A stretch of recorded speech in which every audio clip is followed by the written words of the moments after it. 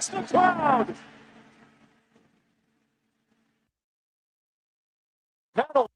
Pedaling. Here's Howden at even strength, and he scores. Brett Howden again. It's around. Brett Howden again.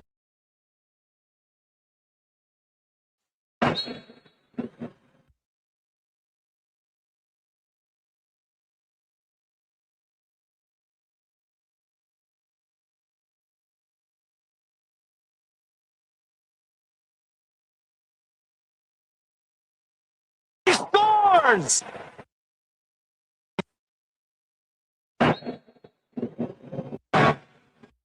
Trippier's outswinger. Maguire Kane has stolen it at the death. That's what he's there for. England's main man.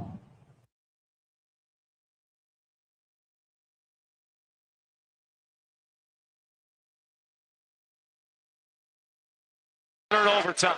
Gots to spare. They score. Seth Jarvis. Points the critics.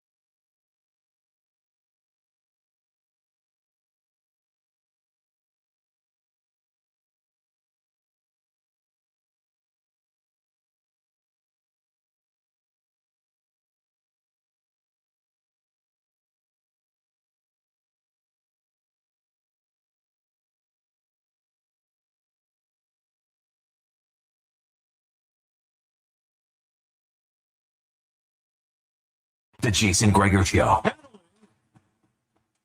Here's Howden at even strength, and he scores. Brett Howden again. On Sports 1440. Trippier's outswinger. Maguire Kane has stolen it at the death. That's what he's there for. England's main man. Presented by PlayAlberta.ca, Alberta's only regulated online gambling website.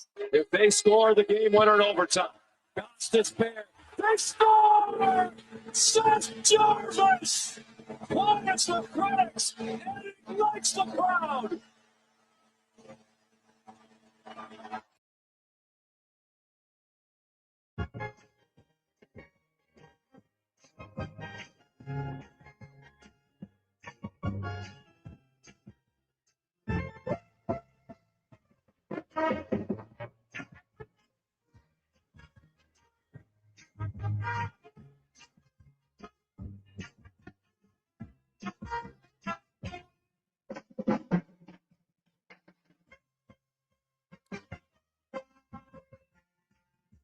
A fantastic, positive Friday. How are you? And welcome to the Jason Gregor Show on Sports 1440, sports1440.ca, YouTube, Facebook, X, Instagram. Thanks as always for listening. Thanks for watching the show. It's always brought to you by our title sponsor, PlayAlberta.ca, Alberta's only regulated online gambling website where 100% of the revenue stays right here in the province, PlayAlberta.ca, where, of course, Lotto Max tonight, you can get in. Maybe you'll win $15 million and 15 extra prizes of $100,000. And while you're there, you can check out the Jason Gregor Odds Show Odds Boost. We got some NBA, some MLB, and a little Elks for you this weekend. So I can check that out. Man, we got a busy show today. Of course, we're going to talk a lot green and gold. Jeff Avery will join us, analyst for the Redblacks, Hall of Famer as well, to touch on them. Mick Kern from Sirius XM will be by. Craig Button talking all things hockey. We got Spec. We got LT talking about trades for the Edmonton Oilers. Is it going to happen this summer? Is this the year Darnell Nurse goes? And is Bruce Cassidy? Now, I didn't expect the Oilers to just sit and wait. Like you're going to make other. Well, I know that they've interviewed other coaches. We've talked about Berube. We've talked about Laviolette. Those are two I know for sure. I would guess there could be others, and we'll see. Cassidy wasn't 100% the only option. He was somebody that I think they'd really like to interview. They just can't do it, and there's no guarantee they can. So, do you wait? There's at least 5 more games. I shouldn't say at least 3 more games, maybe maximum of 5 more games in the Stanley Cup final. And who knows if Vegas will grant permission. They might not. Sucks for Bruce Cassidy, who's kind of stuck in limbo as a guy who says he wants to work, but might not get the opportunity. So we shall see. 833-401-1440, 833-401-1440. That's where you can text us. We have... luckily today we were out golfing at the MS Smash Out tournament, and congrats to Dr. Scott and all the money they've raised at that tournament over the years. A lot of fun, and we wrapped up just in time for me to get back to the show. I will say, salesman Steve, and he can pound the ball. He was golfing with us today. His buddy Cam and Simon and JR. We had a good time. It was great. We got lucky. No rain for us. Looks like the rain might be coming in for those of you who are on the course this afternoon. Hopefully not, but it looks like it's slowly trickling in, and there was supposed to arrive around 2 or 3 o'clock. So we'll see. We've had a fair amount of rain. I'm not saying we need much more right now, but we'll see. Coming up, we have Connor Halley's going to join us right away. Also, Declan Kruger back from Italy. We'll find out what the D-man liked about Italy, where you walk a lot, you eat a lot. And I don't know if you've ever been to Italy or not, any of our those who have probably can attest the pasta. Good, it's different. Well, because their ingredients are different. It's funny. You talk to a lot of people who can't eat gluten over in North America, and they go to Europe and, oh, geez, I got to try the pasta over here, and they eat it, and they're like, it's not really bothering me. Well, check out the ingredients. One of those simple things that I'm always wondering, like, why don't we do it as a nation? Say, hey, you know what? Maybe we should have healthier food for our citizens. Just an idea. Like, gluten-free isn't nearly as rampant over there. Why would that be? We could get into it a little bit later on. Hey, athletes, you want to be healthier. Joe Blows, everybody, you want to be healthier as well. So, also today, Cole Caulfield, congratulations. He is the winner of the Lady Byng Trophy. Anze Kopitar, second. Jake Sanderson, Zach Werenski, Kyle Connor round out the top 5. There's lots of players that get votes for this award. Leon Draisaitl got a 2nd, a 4th, and a 5th. McDavid got a 2nd and a 4th. If you're Oilers fans, like I am looking, man, there is this season, there was, I'm counting, it looks like over 90 different Jake Ottinger, a goaltender. What? I don't know if I've ever seen that. I got to look at that up before, but Jake Ottinger got a vote. Hey, I'm one of the voting members. I will tell you, the Lady Byng is hard. I've argued for years that it might be better. I would let the officials vote on the Lady Byng, honestly, because it's not just penalty minutes.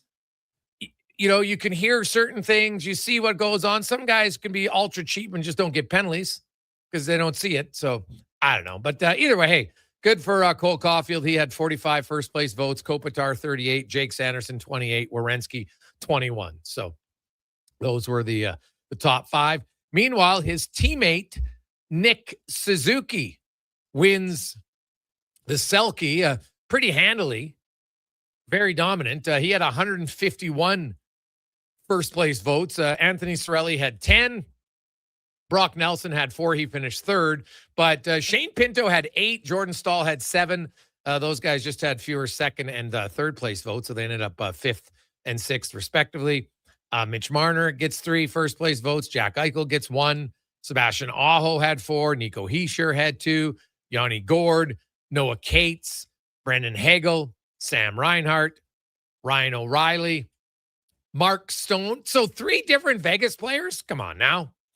Sidney Crosby had a first-place vote, as did Ryan McLeod, former Edmonton Oilers. Leon Draisaitl had 1 third-place vote. Draisaitl, of course, finished 6th in Selke voting last season, but he was the only Oiler. No surprise. I think anybody who watches the Oilers knows that if there was one area of their game that they would like to improve a little bit, would be the defensive awareness collectively of the group. So not a surprise that they had one vote for the Selke, and it was a third place vote for Mr. Leon Draisaitl. Con man, how you doing? Doing good, Jason. Yeah, I just kind of had my eyes outside waiting for this storm to hit. I'm hearing we might get a nice little light show. Unfortunately, we're not going to see it, but doing good, Gregor. How about you? Oh, we're going to get some bolts. That's what they're saying. Yeah, per reports. So if you're on the golf course, maybe keep your eyes out just in case. You are not in a good spot with that club in your hand. True. Very true. Very true. 833-401-1440, 833-401-1440. Hey, guys, rain is coming down hard right now in Stony Plain. Got lucky, just came back from walking the dog from the one-armed bandit. So there you go. It's coming. It is only a matter of time. There's hail in Ambleside right now. So, geez.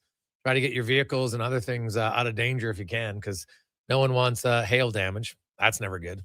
Hopefully nothing serious. Pouring in Riverbend from Randy. So the rain has officially come. Man, we lucked out. We got to golf, got in 18 holes and no rain, and now the skies have opened up. One thing to now, Connor, it's funny to me. We have talked about what was the most realistic location for CFL expansion. Quebec City. Quebec City, and then the Maritimes was thrown out there. But the Maritimes, it would have been a nice idea. They never had facility. I don't think they have the structure to do it. But it's all arrows are pointing to the CFL expanding to Quebec City, which, you know what, makes a lot of sense for the league. 10 teams is better. I think they'll go back to 2 bye weeks instead of 3. That's good news. You will have, you can have 5 games a week most weeks, and then other weeks you'd have 4, just based on buys. Right? Maybe the odd time you'd have 3 if you had 4 teams on a bye one week potentially. So, I would guess, what are we talking? So this is 26. Maybe by 2029. Could that be a realistic number potentially for expansion? But after, oh my goodness, we've been talking about expansion for 15 years? This seems the most realistic. There's talks about an actual facility being built. So to me, that is great news. Very good news. If it actually comes to fruition, I think it would be good for the league. I think it would be good for fans. They love the CFL in Quebec. Right, Montreal's been very successful. I think in Quebec City, you get 10. Like, there's obviously a Quebec-Montreal rivalry. Are you kidding me? That would be awesome. I think Ottawa is going to be a rival. Like, it's great. Well, really, if you look, when you got a 10-team league, East and West, like, you talk to Elks fans, okay, yeah, Calgary, but Saskatchewan's pretty big rival. Sometimes, Winnipeg, BC, like, it's all great. When you have that few teams, you're going to have some rivalries, which is awesome. Hey, Gregor, is it weird to call a coach like Cassie and interview him? Is he barred from media? Sneaky way to see what he is about.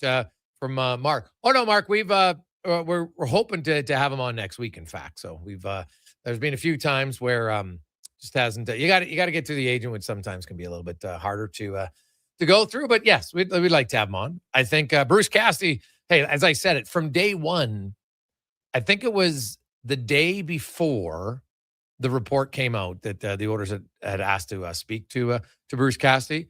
And remember, he did that interview in Toronto. I don't think it was by surprise.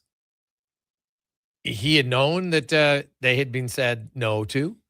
And I think he was like, I got to get my name out here. He clearly wants to coach. And that's the one thing, you read any interview, you talk to anybody, Bruce Cassidy's a coach. He wants to coach. He doesn't want to take a year off. He wants to coach. And he's become more vocal in the last week or so about his frustration with not having the opportunity to at least get interviewed. And that's valid. I can understand it. It's very valid. So we'll see where it goes. Do you think anything comes from this, Gregor, where coaches have something in the contract going forward? Like, if you part ways with me or whatever it might be, like, I'm done, I'm out, you don't have the rights to prevent me from interviewing for another job? Like, none of this relieved of his duty stuff if you're firing me, I'm out. Yeah, well, I think you could have teams or coaches and their agents. All you got to do is change the wording of a contract. It'd be very simple. Now, some might say we don't really need to do it because this is a one-time thing, right? Like this is not normal. But once it happens once, some teams might say, oh, maybe we want to do it. But you need an owner who is willing to eat the money. That's a big reason why teams let coaches go. They don't want to pay them. Like, I know that it's $1 billion industry, but no one just wants to pay somebody $4.5 million to do nothing. Like, rarely do you make a lot of money but just wasting money. Like, literally, Casty would be doing zero work. Right? Like, there's people, I'm sure you have some coworkers, you're like, I can't believe that Sally and Tim get paid what they get paid to do what they do. I'm sure people have some coworkers where maybe not they're pulling their weight, but at least they're bringing something to the table. Right now, Bruce Cassidy would make $4.5 million next season to do absolutely nothing for your organization, because the way the contract is worded, his responsibilities are all about the head coach. You can't fire him as the head coach and say, oh, you know what? We want you to fill out scouting reports now. So people know, you can't fire him as the head coach, but then make him do other things that would be, not something that the coach would do, right? You can't do it. They write the contract specific for that. Because otherwise teams would be like, okay, we don't want this guy as a head coach anymore. Well, you know what? Now we need you to send us videos of this or that, break down the team. And the coach would be like, this is not what I signed up for. So you can't do it. So literally, he would sit at home and do a whole lot of nothing.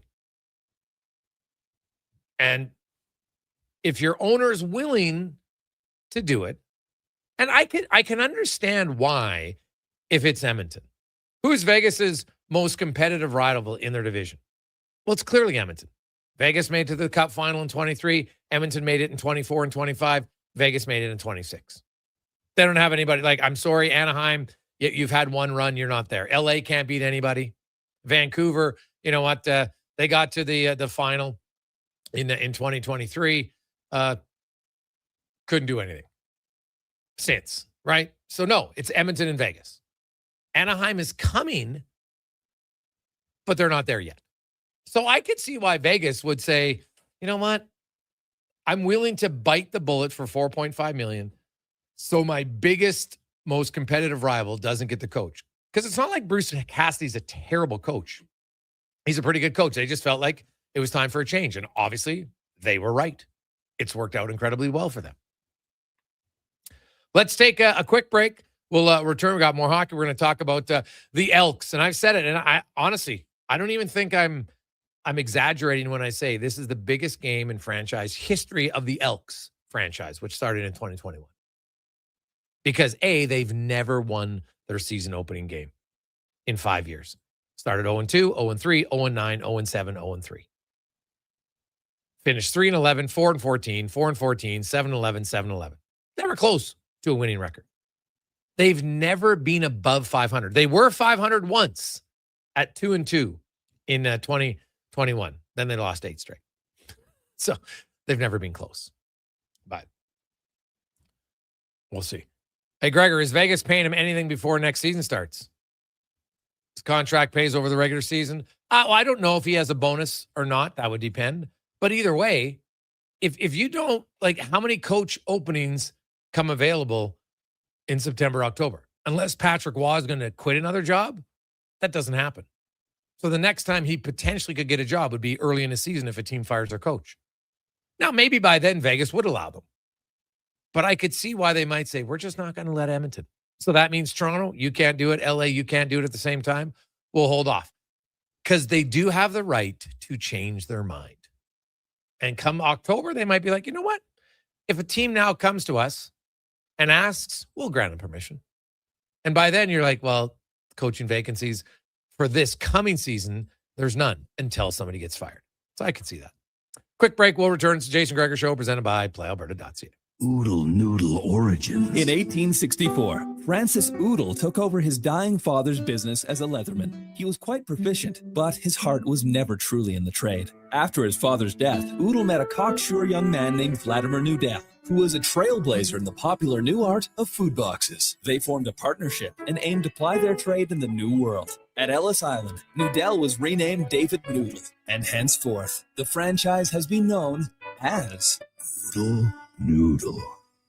The sun's out, the pavement's warm, and that low rumble of a Harley rolling by? Oh yeah, that's calling your name. This is riding season, and if you've been thinking about a new ride, Harley-Davidson of Edmonton has the one that'll get your heart pumping. With a huge selection of new and pre-owned bikes, there's one waiting for you. Whether you're upgrading or just getting started. And while you're there, ask about test rides, because the only way to know is to ride it. For more details, visit Harley-Davidson of Edmonton on the Yellowhead Trail, locally owned and operated since 1980, or at hdedmonton.com. Hey there, I'm in the Fountain Tire sidecar, making a list of the things I'm doing this spring. 1. Saving you money with up to 20% off select tires until June 13th. 2. Water skiing. Tricky in a sidecar, but fun. And 3. Saving you more money with mail-in rebates of up to $100 off a set of 4 select tires and $50 off a $150 service with the purchase of 4 select tires. Oh, that's 4 things. Oh well, restrictions apply. Book online at fountaintire.com. Fountain Tire. We're on this road together, Canada. You may get up early, but more than likely, the team at GS Construction have already gotten up before you, grabbed a coffee, headed to the site, and started their day. So while Edmonton wakes up, GS crews are already underground, quietly keeping things moving, upgrading, and laying the new underground infrastructure for our growing city. If you're the kind of person who goes to sleep with their steel-toed boots on, GS Construction wants to hear from you. We're looking for a maintenance foreman as well as a building and yard attendant. Visit gsconstruction.ca for more. You see it? Fusion Promo Marketing can make it. Fusion makes high-quality, memorable promotional products for businesses, sports teams, and corporate events. From vision to reality, get noticed and remembered. Fusion with a Z. Promomarketing.ca. Shoulder pain. It can make even the simplest things like reaching up, lifting a bag, brushing your teeth, or sleeping frustrating. Rotator cuff strains, impingement, arthritis, they're some of the most common issues we treat every day. I'm Grant Fedoruk, and at Leading Edge Physio, our team brings postgraduate training, evidence-based technology, and just the right amount of humor and humility to help you feel better. Because we never forget the most important part, the gratitude we feel for every patient who allows us the opportunity to care for them. Because life shouldn't hurt. When it does, leadingedgephysio.com. Come for Canada's largest trade shows, the biggest names in entertainment, exhilarating sporting events, and more. And stay for the experience at the Edmonton Expo Centre. Looking for the perfect place to host your next big event? From trade shows to galas, meetings, and concerts, the Edmonton Expo Centre has the space, event expertise, and service to make your next event unforgettable. With over 522,000 square feet of flexible event space, in-house catering, and operational expertise, they bring your biggest vision to life. Learn more at edmontonexpocentre.com today. At Wendy's, get a 10-piece nugget small combo for just $8.99. That's right, $8.99 for 100% Canadian chicken, plus fries and a drink. That's just good nuggenomics. Only until June 14th. In restaurant at participating Wendy's locations. Taxes extra. Novo Blinds is your home ice advantage for window coverings. Edmonton's own custom manufacturer with over 300 5-star reviews from homeowners, builders, and commercial contractors. Book a free in-home consultation at novoblinds.ca. Summit Restaurant, located in the heart of the Silent Ice Center and just minutes from South Edmonton Common. Summit is your destination for exceptional house-made pizza, delicious entrees, and expertly crafted cocktails. Experience the perfect blend of flavor and ambiance in a modern setting. Join us for a straightforward yet elevated dining experience where our commitment to quality speaks to every bite and sip. Make Summit Restaurant your next night on the town. Hey there, it's Brandon Douglas from Sports 1440. I was tired of slow, unreliable internet connections, so I signed up for Starlink. It's fast, reliable even in bad weather, and has made streaming for movie nights and online gaming so much better. The summer doesn't mean a break from watching sports, and I've been streaming all the games seamlessly when at the family farm, despite the remote location. If you're ready for a better internet experience, you can order online in 2 minutes at starlink.com/radio or call 1-888-GO-STARLINK.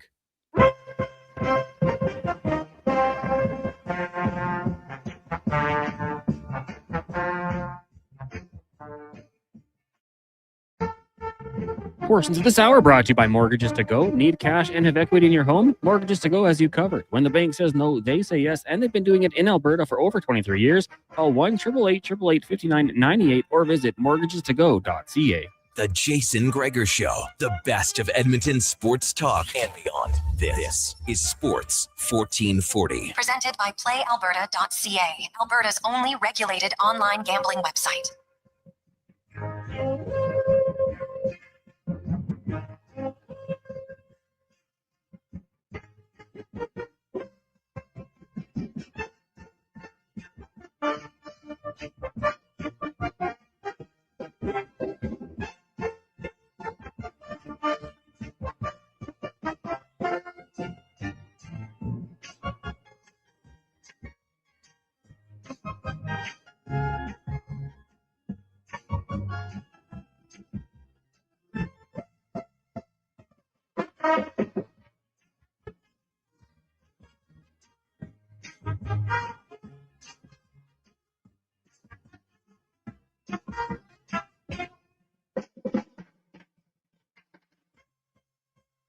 $223 positive Friday. How are you? Sounds like, man, and we're getting lots of texts in different parts of the city. The rain is coming down hard, so get your lights on. If you're driving around, please just make sure everybody can see you.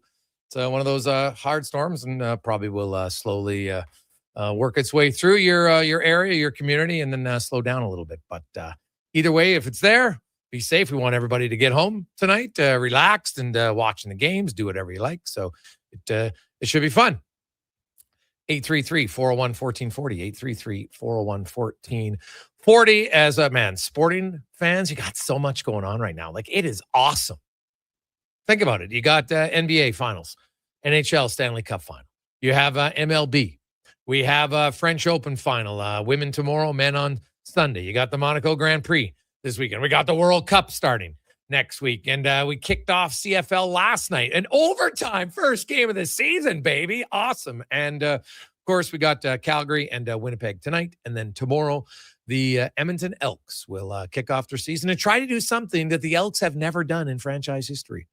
Win their first game of the season. The organization hasn't done it since 2019, but since they changed the name in 21, they are 0 for 5. And in fact, you look at their combined, they are 0-24 before they get a win in those 5 seasons. 0-2, 0-3, 0-9, 0-7, 0-3. Not good. So they'll try to change it.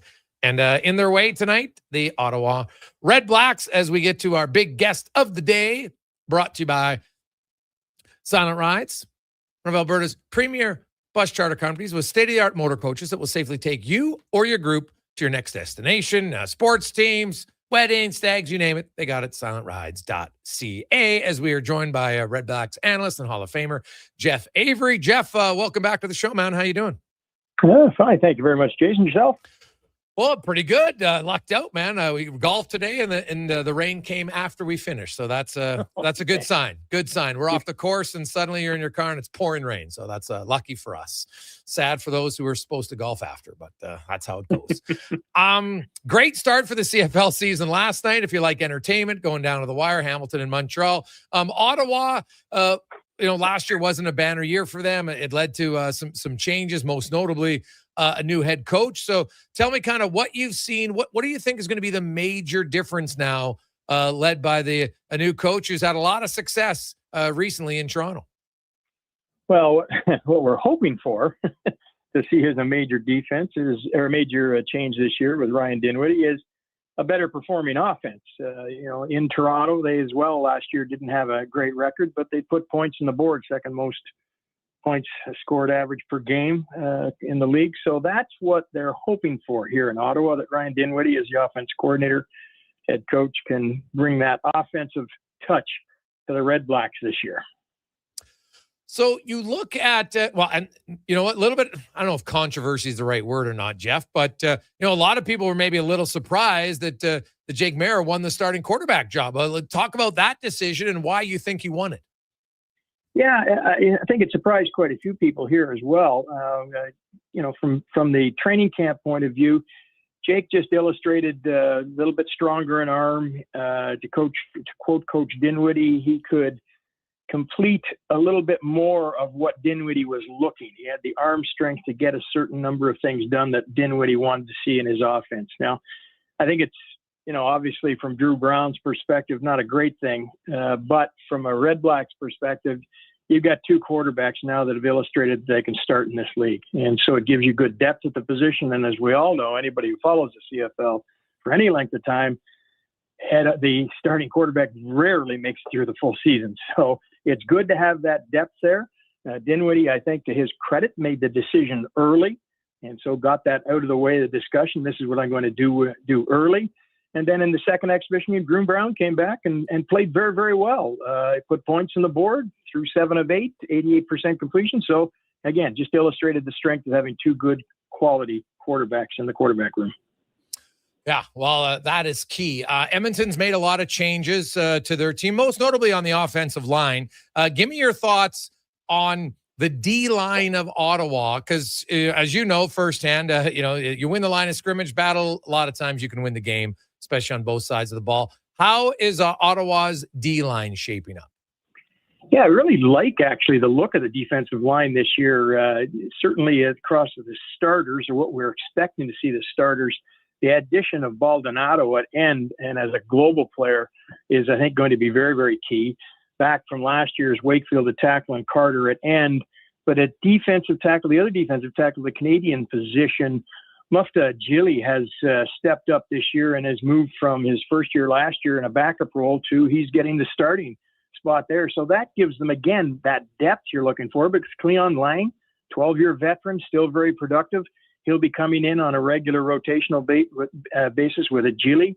And then they picked up from the Argos in a trade the rights to Luigi Villain, a local kid who spent 3-4 years in the NFL, defensive end. And he is now on the roster, signed a 3-year contract, looked very good in training camp. So, again, gives them that depth you're looking for at end, along with Aiden John, who last year, in his second year last year, started to really show some good things. So I like it across that defensive line with the depth of talent they have, good rotational basis, and also the flexibility on the roster.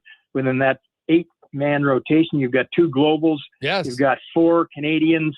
So it's a good place where they can still get production, but also make adjustments in the roster should they need to. I think they might be the only team in the league that has 2 globals starting on their D-line.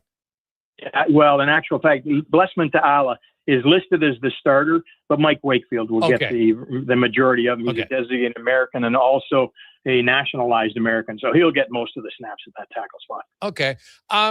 You look at their offensive line, and they're going with 2 Americans at the tackle. Of course, Ivy was here in Edmonton, and then you've got the Canadians on the interior.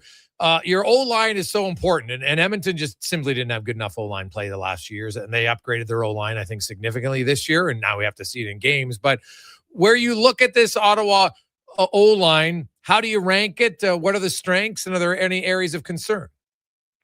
Well, for me, this is the biggest question mark for the Redblacks. That offensive line, not a great year last year themselves, as you saw similarly in Edmonton.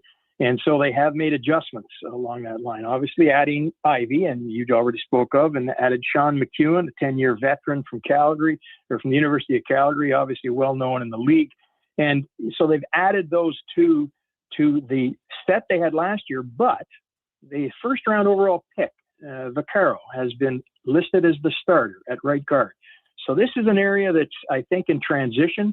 And the offensive line's a really unique group, guys that really have to learn how to play together. You have to understand what's going on with the guy on both sides of you. So that's where I'm looking as the biggest question mark here for the Redblacks going into this season. Pelios, who started at right tackle last year, is in at the backup position. Yep. Sam Carson is also enlisted as a backup position. So I think that's what I'm going to be focused on myself, just to see how well that unit can produce. Because a couple of things what the Redblacks have done, we already talked about the quarterback position, so we're looking for a good passing game, great receiving core. But they picked up Greg Bell, signed him out of Hamilton, and he's a dynamic back. And so having him, you really look to that offensive line. Can they create those little holes that Bell can get through? Unfortunately, this season opener that we were expecting to have Greg Bell in the starting role. He's got a little bit of a nagging injury, and so he won't be starting at the tailback position. Will be Elijah Collins. And that's what I was going to ask you about. That's a pretty big loss because Bell is a dynamic running back. And I think I was reading the kind of the CFL previews, and a lot of people were expecting him to be a huge part of that offense. And I'm sure he will be when he gets in. But, so now they go to Collins. Is Collins more like, is he a scat back guy? Is he a pounding runner? What type of runner do you expect from him tonight? Well, Collins a little bit more size than Greg Bell, a little bit more of a power runner.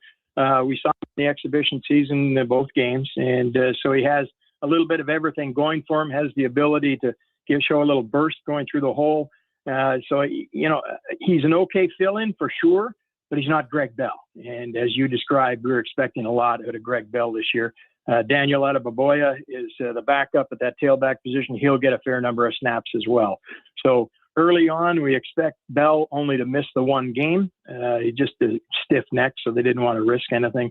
And so we'll see what we get out of that tailback position tonight, along with, as I said, my biggest question mark, how that offensive line plays. Going to the defense, so we talked a little bit about the D-line. You got Morgan and Revis and Allen looking like the starters in the linebacking core, and then Houston, Williams, Fry, Brown, and Adai as the safety. What is the strength of the defense, in your opinion, Jeff? Well, I think it's what we've already spoken of. I think it's that defensive line and then the coupling in with the linebacking core to, that front seven. I think that's the strength of the group. It's new across the board in the linebacking core. They've replaced all three linebackers, and with some quality people for sure. But I think that's the strength of it, and has been a problem over the last several years here in Ottawa.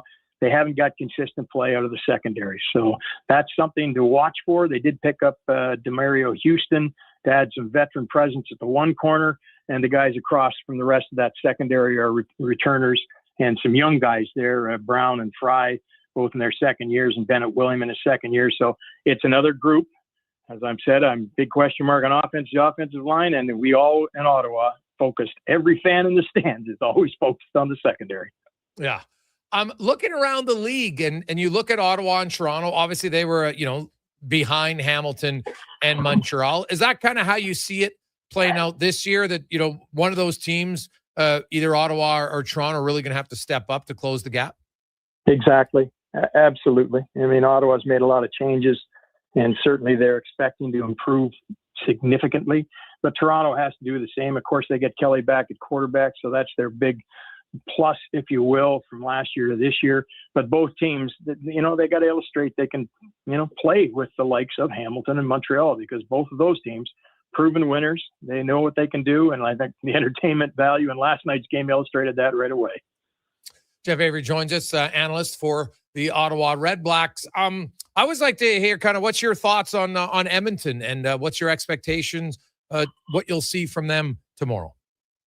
Well, I think Edmonton, again, both of you, if you look at both Ottawa and Edmonton last year, disappointing records, certainly. So that's the obvious that you're looking for improvement in both. But I think Edmonton's strength, they finished the season strong last year, got off to a very rough start, and certainly made their presence felt in the latter part of the season. So I look at them as an improved group already, just based on what we saw at the last half of last season. And it's a large number of guys that are, coming in their second and third year. So this is a group as a core, the overall team that's growing, as a youthful group that's growing. So, the improvements they made in the offensive line should certainly bode well.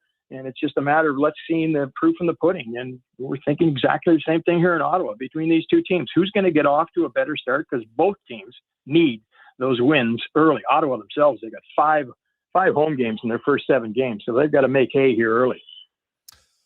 Well, definitely. They've never won the opening game of the season, which is wild. And sadly, in 3 or 4 of those years, the season's been over before it began, in the sense that they were in a deep hole and couldn't get out of it. I want to get your thoughts, because it seems that the CFL is maybe the closest it's ever been, because, man, this conversation's gone on for decades, that they're going to expand. And lots of arrows. I saw Dave Naylor talking about it again today, that, it seems like Quebec City and the CFL are serious about having a 10th team. Obviously, there'd be still a few years down the road, but how important do you think that 10th team is? And, kind of another rival for Ottawa, Montreal, Hamilton, Toronto. When you only have 5 teams in the East and 5 in the West, almost everybody's a rival. And what would you make of having a 10th team, Jeff? I think it's hugely important, and especially when you make certain rule changes where, we're looking at 8 of 9 teams making the playoffs. So I think having that 10th team just makes so much sense for so many reasons. Scheduling and obviously the playoff pictures I just spoke of. So, and exactly what you just said, I think it's still several years down the road, but I think once our new commissioner got through with his TV deal and did a great job there, that the focus is now going to again return, as it has for such a long time, to see if they can add a 10th team to the CFL, because for so many reasons, it's really important to get that and a strong contender, somebody that's going to be here. We've seen a league over the past couple of decades that's had teams come and go, Ottawa included. And so you need the strength in that 10th team, because when you make that, you make that addition, which hopefully won't be too far down the road, you want one that's going to stay. Awesome. Jeff, enjoy the game tomorrow night. I'm pumped to have the season back, and it should be a good one. Really appreciate your time. Looking forward to it. Thanks very much for having me on. There you go. That's Jeff Avery, a Redblacks analyst and Hall of Famer. So it's the Redblacks and the Elks tomorrow night. The Con Man will be out and about. Of course, Connor is back hosting the road watch parties. And Cons are in what? Sherwood Park tomorrow night? Sherlock's in Sherwood Park tomorrow night, 5 o'clock. In Sherwood Park. Okay, 5 o'clock. Going to be very interactive this year. Oh. Yeah, it's going to... Really? Let's just say bring a smartphone. Bring a smartphone. You need a QR code, and trivia is going to involve everybody now, not just 2 people. Not just 2. Okay. Yeah, it's going to be fun. All right. Will you be wearing costumes? Or are you dressing up like, you're going to dye your beard? I shaved a little bit. Yeah. I'll have Elks gear on. Will you wear your glasses? Ooh, maybe. Yeah, maybe. You know what? Hey, shock everybody. Who's that? Is that Thomas? Yes, it is. Yeah. It's Thomas and his glasses. That's what we've learned, folks. Connor Halley. I've worked with a guy for 6 years. I found out earlier this week that he wears glasses. I've never seen him wear glasses in my life. It was unbelievable. I'm just like, what? Like, literally, I've never seen him wear glasses. Like, never came in. His eyes were too tired. Some people, maybe he lost a contact in a drunken stupor, which some people have. No, never. Always had never had glasses. I didn't even think he had glasses. I didn't even think about it. That's why you get dailies. Yeah, well, clearly. I've lost them in a drunken stupor before, but that was back in the day. That was young Connor Halley. Yeah, now that I got the dailies, it doesn't even matter. You just throw them in the trash. Yeah, very true. 2:40. It's a Gregor Show presented by PlayAlberta.ca. We will take a quick break, and we'll return with more. We got basketball. We got NHL. Lots of rumblings, man. The rumor mill is heating up. We'll get to that and more here on Sports 1440, presented by PlayAlberta.ca. You don't just need property services. You need problems handled. HireGood provides cleanup, debris removal, site monitoring, and safety attendance across Edmonton. We reduce issues on your property, keep spaces safe, and take pressure off your team. We resolve real problems for businesses while creating real impact, because our team is built on second chances, and they show up every day ready to prove it. Visit hiregood.ca or call and mention Jason Gregor for a first-time discount. HireGood. Stable jobs create stable lives. Legacy Heating and Cooling is the #1 air conditioning install company for slushy lovers. Because while a slushy keeps you cool as an 80s song for a moment, AC from Legacy keeps you cold as ice all season long. A permanent full-body slushy sensation keeping you cold as ice with no payments and no interest for 1 year. Keeping you cool without the brain freeze. That's how you build a legacy. Legacy Heating and Cooling. Cheering on Canada, Mexico, Australia, France, England, Brazil, Germany, Spain, and the rest of the world at the Druid Irish Pub. Your World Cup headquarters. Wear your colors, cheer on your team, and enjoy $6.50 Heineken every game. Plus, your chance to win a ton of World Cup merch, including hoodies, jerseys, soccer balls, and more. The Druid Irish Pub, your World Cup headquarters. Bringing Edmonton together, one soccer game at a time. The Druid Irish Pub. Cheer with us in the Mercer Building across from Rogers Place and Ice District. Get the lowdown with Low Tide. Weekdays from noon to 2 on Sports 1440. He's seen it all and then some. From stats to stories, he breaks it down like no one else. Proud to be Edmonton's sports leader. Sports 1440. CanTorque has turned 25. That's right, 25 years of building tools so good, they practically torque themselves. Hard work and innovation equals problem solved. See our latest designs at CanTorque.com. Everything is going to be okay. Any business, regardless of size, can stumble occasionally. I'm Dan McDicken, a licensed insolvency trustee with Faber. If your business is facing financial challenges, our team of chartered insolvency and restructuring professionals have corporate debt recovery solutions that work. Schedule your free Faber focus session at faber.ca today. Chances of a positive outcome increase if you engage Faber sooner rather than later. Got a car you're ready to part with? Find out what it's worth, fast, easy, and totally free at Go Auto. We're talking top dollar trade-ins, whether it's a little worn or still rocking that new car smell. Just a few clicks, and boom, you've got your value. Text value to 780-777-7777 to start. That's value to 780 all sevens. Why guess what it's worth? Let Go Auto show you the money. Our new McCafe crafted sodas just drinks or something more. Like Sprite Berry Bliss, Creamy Strawberry Coke, and Orange Dream. All swirled with fizzy flavor and topped with silky cold foam. Only at McDonald's. At participating McDonald's restaurants in Canada.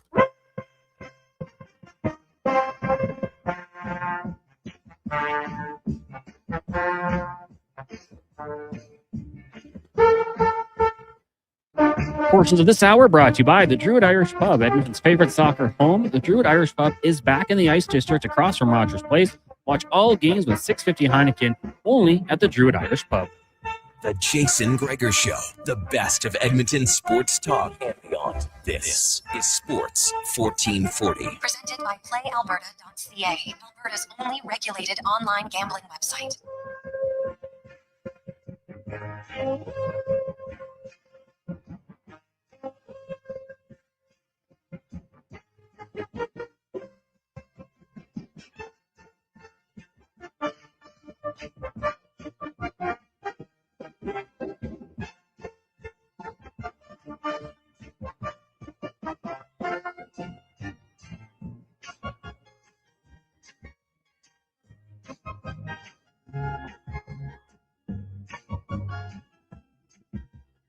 Oh man, I'm in a great mood. Hope you are too. It's just nice. You know what? It's that time of year. I know hockey fans like, oh geez, hockey's over, and I get it.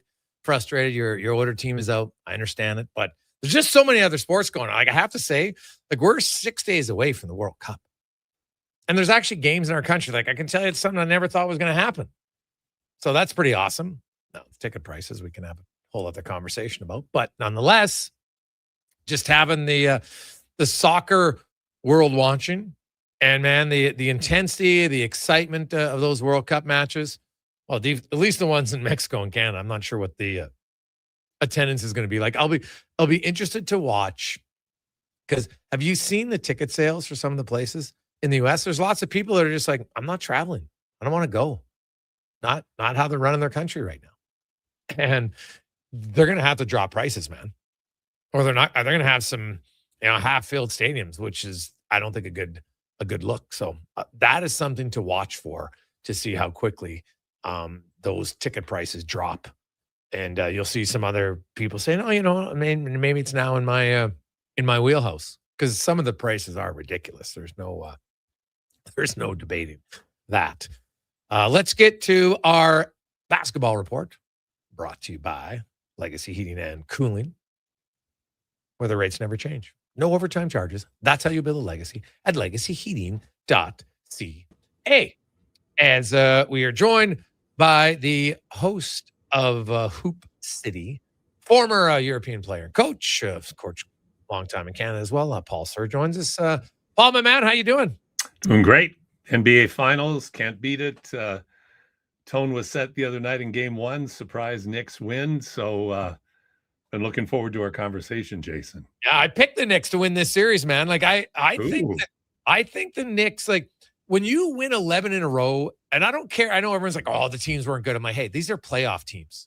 They're still good teams, and you beat them by 262 points. Like even again against San Antonio, they beat them by 10 points. Like they don't win games in overtime or anything. Like they usually just crush teams. And I'll say this, man. Right now, Paul, if I'm in the fourth quarter, there's nobody in the NBA that I want the ball in his hands more than Jalen Brunson. That guy's a stone cold killer in the fourth quarter. He really is. And what I love about Jalen Brunson is he kills you with whatever you give him, because you can't take everything away from him. And whatever you give him, he's going to kill you. Like the other night, catch and shoot three in the corner. Like any tradition, like any basketball player, anybody can do that, you think. All right, he's open, he takes it, he hits it. But his off-balance shots, right, left, fadeaway, pull-ups, floaters, you name it, he counters everything you throw at him defensively. His basketball IQ makes Einstein look like a drooling moron. Like, he is just off the charts. And I couldn't agree with you more. Fourth quarter, give the ball to Jalen. Yeah, well, why not? And you know what I liked was, after the game, the Knicks were like, man, our offense wasn't very good. Right? We won this game with defense. And it was interesting. And I read the article, and now I can't remember the name of the author. And I went to look for it. It's hard, man, in the ocean of the internet to find it. But kidding. He did an unbelievable breakdown of every play where Wemby was basically the primary defender, closest to the shooter. And the Knicks were 2 for 16 on those shots. He's such a great disruptor. But the thing was, because a lot of times they pulled him away from the basket, well, they didn't make the initial shot. They would get the rebound and make lots of shots after that. So as a big man yourself, Paul, and you're looking at it's kind of a catch-22, because the Spurs, if you don't have Wemby around the paint, they're not very big. They're not a great rebounding team without him. So if you're the Spurs and you say, we want our best defender to be on the ball, attacking guys because he's the best disruptor, but then we can't get the ball back if we don't get the shots. What would you do defensively to alter that? Well, it's going to be interesting to see how San Antonio tries to keep Wemby closer to the basket and able to respond. Is that going to be running some sort of junk zone for at least part of the night, where they're switching everything and keeping Wemby in a particular area so he can move across the lane to move over to Brunson when he goes in, because Brunson will chew everybody up. You hit a real key point, Jason. San Antonio is not very big. They start 4 guards. Every one of their starters would be a 2-3 player on most teams. They do not have a big 4-man who also is going to get in there. They rebound by committee, and they're really athletic, etc. So they're going to have to work their schemes out. And that's a catch-22 as well, because if they switch Wemby off, where he's always guarding someone closer to the basket, they're going to flare out to the corner. So Wemby may come to help, but they may also leave somebody wide open. So it's really going to depend on the defensive rotation that the Spurs are going to be able to execute. So the New York Knicks have the Spurs really thinking right now. If the Spurs are successful, as you point out, nobody can alter shots the way Wemby does. OG Anunoby had a great game the other night. I loved his 3 step fakes and that pull-up jump 3 in the corner. That was an amazing shot. But he airballed a 10-footer by 6 feet just because Wemby was in the area. Like, the Wemby scares everybody. How they can exploit it, that remains to be seen, because the Knicks, you can see their maturity. I did an article this week about the Spurs are trying to take the elevator to the championship. And this isn't a dig at them. They're just really young and inexperienced in playoffs. Where the Knicks, they've been climbing the ladder.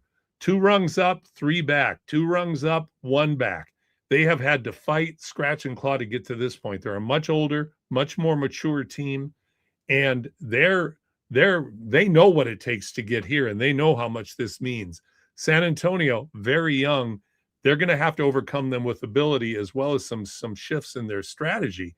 But right now, the Knicks look poised and poised to go out there and compete hard every game and make it a rock fight if that's what it takes. Yeah, and man, Karl Anthony Towns, when they were down 14, I know that Brunson gets all the credit in the fourth quarter, deservedly so. But I really think the Cats play when they're down, that changed the game, Paul. That got them back in the game, and he was unreal. I know people just look, 18 points. It wasn't just, it was this whole play overall. And honestly, like, I loved his post-game interview. I don't know if you watched it. on TV, and he was talking about his mom. But I just love how he said, because they asked, like, man, this is your first NBA game, and there's lots of pressure. And he said, you know what? Like, I know you're supposed to, but he said it was odd. I felt kind of, that my mom was there, and I felt like a kid playing again. And it really resonated with me because, of course, it's stressful, and it's really hard not to be stressed in those situations because you're there and, you dream about being an NBA player or an NHL player or an NFL player, CFL, whatever the sport you play. But then when you get to the championship, sometimes you overwhelm yourself. And it just seemed like he was in such a good place. And I love that interview. And I really love this play on the court. Like he was dynamic, and man, like he blew by Wemby a few times, Paul. I'll be honest. I didn't expect that. Well, one of the most bizarre ways that they play defense in the NBA, but in so many teams do this. Why do you guard lightning quick and very good basketball players 45 feet away from the basket, only to get blown by and have your whole defense go into chaos to try to stop the guy? What is Wemby doing 45 feet from the basket into Towns? But you're right. Give the credit where credit's due. Karl Anthony Towns, his numbers are down, but his effectiveness is off the charts. He is doing what's necessary. Brunson in that first half, we were all worried, was he going to be able to play for the rest of the series? Was it his ankle? Was it his knee? Whatever it was, Towns took over. It wasn't the 18-point total that he scored. It's when he scored the 18 points that he did score that made such a difference. And he's a great passer. I mean, Jason, he plays like a point center. Like he's picking people apart now with his passing. He's an excellent three-point shooter. Even though he didn't hit one the other night, everybody's scared of him taking the shot. He's a great free throw shooter, and he's a tremendous rebounder on both sides of the ball. He has matured so much since his days at the Timberwolves. And the fact of the way he's used the loss of his mom to, I think, center him and ground him in the moment that he's in, it really is touching. Yeah, it totally is. So sports at all levels is all about adjustments and how you adjust to it. The Knicks want to shoot the ball better, no question, in game 2. But what do you feel the Spurs, what changes do you think they will make in game 2? It's going to be, I'm really interested because, number one, Wemby has to stop thinking he's Allen Iverson and remember that he's 7'5". When he's 25 feet from the basket, dancing with the basketball and everybody's coming to help, it isn't a good look. And that's one of the reasons the other night, you could just tell he was excited. The guy's 22, for goodness sakes. He's unbelievably good. But the other night, he was out of sorts, trying to do too much. I think in the case of the Spurs, offensively, they're going to have to be much more focused in getting to the basket on the Knicks and getting their guards involved. De'Aaron Fox just has to play. He has to make a shot. I mean, that's the guy you would think that you would be depending on. But game 1, he had a terrible game. And so De'Aaron Fox has to be more effective. We have to see the 3 guards. Champagny hit 5 threes in the first half, none in the second. And the way the Knicks adjusted, I've seen the breakdowns on what they did defensively to take away that corner 3 in the second half. It was genius. That's what San Antonio is going to have to do. Find ways to keep Wemby closer to the basket, to be more disruptive as the Knicks attack. Keep Josh Hart off. I mean, Josh Hart is like the Tasmanian devil in the old Bugs Bunny commercials. Like the guy is out there just wreaking havoc. He's another guy. You don't look at stats and think Josh Hart's contributing to the game. But, I mean, he had, I think, 14 rebounds the other night. How many 50-50 balls did he get? I mean, he's just fantastic. So the Spurs, both sides of the ball, they're mature. Their inexperience is going to have to be overcome by a real solid game plan to get better shots for their key players, get Wemby closer to the basket, and then be able to offset Brunson's masterful penetration to the basket as well. Paul Sir joins us. Paul, quickly, give me your thoughts on the start of the Stinger season. Underwhelming. Now, the CEBL, like we've talked many times, is such a moving target. It's a lava lamp of basketball. I mean, it's just all over the place and changing all the time. People say they could be 4-1. Yeah, they or 5-1. They could, but they're not, and they lose every close game. And that's something they've got to overcome. They've added some good players. Like their talent, top to bottom, is pretty good. And the other night, they did everything again going into target time with a lead. And again, you hate to say it this way, but another game where they found a way to lose. They're just not able to finish. I think the rotations have to get more solid. They seem to be too democratic to me, where everybody's playing about the same amount of minutes. And you got to figure out who your stars are. But they have talent. Even though they lost their real good player to NBA trials, because that kid's really good. And if they get him back, that'll be great. But they brought in some good players. You know what? I think when they go into Montreal tomorrow, or on Sunday rather, they'll be right there. And it's a 24-game season. So we're 6 games into it. We're a quarter of the way through. But there's a lot more that this team, I think, they could get on a roll. So far, like I said, kind of underwhelming. Yeah, totally fair. Paul, have an awesome weekend. What's coming up on the show tomorrow? We're going to be doing a lot, of course, on the NBA playoffs. We have our community champions on. We have Brad Farish from SFX, perennial provincial championship contender. And we're going to talk a lot of 3x3. We're going to be talking about the World Cup, where the Canadian women did not qualify for playoffs for the first time in a long time. But we're going to talk about the World Cup. We're going to be talking about how 3x3 is changing as we ramp up for the Olympics in 2028 in Los Angeles. So lots of NBA. We'll do a little WNBA, some 3x3, local basketball. So we'll try to get it all done, Jason. Well, fit it all in, Paul. Have fun, man. We'll be listening tomorrow morning, 10 a.m. right here on Sports 1440. Have a great day. Yeah, you too. Thanks, Jason. There you go. That's Paul, sir. From Hoop City every Saturday morning, 10 till noon on Sports 1440. It is 2:59. Jason Gregor, Connor Halley, Declan Kruger is here. We'll talk with the D-man a little bit later on, find out what he learned about in Italy. Also, he came back just in time. He didn't want to miss the season opener of the green and gold, so he is back for that. Let's get to the con man for a Sports 1440 update, brought to you by Hire Good. For professional property services that you can feel good about, get Hire Good. Site cleanup, debris removal, seasonal maintenance, and more. Stable jobs, create stable lives. HireGood.ca. This is the Sports 1440 update. Montreal Canadiens captain Nick Suzuki was named the winner of the Frank J. Selke Trophy as the forward who best excelled in the defensive aspect of the game, while his teammate Cole Caulfield getting a Lady Byng as the player judged who exhibited the best type of sportsmanship and gentlemanly conduct combined with a high standard of playing ability. Longtime NHL general manager Cliff Fletcher passed away earlier today at the age of 90, a Hockey Hall of Famer. He won a couple of the Flames in 1989. Game 2 of the NBA Finals goes tonight from San Antonio. Spurs and Knicks tip off 6:30. Knicks beat that series 1-0 in the majors. Jays taking on the Orioles. They'll send Trey Savage to the mound. First pitch, 5:07. We'll join that game in progress on our AM feed immediately following the Jason Gregor Show at 6 o'clock. Elsewhere, Cubbies at home trail the Giants 9-0 heading into the 6th. Later today, White Sox, Phillies, Tigers host the Mariners. You got the Rays and the Marlins, Astros, Athletics, Guardians in Texas, Rockies host the Brewers. The Angels get the Dodgers. In the CFL, week 1 rolls on. Calgary and Winnipeg, 7 o'clock from Calgary. And tomorrow, the Elks kick off their season in Ottawa. That one starting at 5 o'clock. One last tune-up for the World Cup for Canada. They'll take on Ireland in Montreal at 5 o'clock. And the Riverhawks staying on the island for the weekend. They will be taking on Nanaimo tonight at 7:35. Coming up in hour 2 of the Jason Gregor Show, we'll be joined by our co-host, Wanye Gretz. Also, Mick Kern from Sirius XM NHL, and we'll hear Cam Tate's 2-minute warning. I'm Connor Halley. This has been a Sports 1440 update.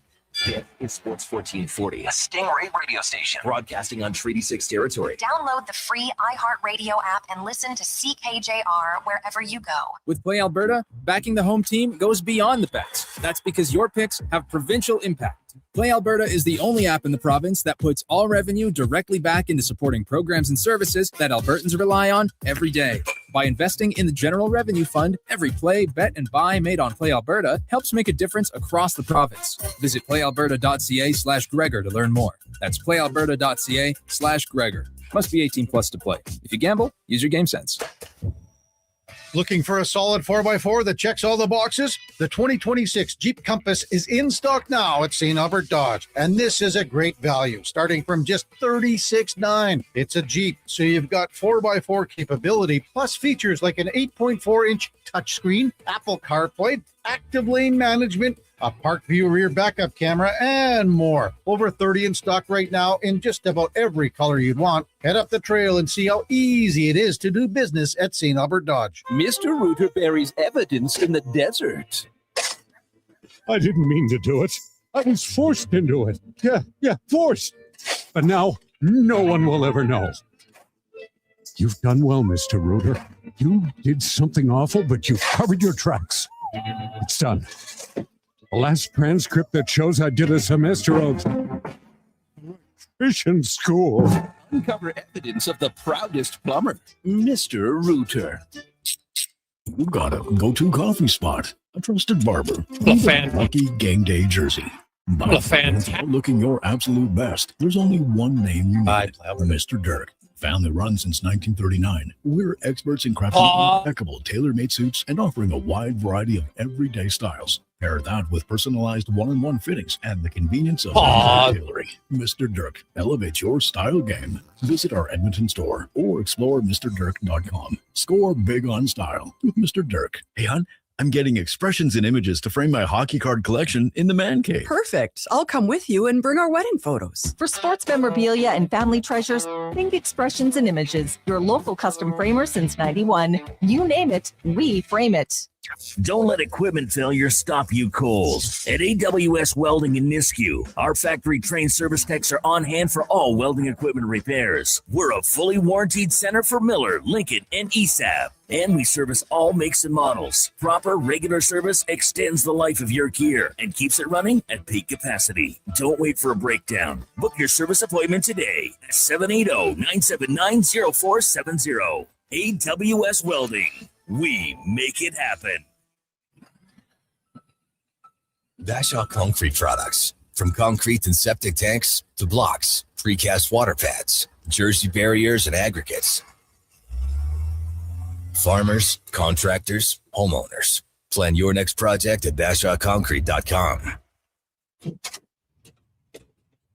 Family owned. Over 60 years pouring. Bashaw Concrete Products. Once again, start here. BashawConcrete.com. Cougar Creek Golf Resort is now open and in great condition. Experience our championship-length golf course, surrounded by trees and rolling terrain, and only minutes from Edmonton. Book a tee time today. Go to CougarCreekGolf.com and click on Golf.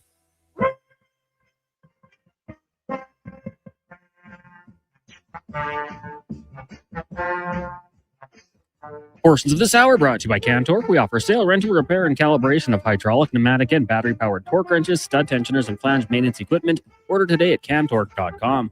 The Jason Gregor Show, the best of Edmonton sports talk and beyond.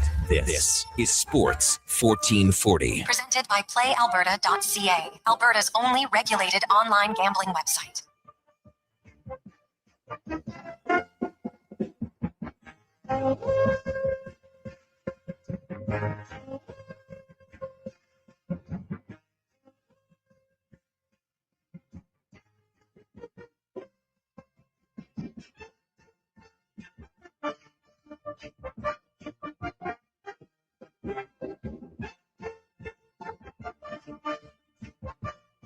Positive Friday. How you doing? Jason Gregor, Connor Halley, Declan Kruger, Sports 1440, sports1440.ca. The D-Man is, of course, I'm monitoring things over YouTube, Facebook, X, and Instagram, and Twitch. So give him a thumbs up. Ask him about his trip.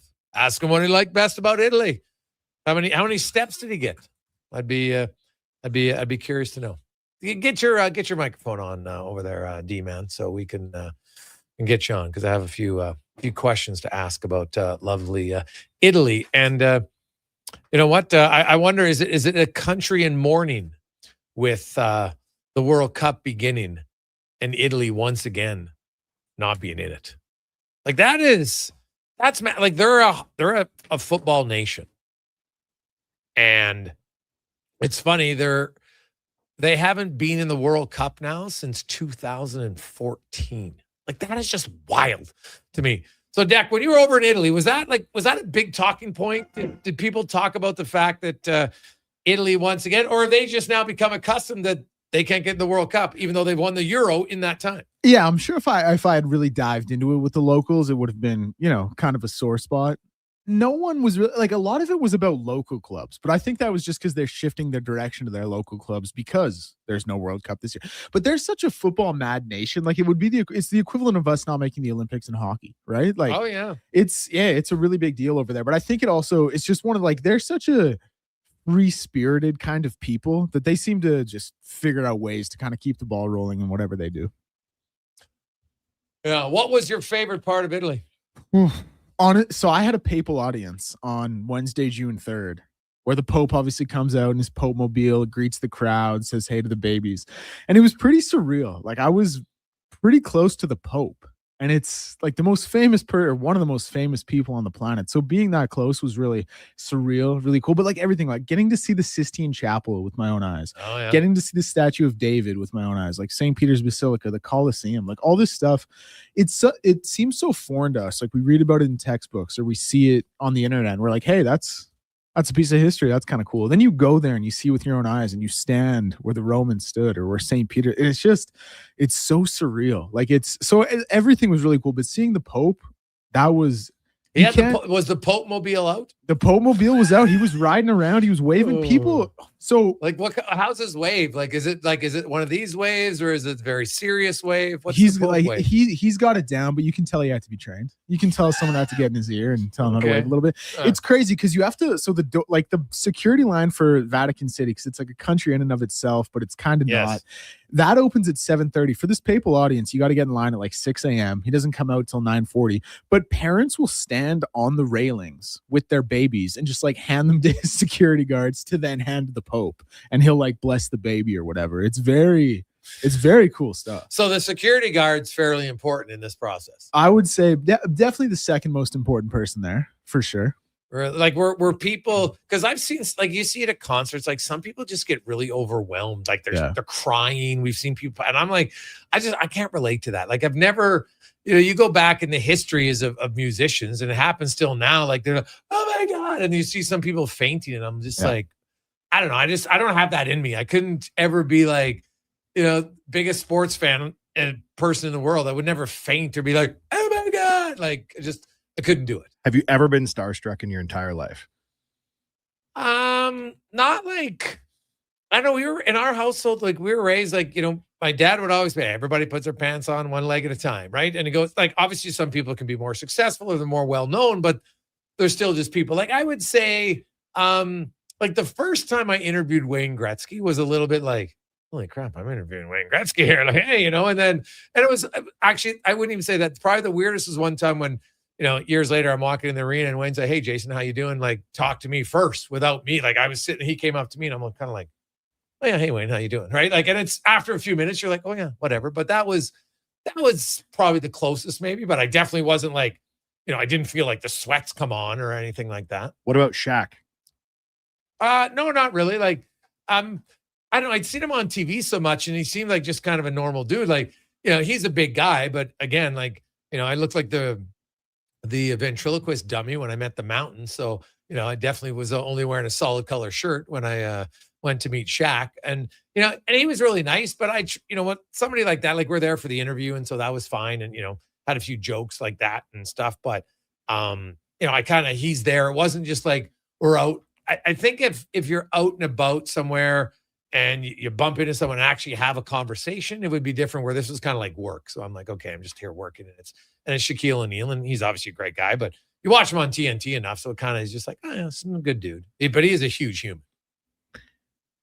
Yeah. So no, were people fainting and screaming? Right. I forgot there was a question in there. Sorry. Yeah. No one was fainting and screaming, but people were pretty overwhelmed for sure. Because there were like pilgrims from all types of different countries, and like some of the Brazil, Mexico, like very heavily Catholic countries. So some of them they were pretty deal. But the other thing is it was like pouring rain. It was like pouring rain. Like, and I went out there, I didn't check the weather or anything. I went out in a t-shirt, no umbrella. I was just standing there in the pouring rain, getting absolutely drenched. And this is I could go on. I don't want to take up too much of this segment, but another thing the Pope does in that general audience on Wednesdays is if you're a newly married couple within like the last 6 months, you can show up and get blessed by the Pope. So there were people in you have to wear full wedding attire. So there were women in wedding dress. Yeah. In a wedding dress and suits, and they're just getting rained on. Yes. And so this is the other thing. out there, you got a lot of like street vendors, right? So there were these people who were selling their umbrellas and ponchos for €5 or whatever. But it was like our second last day in Italy. So I had €2 left. Like I had no money for these umbrellas. So I was standing out there in the pouring rain in a t-shirt, only person with no umbrella, no poncho, nothing. Was it a warm rain at least? It was freezing cold. I was like, am I going to get pneumonia? Like, am I going to get hypothermia? That is awesome. So a good trip though. You Great recommend trip. it? Oh, I highly recommend it. But one thing is, well, two things actually. One, you got to be prepared to walk everywhere and walk like 30,000 steps a day. Yeah. The other thing I would say is it is very touristy. So prepare to be overwhelmed by the tourists at, Coliseum, Pantheon, like things like big that. lineups. Long lines, and also just like the whole kind of culture surrounding tourism. Like you get a lot of people who are kind of trying to scam you. Like there are a lot of pickpockets in the area. Oh. There's a lot of tour. Like I don't want to, I don't want to single out a single nationality or anything, but America, a little bit more brash and loud, and like we're the superpower of the world who kind of take things away from the experience. So just things like that to watch out for. Okay. Yeah. I like it. Great trip though. Well, happy to have you back, and just in time for CFL. Well, what an opening night! If you watched the Hamilton-Montreal game last night, goes to overtime. You can't ask for a better opening night in the CFL tonight. You got Winnipeg, Calgary, and then of course the Elks taking on the Redblacks tomorrow, 5:00 Edmonton time. I like this text. Hey guys, I'll make fun of people crying at a Taylor Swift concert, but if 97 lifts the cup in Rogers, I'll be bawling like a baby. I like the honesty, Nick, in Grand Prairie. And you know what? I'm sure there are some fans who would get maybe more emotionally overwhelmed than they expect if their team, like you've been a diehard Oilers fan for decades, and not one of the fans who was lucky enough to see them win in the 80s and 1990, but a fan, basically, any fan who's since 91, you haven't seen the team win. You've seen them lose 3 times, twice in Game 7 in the Stanley Cup final, like brutal. So I could see how, you might stand there and be like, Seinfeld, what's a salty discharge here? All of a sudden you're like, I'm not a crier, but I'm. And it is funny though about guys. You will cry at a sports movie probably much more likely than you would at like a rom-com or something, right? For sure. But you watch one of those, even like a sports commercial that has like, some underdog success story, and you're just like, oh, geez. And then your wife's looking at you like, this is what you'll cry about? But you won't cry about some, dad. Well, yeah, whatever. But it's true. Like, I know guys like that. And many of you are listening right now and probably chuckling, knowing that you'd be like, yeah, I get way more emotional about sports than I do something else. It's awesome. It's good. Hey, you got whatever your tickles your emotional bone, away you go. I don't have a problem with it. Hey, guys, never mind. I started crying when the Oilers went to the Cup final. I thought for sure we're going to win. It was going to be our year. Well, true, right? Like I know guys like Wanye had a girl dump him in 2006 because she saw him crying after they lost. Yeah, like 1 a.m, I was still crying. Because you were obviously were you a little inebriated? It was a long buildup. I'd been inebriated for about 8 straight weeks at this point. But just the emotion and how unfair it all felt overwhelmed me. I hadn't cried since grade 6. But you cried then. Yeah, so it's a pretty good 20-year gap. Yeah. Hey, guys, you're bang on. Rudy makes me cry. No other movie has, from Dan. And Tub Guy and a few others both saying Rudy. It's funny about like Rudy was good, like, but there's like other sports movies, man. Like Remembering the Titans, that one. Ooh, I don't want to ruin it for anybody in case you haven't seen it, but Brian can't really accuse me of spoiler alert for a movie that's been out there for that long. Brian's Song. I don't care who you are. If you watch Brian's Song and you don't cry, I will question if you have any emotion in your body. That is easily, for me, I think, the saddest sports movie ever. And it was done so well. And you've never seen it, have you? Oh, you should see it, buddy. It's phenomenal. Phenomenal. Cons, you're a football guy. Did you see that? Yeah, I did. It's a good movie. Didn't cry. Yeah, but you don't cry, though. Like, No. you're one of those guys like Connor. Like, what about when the Chargers lost the Super Bowl? Did you cry? No, I was 7. I wasn't a fan yet. Oh. I will, but the thing is, like, I'm not trying to be macho. I'm just saying, if you show me a real life story, I'll cry. Like, that's what gets it for me. Movies just don't do it. I can't. I guess I'm not. So invested. documentary? Documentary for sure. Okay, so tell us, what have you cried at? Oh, I'll tell you the one. They have the Make-A-Wish videos that they did with ESPN for a long time, and the Seattle Seahawks fan who won't have his Make-A-Wish come true unless his dad is there with him, who's in the army. Yeah. And then they surprise when they fly his dad back, and then he gets to meet Pete Carroll and Richard Sherman, Russell Wilson. That one does it to me all the time. It's such a good one. The little running back who played for Nebraska, he was had terminal cancer, and they brought him to play on the field. Like those types of stories, 100%. Okay, hey But man, movies don't do it for me. Oh, Like, Brian's song got it for me. What Yeah. about like Marley and Me? I know dog owners. That one gets them. You're not a dog owner though, guy, are you? I was. You what? R.I.P. Panda.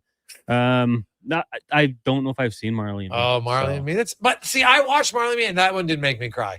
Old Yeller when I was a kid. Oh, that one was a tough one for a kid, man. That's a tough scene. In Oh, geez, Old Yeller is that's a tough one, no question.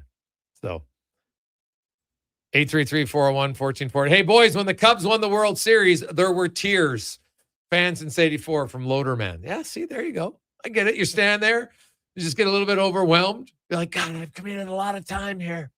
Right? I'm sure if there's anybody that you know that wins, you probably get a little bit more emotionally connected to it. I would think for sure. You always see it, moms or dads, right? You see it for lots of different things. People, when your own child has something pretty special or something horrific, obviously that will get the tears for you. But I haven't experienced that yet. So I'm sure I will at some point, right? Like some people when they're, their kid crosses the stage of graduation. It's a big thing for some, especially if you didn't graduate yourself. I find that it's a little bit more emotional for those people just because they're just like, man, you know what? Like, I'm awesome because you feel like, hey, maybe you're giving your kids something better, potentially, right? It's always how it goes. Hey, Gregor, what about where the red fern grows? Team Dean. True. Connor, did you watch that too? I heard you laughing. Declan immediately was like, yeah, and like said it got him. Oh, God, yes. You haven't seen it, Wanye? No. Oh, buddy. It's the it's about like this it's during the Great Depression, a young boy, what was his name? Oh. Billy? I think it was Billy. And it's about these puppies. Oh, buddy, it is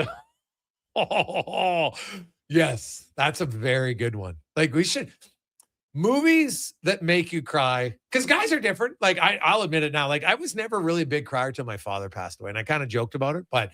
And when you all of a sudden you're at a church and there's tons of people there, I was kind of not. I didn't do his eulogy, but it's 3 kids spoke, and my brother spoke, then my sister spoke. My sister was only 20 at the time, which was really hard, and for her, and just didn't have much to say, but said a little bit, and then I came up there and started talking about my dad, and I had rehearsed, I have bullet points and what we're going to talk about. And all of a sudden I get up there and I'm talking and I'm just like, oh my God, I'm going to start crying. Like what is going on right now? Like, oh, it was and not like, just like, oof, it was brutal. And, but then I told a few stories because I'm like, hey, my dad was here to want to laugh and we had a lot of funny stories, but and then tell some stories laughing. And then all of a sudden you're crying again. And I remember sitting down being like, oh my God, that's so embarrassing. I can't believe I just cried in front of people. Because at that stage of your life, I'd never done it before. So it was just odd. But I had a few buddies come up to me afterwards and like, they were fine with it, but they're laughing. It was kind of the first time in my life. Like I remember I saw my uncles cry when my grandfather died. Right. And that was kind of like, oh, gee, but not like they didn't speak. Like speak crying. It's, you know how it is. It's kind of the worst, right? Like someone's trying to talk and then they start crying and but if someone's sitting there and they cry, it doesn't seem to impact me as much. If someone's talking, they start crying. I'm just like, oh my God. And so now it's like the worst. Like now I'll cry at something like that's not even sad. And I'm like, God, you were there when my wife, remember when I was doing that stupid, it was a fun event. It was great for, they did the kind of with Special Olympics and we did the Dancing with the Stars. And I'm speaking about my partner. And I'm actually really proud of her. She did awesome. And then all of a sudden I kind of started tearing up. And you're at the table and you're just like, oh God, what's going on? And you look over, my wife's laughing. She's like, oh yeah, he's not even that sad. Now he's going to be mad that he's just started crying. Because now it just, at certain stages, just comes out now. Even if I'm not sad. So it's like the worst. I like to blame my dad. It's like, screw you. I didn't know what to do. I was like, oh no, Gregor's crying. Should we boil water, get some towels? Yeah. So that was a fun one. So yeah, my wife's used to it now. She'll just kind of start laughing. But Because she was never really a crier until we had our son. There's another time I've seen you cry. It's at the Gregor's grads. You get emotional every year, but you're a good guy. Yeah, that's but every point in this speech, it hits you every year. Oh, yeah. Well, there's always, because every year you like, I just got a letter from a graduating student's grandmother yesterday. Thank God I'm not reading that on the air right now. But it was like some of these, like they really pour their hearts out, and you're just like, holy cow, like we're actually really making an impact on someone. And I always read the book about gratitude, and the biggest thing that impacts people is when someone shows them gratitude for an action that they did. So if there's anybody out there on Positive Friday that's done something nice for you, even if you write them like a 10-word sentence thanking them, man, that really meant something to me a lot, you will make their day. And it's true. Anytime someone shows gratitude, you're just like, oh, wow. That's like, makes you feel better. It'll fill your bucket for sure. But we'll say this.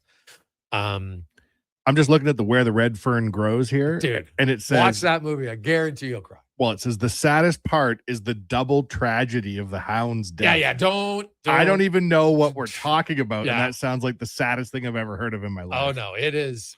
Deck, you've seen it? Yeah. One of the saddest movie I think I've ever seen. It's the whole dog thing, right? Like you talk about Old Yeller. I don't know if you guys have ever seen My Dog Skip.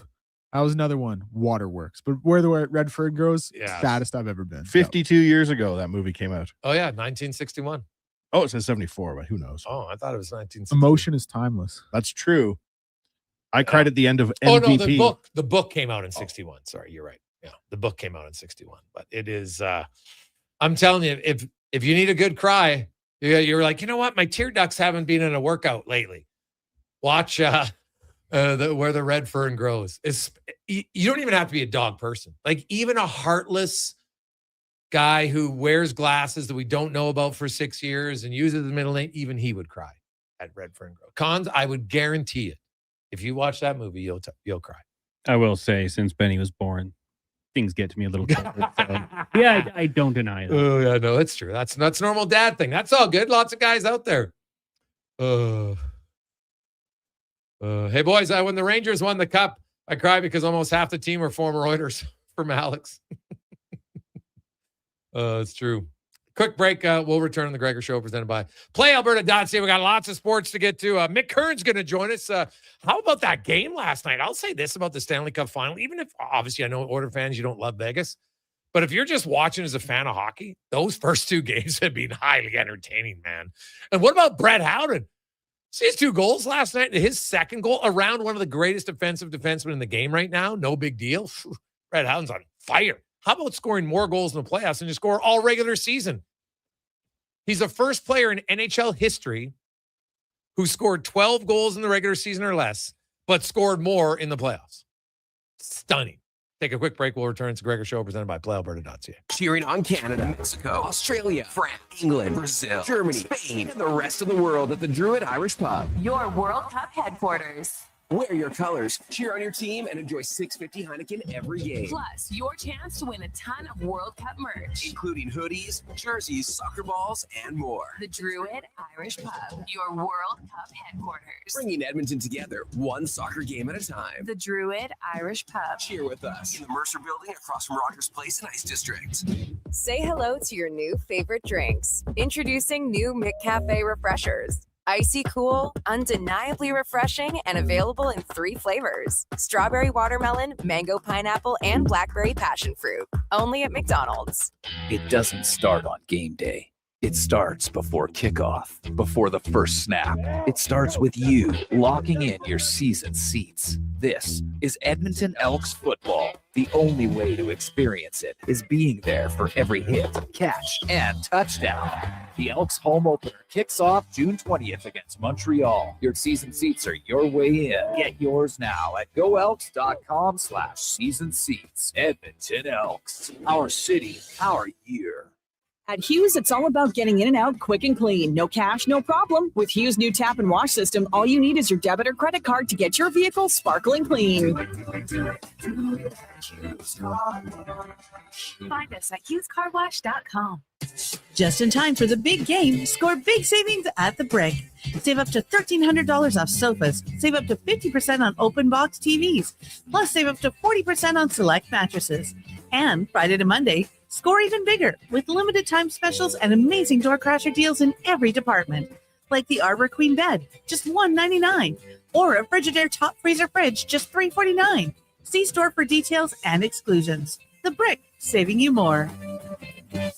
Air conditioning from Legacy Heating and Cooling is like a country love song because you always know exactly what you're getting. Cause girl, you're hotter than Tennessee, cooler than Legacy's AC, blowing that southern breeze over me. Wheat fields, cold beer, pickup trucks, John Deere. You see, Legacy is that predictable because Legacy always has AC in stock and will install it faster than a truck burning down a back road. Plus, no interest and no payments for 1 year. That's how you lasso your Legacy. Legacy Heating and Cooling.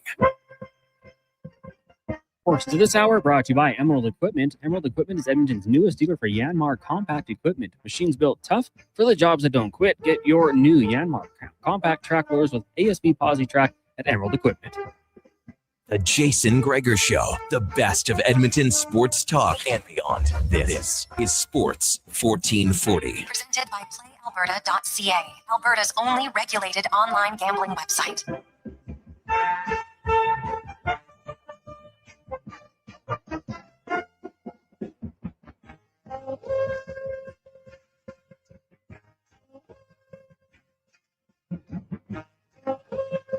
Getting a lot of good texts in on movies that will tear you up. But I do love this one from Jason. Hey guys, they showed where the red fern grows in school in the gymnasium at our elementary school, K to 9. I was in grade 2. The entire school was bawling, including teachers. I'll never forget it. Oh, that one. Bunch of kids together. Oh yeah, that is it is a really good movie, but man alive. Like, I still remember as a kid when I watched Bambi the first time, and I was young, and I don't know how old I was, 8 or 9, but I'd never seen, like, when they killed Bambi's mom, like 3 minutes into the movie, and you're just like, I remember that one as a kid being like, holy cow. Like, I don't recall crying. I just remember feeling like, oh my God. Like, I don't think I'd ever seen, like, obviously wasn't watching a ton of movies as a young kid, but that's the first time I'd ever really kind of seen death. And I was a farm kid. I'd seen animals die before, but it was just kind of different the way they presented it. It's crazy that they allow that to be the plot of Bambi. Yeah, but like, it's fair. Well, it's not the plot. It's just one of the parts. But that's the start of the movie. There's 80 years of kids being like, what just happened? It was early, definitely early in the movie. So it caught you off guard for sure. So, but that's a good start, man.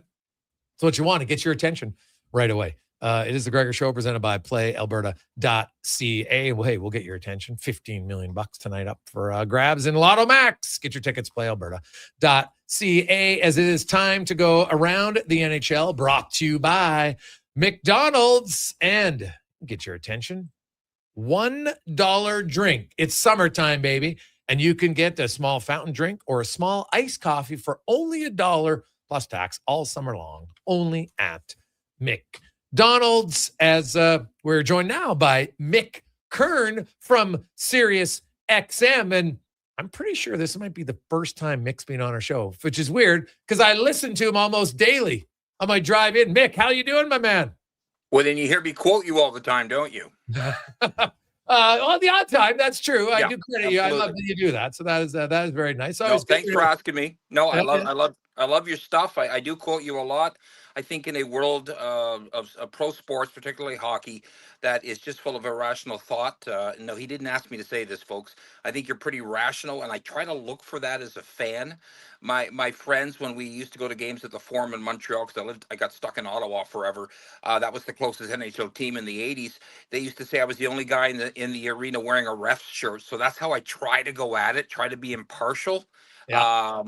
That's why when it comes to baseball and I'm watching, I'm totally impartial. I love the Tiger Cats getting beat by the Owls last night. So I try to be impartial in every sport but hockey. But I'm not saying it succeeds, Jason. Yeah, well, that's fair, right? But you're trying to be partial most times, so that's good. Yeah. I'll say this Stanley Cup final, 2 games in, one of the most entertaining starts to a Stanley Cup final than I can recall, man. Like, it's been wild and crazy. We got goals that I actually didn't mind the challenge from Vegas. It's gutsy. The players want it, so the coach does it. It doesn't work. And I get why you challenge it, because Carolina's power play had stunk. Like, Vegas had killed off, I think, 46 to 52 at that point. Carolina was terrible. And then they scored 2 power plays in the last basically 8 minutes of the game, including overtime, to win. Like, completely wild and unexpected. Yeah, you roll the dice, and as we know, I'm not trying to beat up the NHL here in the Situation Room, or in this case, they're actually on site for the Stanley Cup final. But you never know what the call is going to be, too. And it ended up not costing them the game in the sense that they were able to tie it up after the power play goal went in. You don't know the trajectory of the game's going to go, the way the river's going to change when you step in it. But I'll say this. I thought the first game was outstanding entertainment, and I really don't care who wins. I don't have a hate on for Vegas like other people. Carolina fans think I hate them, which is hilarious because I picked them every round, including this series in 7. I thought the second game, Jason, took a while to get going. Carolina were clearly the better team in the first period, but that's goaltending for you. Second period was a snooze fest. That's when I started checking out the Owls and the Tiger Cats. I know I'm not supposed to, but I got the flipper going. Yeah. When Stankoven scored the greasy goal, the wraparound goal, the Gilmore on Curtis Joseph goal, the goal that you needed something, I think that ignited the powder keg inside Raleigh. And that's when we had a great game for the next 10 minutes and then the 4.5 in overtime. That 15 minutes was as good as the first game. And I've still got friends and family telling me I'm not watching this. I don't like Vegas. Carolina bores me. And I'm like, oh, man, give it a chance. I think you're going to agree that they're missing something. And I got a feeling this is going down to the last seconds of Game 7. It's like Edmonton, Florida 2 years ago. Oh, I hope so. It was because the start's been amazing. I'm watching last night, and the Stankoven goal, that's a great one. To me, was the second Brett Howden goal. Like, Brett Howden right now, to be the first player in NHL history to score, guy who had, I think it's 10 or less than 12 goals, but has scored more goals in the playoffs. He's the first guy ever to do it. He's got 13. And that goal against Jacob Slavin, and then to slide it past Anderson, like, that's an elite goal scorer's goal, man. And it was fascinating to see. I kind of thought when he scored that, I'm like, man, Vegas is going to win this game, and they're going to go up 2-0. Oh, absolutely. Slavin is, I often hear from people, if there was a defensive defenseman award, he'd win it every year. Well, he wasn't winning it last night. That happens. He can recover. I think that was the case, Jason, last night, that if Vegas gets the third goal, the game's over. Maybe the series is over. The fact that they inserted themselves back into that game, took the lead, and then Vegas are never dead. They are the zombie you keep hitting over the head. They keep coming at you. Is better for us, the rest of us 30 fan bases who just want to see some good hockey before the baseball all-star game begins. And I think that injected life back into the series. And I think it should be 1-1 because I could make, and I'm sure you're the same. You can make the argument Vegas could be up 2-0. I can make the argument Carolina could be up 2-0. Yeah. And so to me, 1-1 is the proper position where this series should be, with two intriguing teams who don't play the same style. And this one gets me. And I said this on the air, and someone challenged me. I'm fine with that. I said, just look at NHL.com. Carolina scored the second most goals in the league this year. We think of them as a defensive first team. Only Colorado scored more goals than the Carolina Hurricanes, but we don't think of them as an offensive juggernaut. Yeah, probably because their top guys aren't top offensive guys, right? And like Seth, they needed that goal. Aho gets the assist, but Seth Jarvis, like, if they're going to have any chance to win, they needed goals from those three guys. And one of them. And so that, I look at Seth Jarvis, and I wonder how much of a relief that'll potentially be for him. But where do you come out on Svechnikov, Aho, and Jarvis? And they've obviously been the core group of that team for 5 years for Jarvis, and obviously longer for Svechnikov, and even longer for Aho. If they don't win, do you think it comes down to simply that their offensive top guys simply aren't good enough? Yes, I think it does. I think it's fair. I mean, that comes with the territory. The money that Aho signed when he got the offer sheet from Montreal. He's a star. I don't use the word superstar. I don't use the word superstar as much as other people do. To me, that's Connor McDavid. That's Leon Draisaitl. Those are superstars. Stars would be guys like Sebastian Aho. Good player. Just under a point per game. I think he was just one under. But the thing is, he's their top offensive player. That's their top line. But you know this, Jason. We always joke you could rip the nameplates off the back of the uniform and just roll them out like the Red Army at you, because that's what they are. 1, 2, 3, and 4. There's not that much difference. But there's enough of a difference. Now, the Stankoven line has been going, but they need even half that production from the first line, or they're not going to win a Stanley Cup. Or if they do, I will be surprised. And I do think the same way that Thomas Hertl, when he scored against Anaheim in a loss, but you could see the release in his face, like the relief that, okay, I've done this now. And now he's shown up for Vegas. I think I saw that in Jarvis last night. He wasn't just celebrating the goal. He was celebrating the fact, yeah, I still know how to do this. And, and I give full credit. I give full credit to Vegas for shutting down the lane. They're doing to Carolina what Carolina overwhelmingly did to Montreal in the Eastern Conference Final. They suffocated them. Now, Vegas aren't doing it to the same degree. Carolina's a better team than Montreal. They were going to win that series regardless, in my opinion. But that's what, hey, now you see how the other half lives. That's why I thought it's huge to have that comeback. Interesting enough, both teams had comebacks, and there was 2 comebacks in the game last night. And when I'm watching a sporting event, I don't want it to be like an F1 race in the 90s where it was just who starts, who ends. It's like a procession. I want to not know the outcome. I want to be challenged. And I think that's what happened in this series, that you really don't know what's going to happen. And I think both goalies have actually played pretty well. Anderson made some nice saves last night. Mick Kern joins us from Sirius XM. Yeah, like looking at save percentage and goals against isn't always the best indicator. No. If teams are giving up lots of good chances and we have more skilled players, well, then they're going to score some goals, and that's just going to happen. So like none of the goals I looked and said, oh my God, like those were terrible goals. So I would agree with you on that one.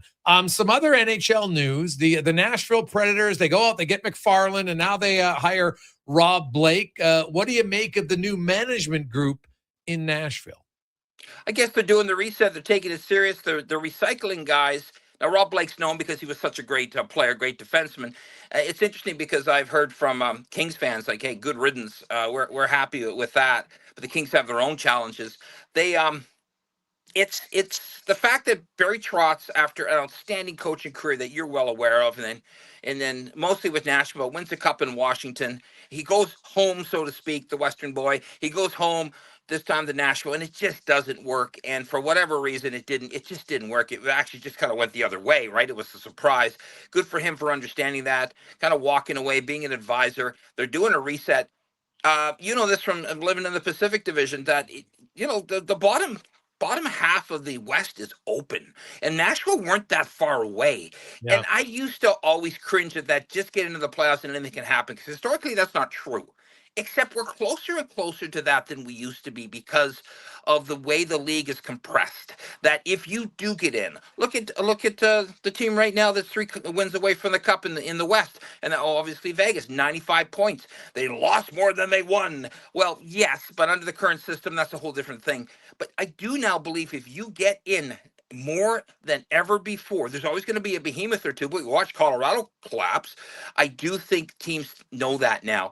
And I think what they're doing is doing a rejig. They're bringing in established guys. But even on that one, Jason, Chris McFarland had a checkered past with Colorado. A lot of Avs fans are happy he's gone because he didn't leave much in the cupboard. But they did get the 2022 Stanley Cup out of it. So again, how much will you sacrifice to get one Stanley Cup? Right now, both teams in the playoffs are willing to do that. It's better to have one banner than to have a whole bunch of banners saying woulda, coulda, shoulda.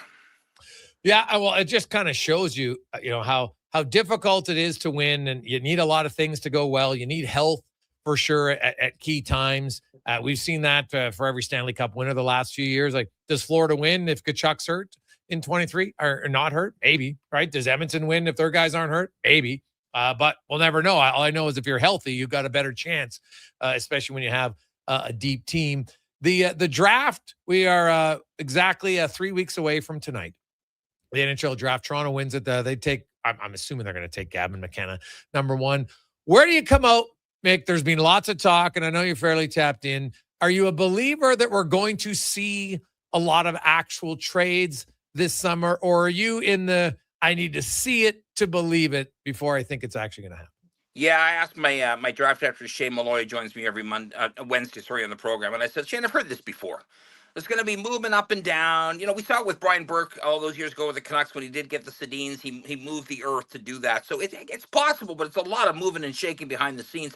And with the decentralized draft, are they burning up the phones?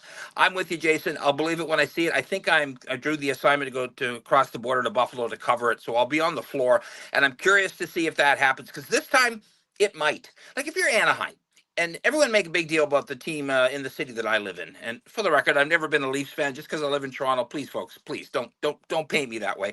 Yeah, they won the draft. I'm more curious about San Jose. San Jose second, because they're a good developing team, as you guys know. And now they're going to get another impact player to throw in there. And I'm curious to see what they do. There's a lot of scuttlebutt you probably talked about. Maybe they'll move it, but yet you get a defenseman. There's a defenseman high in this draft, or at least they're supposed to be, in a pretty deep draft that may have 8 impact players, not superstars. There's no Connor McDavids, I'm told, in this draft, but there's some very, very good players. I've been taught over the 21 years I've been at NHL Network Radio, always go for D unless there's a McDavid sitting there, or go for D. So I would do that. And so I'm always open to deals. What have you got for me? Maybe I move down a couple because the guy I want is there. I think this may be the year we see some shaking and baking. But again, as you said in your question, I'll believe it when I see it. We've got a lot of names. We know Dylan Larkin is now available. He's asked for a trade. I can understand it. A decade without the playoffs. So he's on the block. I don't see Detroit, just taking young players in a draft. I think they're going to want a legit NHL player. And I think this is a guy, 5 straight years of 30 goals, 5 straight years of 69 to 79 points. You know exactly what you're getting. I know everybody's looking at Minnesota, but I'm like, I don't know if they have the package to offer back, because they gave up so many of their prospects to get Hughes. But I look at Utah and I look at the Anaheim Ducks, and I'm thinking those two teams, they got a lot of guys if you want to make it. Where do you think Larkin ends up? And, is Robert Thomas, Darnell Nurse, are we going to see some other guys move this summer? Could this be a fun summer of NHL trades? I think so, because the free agency class isn't stellar, as you've probably gone over. It's not jaw-droppingly good. It's not Austin Matthews, Connor McDavid. We'll get to that, maybe. Here's the thing about Larkin. I know he's a good player. He's going to be 30 in July. He's still got 5 or 6 years, but there will be diminishing returns. It's just the way it works, unless you're Sidney Crosby. Everyone else or maybe Connor McDavid. It always goes that way. He is a consistent 30, 35 goal scorer. But this guy's not a point-per-game guy. He's in the neighborhood. I want him on my team. But I've had people telling me today he's a superstar 1C. No, he isn't. He's a good 1C, but on a really good team, he'd be a perfect 2C. And everyone's looking for that. Montreal's looking for that. Anaheim's looking for that. They're all looking for that. Minnesota's looking for that. So he fits the bill. But as you said, Jason, okay, but what does Detroit want? Now, first of all, Larkin can steer this direction. I get that. But if you're Detroit, you don't have to move him. I think you want to. If he doesn't want to be there, why do you want him in the same house? But what are you going to get? So is Detroit making the playoffs the next few years? Well, they could. They've been knocking on the door in the East for a while. They always come up short. And now that Buffalo's ended that egregious 14-year missing streak, Detroit's got the mountain now. 10 years for a team that used to make the playoffs for like 25 straight years. But Detroit's not on the cusp of a Stanley Cup. So they may want a roster player, but then are you just swapping chairs? If I'm Detroit, I'm kind of doubling down on the rebuild after the rebuild. So I'm almost like Buffalo Sabres in a sense, because this lineup to me is not good enough to go anywhere, even if they get in the playoffs. So how long are you staying with Gibson? They do have was it Augustine in their system, the young goalie on the call system? They, I think, is their blue chipper. He's their Fowler of the future that Montreal has. So they may not need a goalie. So I would want 2 high draft picks. I want a good prospect. And if I'm getting a roster player, Jason, this was always curious. If I'm a contender picking up Larkin, how much do I want to upset the inner, not necessarily chemistry, but just the roster? If it's an upgrade, I'll do it. But if I'm just swapping out pieces, I don't know why it would behoove me to do that. I'm very curious to see how this goes, because the player also has a say. And I think if I'm in the situation of both those teams, I want the divorce as soon as possible. But they're not just going to give them away. And you probably heard what we hear when we open up the phones. Detroit fans are not happy. Steve Yzerman's a god in that city, but even gods get a little tiring after a while if it rains on you all the time. So they're not very happy at the moment. Yeah, and rightfully so. One last one for you, Mick. Here in Edmonton, there's lots of talk about Darnell Nurse being moved, and I could see it. I'd be hesitant to just give him away. Guy plays a lot of minutes, and he in his last 9 years he's missed 18 games total, and 11 of them came in 1 year. Availability is one of your best abilities, and I look at a guy in Toronto in Morgan Riley. Do you think Morgan Riley is a for sure to get moved this summer? And if they move him, what are they looking for in return? It's a great one. Both those guys make me think of Seth Jones. Seth Jones is a good defenseman, but he's not a Hall of Famer. But in the right situation, he became valuable with Florida, became a Stanley Cup winner. And I think these two guys at this point in their career could be the same. I've watched a lot of Morgan Riley here, and I watched him sort of step back, but as the team stepped back this year, a huge step back, and they're always looking for scapegoats, and so he's the latest one. I think he needs to change of pace too. He's not the linchpin defenseman they thought he'd be in Toronto. He's not that premier puck moving defenseman. We can't all be Quinn Hughes and Kel McCarr or Zach Werenski, can we? I think Darnell Nurse is similar to me. I'm not saying they have the same playing style, but the fact you brought them up, if you hadn't, I would have. I think they both need a change. I think Nurse in the right situation is effective, but he's not. The more he plays, sometimes I worry because that means you're leaning on him and he's not that guy. And maybe we swap them then. We can swap our problems. Yeah, I think they'd like to move Riley. But again, he's good enough that you're just not going to give him away for 2 7th-round draft picks. Outside of that, I don't know what he'll fetch on the market. But in this case with Toronto, it may be a whole bunch of we're clearing up some cap space. They're going to add McKenna. I'd be shocked if they didn't. Apparently, Austin Matthews wants to stay. If he can get healthy again, I still think he can be a 50-goal scorer. He's not going to score 69 again, I don't think, but he's still got that dangerous release. The thing is, though, are Edmonton a playoff team next year? I think yes. Are they a cup contender? Sorry, I don't think so. Are Toronto a playoff team? I don't think so.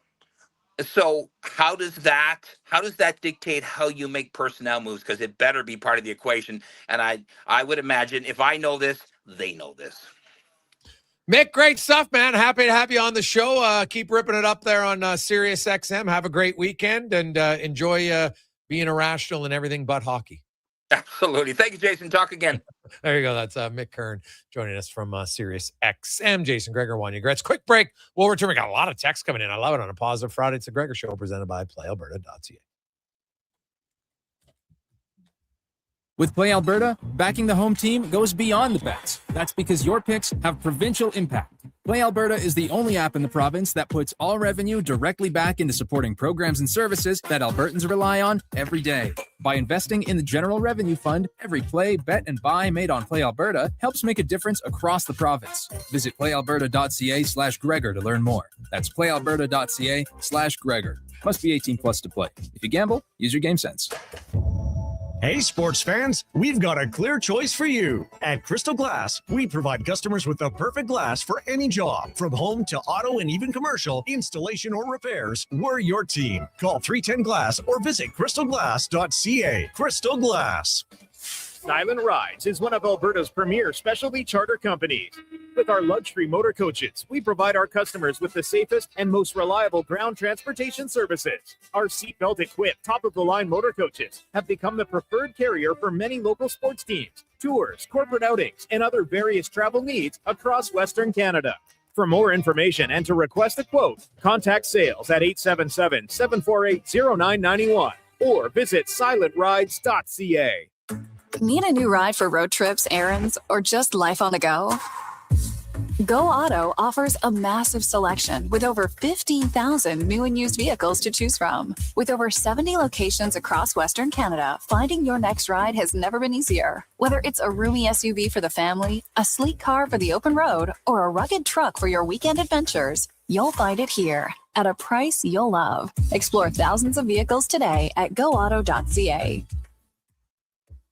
Well, get ready for a silly hockey fans. Your partner in power just skated onto the ice. EWEL.ca, the new e-commerce website for electrical wholesalers Edmonton, is ready for the power play 24/7, 365. UL skates to where the puck will be in 5 years. Now that's forward thinking. Killer selection, slamming products from the best brands, and legendary service. Don't sit on the bench. Get your account today at EWEL.ca and win that project. Plug into your partner in power. Get an EWEL.ca account today. Scott McGilvery here, HGTV host and renovation expert. The one upgrade I know homeowners will love Better, fresher Culligan water straight from the tap. Culligan's Aquessential reverse osmosis filtration system takes your water to the next level. With up to 7 stages of filtration and 14 filter options, they're certified to reduce over 90 contaminants. Your tap water is about to get a major upgrade. Safer water that tastes great. Get started with a free in-home water test at Culligan.com. Culligan, water you love. Noodle, noodle, nood, noodle, nood, noodle, nood, noodle, noodle, nood. Noodle, noodle, nood, nood, nood, nood, nood, nood, nood. Noodle, noodle, nood, noodle, nood,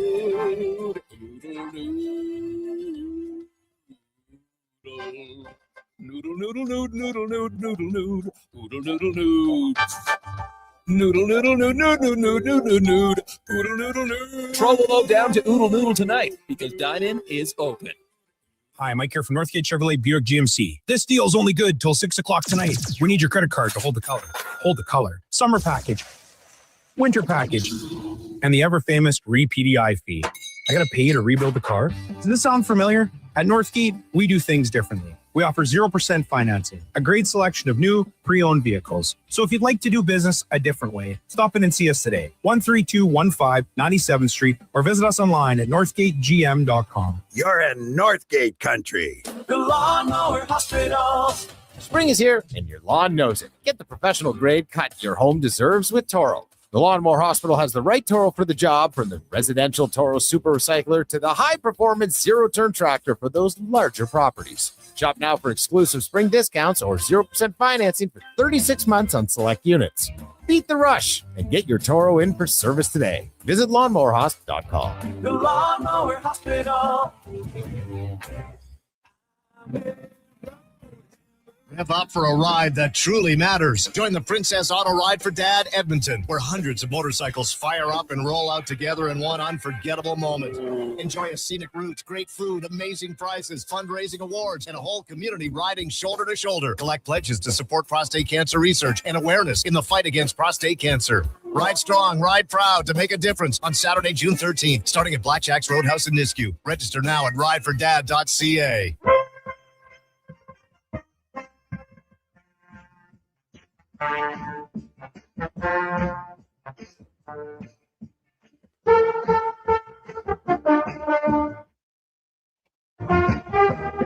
Portions of this hour brought to you by Papa John's. Looking for a tasty lunch? Papa John's has you covered. Get a small 2-topping pizza for only $9.99 with code S999 at papajohns.ca. Better ingredients, better pizza, Papa John's. This is Sports 1440, where Edmonton talks sports. On YouTube, Facebook, and X. Here's Jason Gregor. Brought to you by PlayAlberta.ca.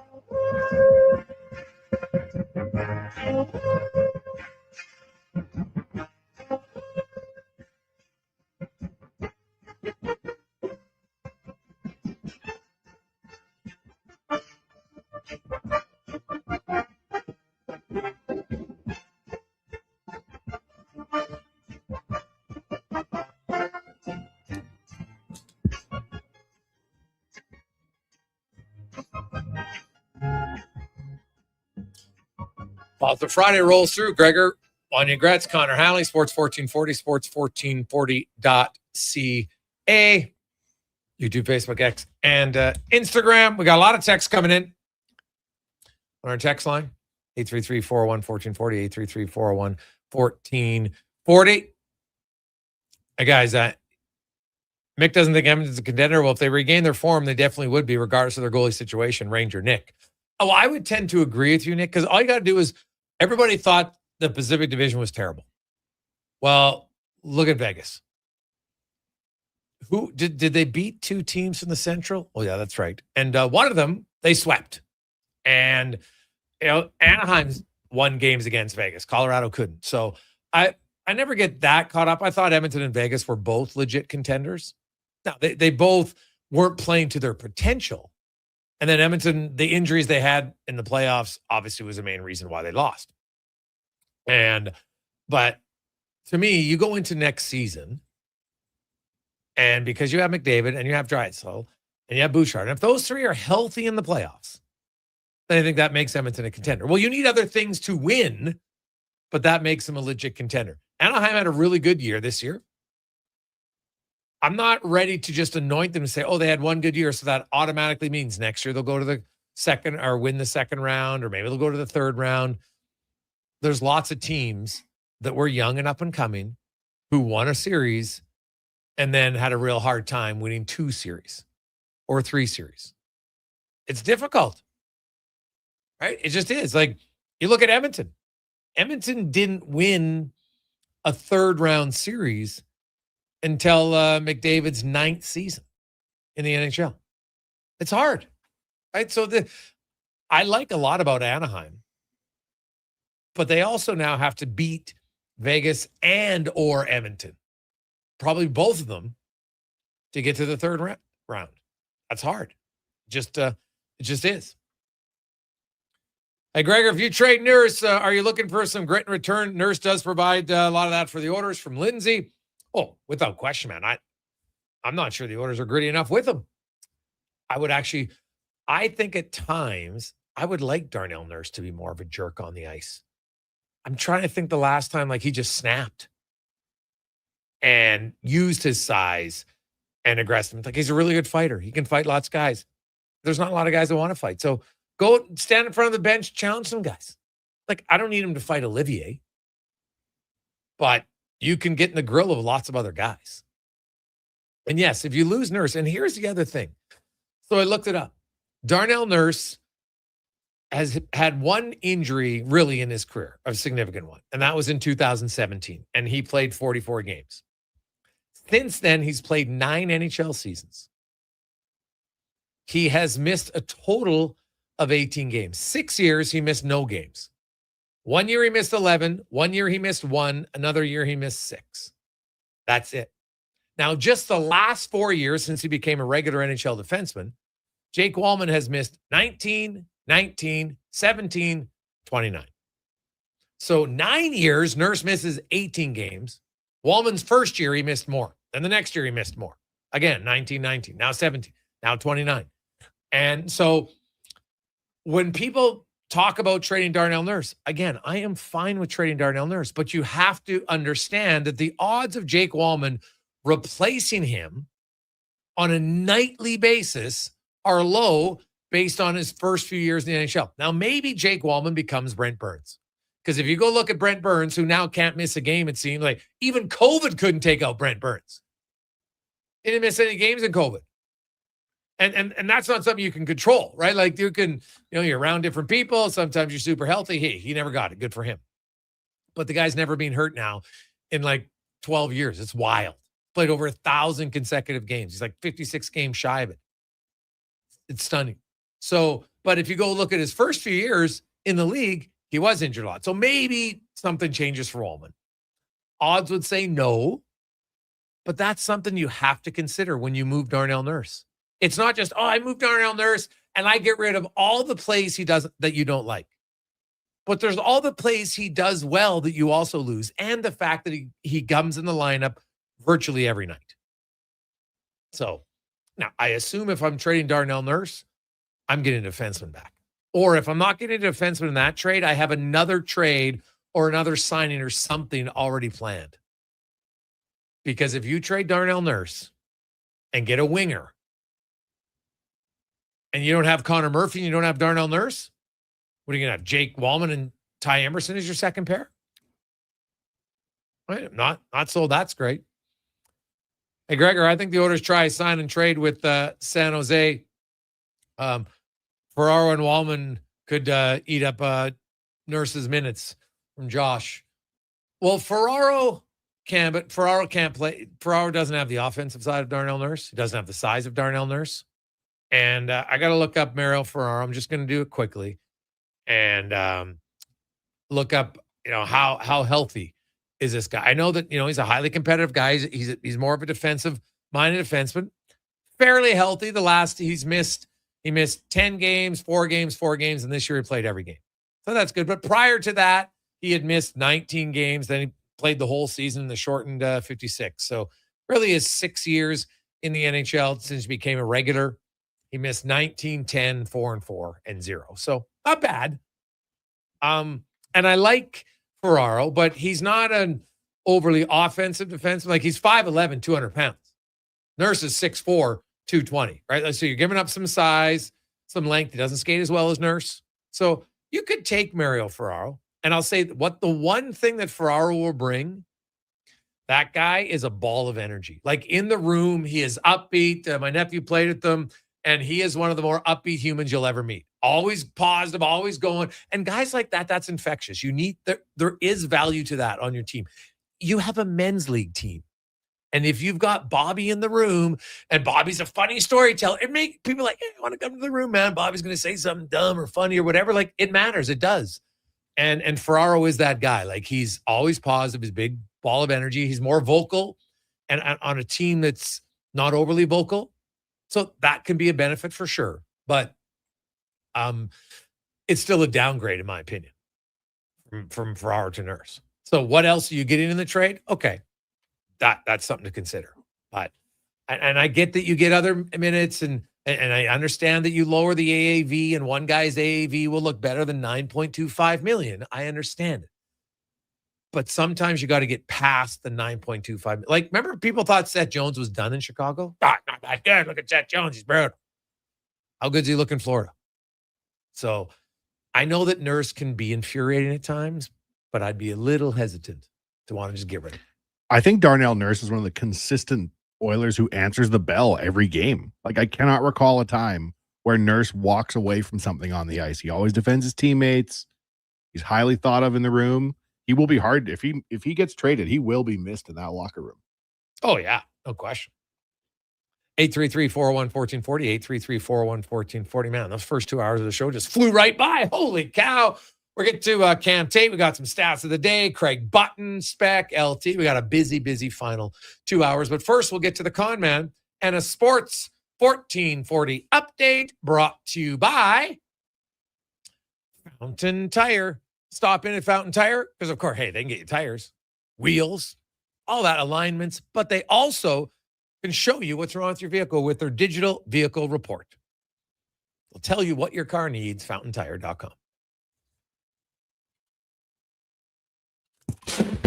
This is the Sports 1440 update. Montreal Canadiens captain Nick Suzuki is the winner of the 2025-26 Selke Trophy as the forward who best excels in the defensive aspects of the game. Meanwhile, his teammate Cole Caulfield winning the Lady Byng. Sad news is longtime NHL general manager Cliff Fletcher passed away at the age of 90 earlier today. A Hockey Hall of Famer, Fletcher won a Stanley Cup for the Flames in 1989. In the association, Game 2 of the final, Spurs-Knicks from San Antonio, tip-off 6:30. New York leading that series 1-0. Major League Baseball, Jays and Orioles from Toronto. That one gets going just after 5 o'clock. We'll join it in progress following the Jason Gregor Show on our AM feed. Just one game going on right now. Cubbies at home trail the Giants 16-3 heading into the 9th. In the CFL tonight, you've got Winnipeg and Calgary. That one starting at 7 o'clock tomorrow. The Elks kick off their campaign in Ottawa, taking on the Redblacks. Kickoff set for 5 o'clock. One more tune-up for Canada as they'll take on Ireland in a friendly from Montreal before the World Cup gets going. That starts at 5. And the Riverhawks stand on the island for the weekend. They'll kick off a series with Nanaimo at 7:35. Coming up in hour 3 of the Jason Gregor Show, we'll ask 5 questions, hear Cam Tate's 2-minute warning, and be joined by Craig Button from the NHL on TSN. I'm Connor Halley. This has been a Sports 1440 update. Sports 1440, Stingray radio station. CKJR broadcasts from West Edmonton Mall and Wetaskiwin. Download the free Stingray music app and listen wherever you go. Are new McCafe crafted sodas just drinks or something more? Like Sprite Berry Bliss, Creamy Strawberry Coke, and Orange Dream. All swirled with fizzy flavor and topped with silky cold foam. Only at McDonald's. At participating McDonald's restaurants in Canada. Hey there, I'm in the Fountain Tire sidecar, making a list of the things I'm doing this spring. 1, saving you money, with up to 20% off select tires until June 13th. 2, water skiing, tricky in a sidecar, but fun. And 3, saving you more money, with mail-in rebates of up to $100 off a set of 4 select tires and $50 off a $150 service with the purchase of 4 select tires. Oh, that's 4 things.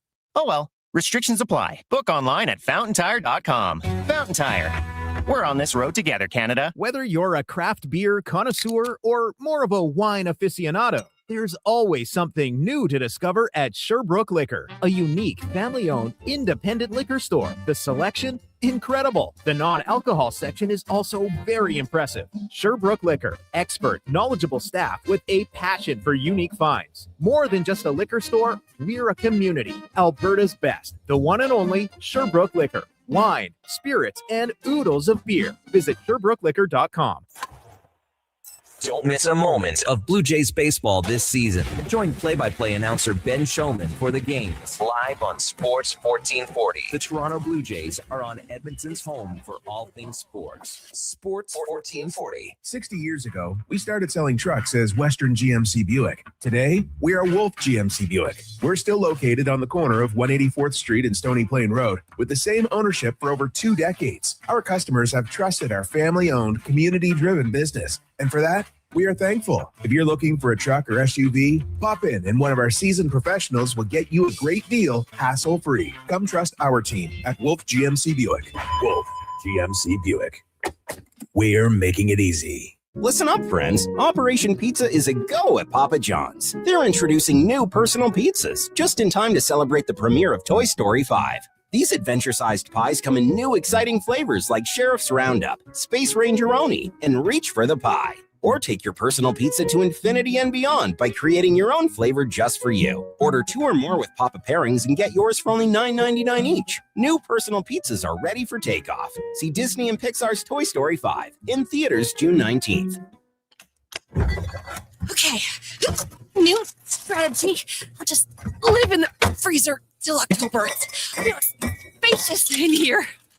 It's spacious. There's a better way to survive the coming AC season. Pro Solutions is your one-call solves-it-all expert for AC repairs, tune-ups, and new installations. We offer convenient financing options and fast appointments so you can enjoy your entire home, not just the freezer. Now I can leave the frozen peas where they belong. Book now at prosolutionsinc.ca. Lux Windows was founded in 1969 with 5 people and a dream. 55 years later, our team of experts cares a whole lot about building and installing the best possible windows and doors. Because Lux is not just an Alberta-made product. We're one big Alberta-made family. Everything we are is windows and doors. A company born and bred and made in Alberta. For over 60 years, the folks at Diablo Boots have been selling the best Canadian-made boots. Handcrafted in Winnipeg, Canada West makes the best quality cowboy, biker, and work boots for Diablo Boots with replaceable soles and heels. Why buy cheaper quality like Area, Justin, and Red Wing made in China when Canadian-made is better? Support Canada's workers and Diablo Boots for the best boots. So save on boots by Save On Foods. That's Diablo Boots, 3340 Gateway Boulevard on the east side of Save On Foods. Canada West and Diablo Boots, the 2 best names in the boots business.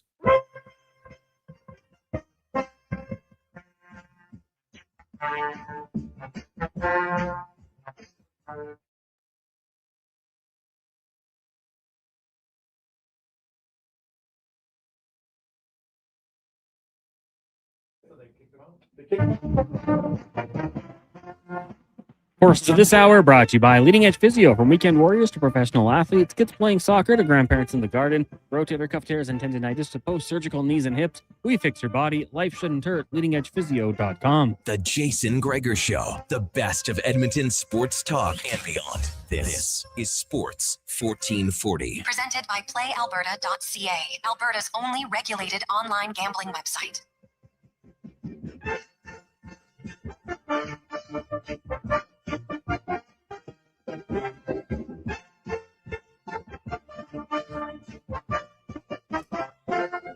Positive Friday continues on. Hopefully it's a positive Friday for you. Jason Gregor, Connor Hanley, Wanye Gretz, Declan Kruger. The Gregor Show is always brought to you by PlayAlberta.ca. And we got a Jays parlay. We always, you know what, we like to do like a fun parlay with some big odds. We got the Jays to win by 2 runs tonight at home against Baltimore, and a Vladdy Guerrero ending the home run drought. Now, the reason we did it tonight is if you watched yesterday, Vladdy actually hit one off the wall. Like, he's getting close.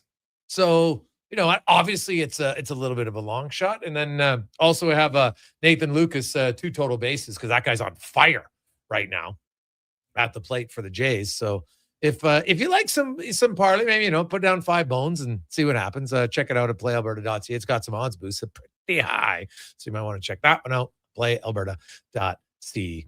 We're going to get to Cam Tate's 2-minute warning in a second. We got some stats of the day for you. I know a lot of you are wondering, hey guys, have you seen an update on McNabb? I haven't seen anything stating for sure if he is out. Like, if he comes back and plays in the series, I wouldn't be shocked.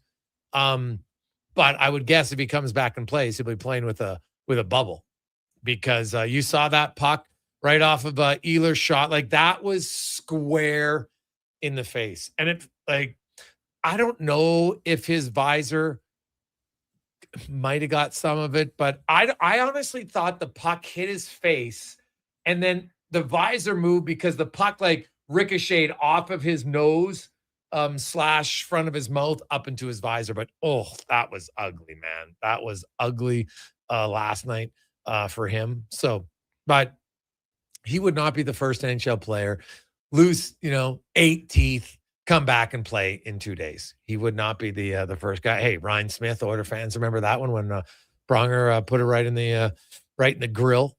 That wasn't fun, but it happens. Was it Eric Robinson behind him? Because they show the angle where he's behind McNabb, screams and ducks. No, he didn't. I didn't see him duck, but I saw him try to flinch for sure. Yeah, but and then McNabb just eats it. Yeah, well, no, McNabb, he was behind McNabb. He's behind him. Yeah. So even he flinches. Oh God, yeah. It was not. So he puts his hands up, thinking, "Oh my God, this is coming to my face." And McNabb, he didn't even lift his hands. Like, that's a guy who's a shot blocker, and he's just like, "Oh, the puck's coming. I'm probably going to eat it." He was hoping, it just kept rising. I think he thought it was going to hit him in the chest, honestly. And it's moving so quickly. It was just like a high heater. It's a riser, but oh God, you watch that video. It is, if anybody's ever taken a puck to the face or anything in the face, baseball, I'm still stunned in baseball, man. More guys don't take a few off the chicklets. Blocking shots, it has to be one of the toughest things in pro sports. No. And I'm going to say it. I think it's one of the dumbest things. You've got a guy that you pay millions of dollars with. He's got pads and he's got a mask and he has a chest protector and gloves and everything. And you're like, that's what he is. If you get in the way of some of the shots, okay, fine. Like the Mitch Marner shot block. All right. But by the way, he jumped to get out of the way. So let's not herald him as just a sacrificer of everything. But, I remember it used to be you'd have 1 or 2 guys, and sometimes they'd slide on the ice because you're going to try to take it in the shin pads, right? And now every now and then Bucky was the one. He'd go down on his knees face first, and you're just like, oh my God, this guy's a lunatic. Right? I was just going to say, I can remember Bucky in that old bucket of his. Oh God. Face first. Yeah. Blocking shots. Oh geez. Yeah. Whew. So he was fearless. No question about it. Right. But do I need every player in the league blocking shots? No, I don't. Personally, I don't know how you could put it back in the box now, right? How can you suddenly say, okay, you know what? You can't block shots. I don't see how you go back to it. But I see it sometimes trickling down to younger ages. Now, obviously it's all relative because the kids don't shoot it as hard. I understand that. But guess what? You don't have the same pain threshold at 14 as you do at 24. And you're not getting paid. It's not your job. You're just a kid. But I see some coach, you got to get in the lane. And I'm like, I don't know if I need to freak out at that, man. Because most of those coaches, depending on how old they were, right? I guess if you played in the early 2000s, but it just seems to be that the focus on shot blocking has, to me, gone a little bit too far. Just for me. I don't think it's great for the game. Another Oiler I remember who was a great shot blocker was Jarrett Stoll. He was I remember in the cup run, I'm like, man, this guy's made of steel. You either have that in you or you don't, but those guys are fearless. Yeah. So we'll see where it goes. 833-401-1440, 833-401-1440. Let's get to Cam Tate. The 2-minute warning brought to you by Legacy Heating and Cooling, home of the no payments, no interest for 1 year on your furnace or AC unit. Bundle them together, save even more. LegacyHeating.ca. Cam Tate, 45 years being a journalist in town. And it's a great success story because when Cam was born with cerebral palsy, didn't breathe for many minutes. And some of the doctors told his parents, maybe, you know what, could choose other options. They said pound sand. And Cam has become a great writer. He's always wanted to be in radio. And now through the wonders of technology, Cam's words come to life in the 2-minute warning. On Fridays, I read Tater's 2-minute warning. So here is Cam's words, my voice. Cue the music, Con Man. Getting out of bed this morning, normal enough. Foot hits the floor, but your foot, it turns just slightly. And there's a little pain. Not a big one, not a dramatic one, just a little one. And you think maybe, just maybe that's going to throw your whole day off. You start watching, waiting for the next thing to go wrong. But then nothing. First few seconds, no hitch. Which brings me to something very important. Would that be a tick hitch? A tick hitch? That's a tick hitch. You don't have a tick hitch, and suddenly your day, it just got better. No tick hitch, folks. The Edmonton Elks haven't won an opening game since the last time the Oilers won a cup, and everyone in the city still had the original eyebrows. Oh. I'll tell you why that made me laugh. It's been a while. It's been a while. But here's the thing about days that start with the tick hitch. Things feel possible. The Calgary Stampeders, they've opened the season with the win. They won the Grey Cup. Went wire to wire. The Kansas City Chiefs opened the season with the win, won the Super Bowl. Patrick Mahomes did Patrick Mahomes things.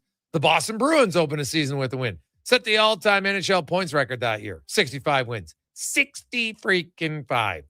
The Toronto Blue Jays open a season with a win. It happens. It actually happens that you can win your first game of the season. You're absolutely right, Gregor. Tomorrow night, Edmonton Elks, Ottawa Redblacks, season opener. This is the biggest game in the history of the Elks era.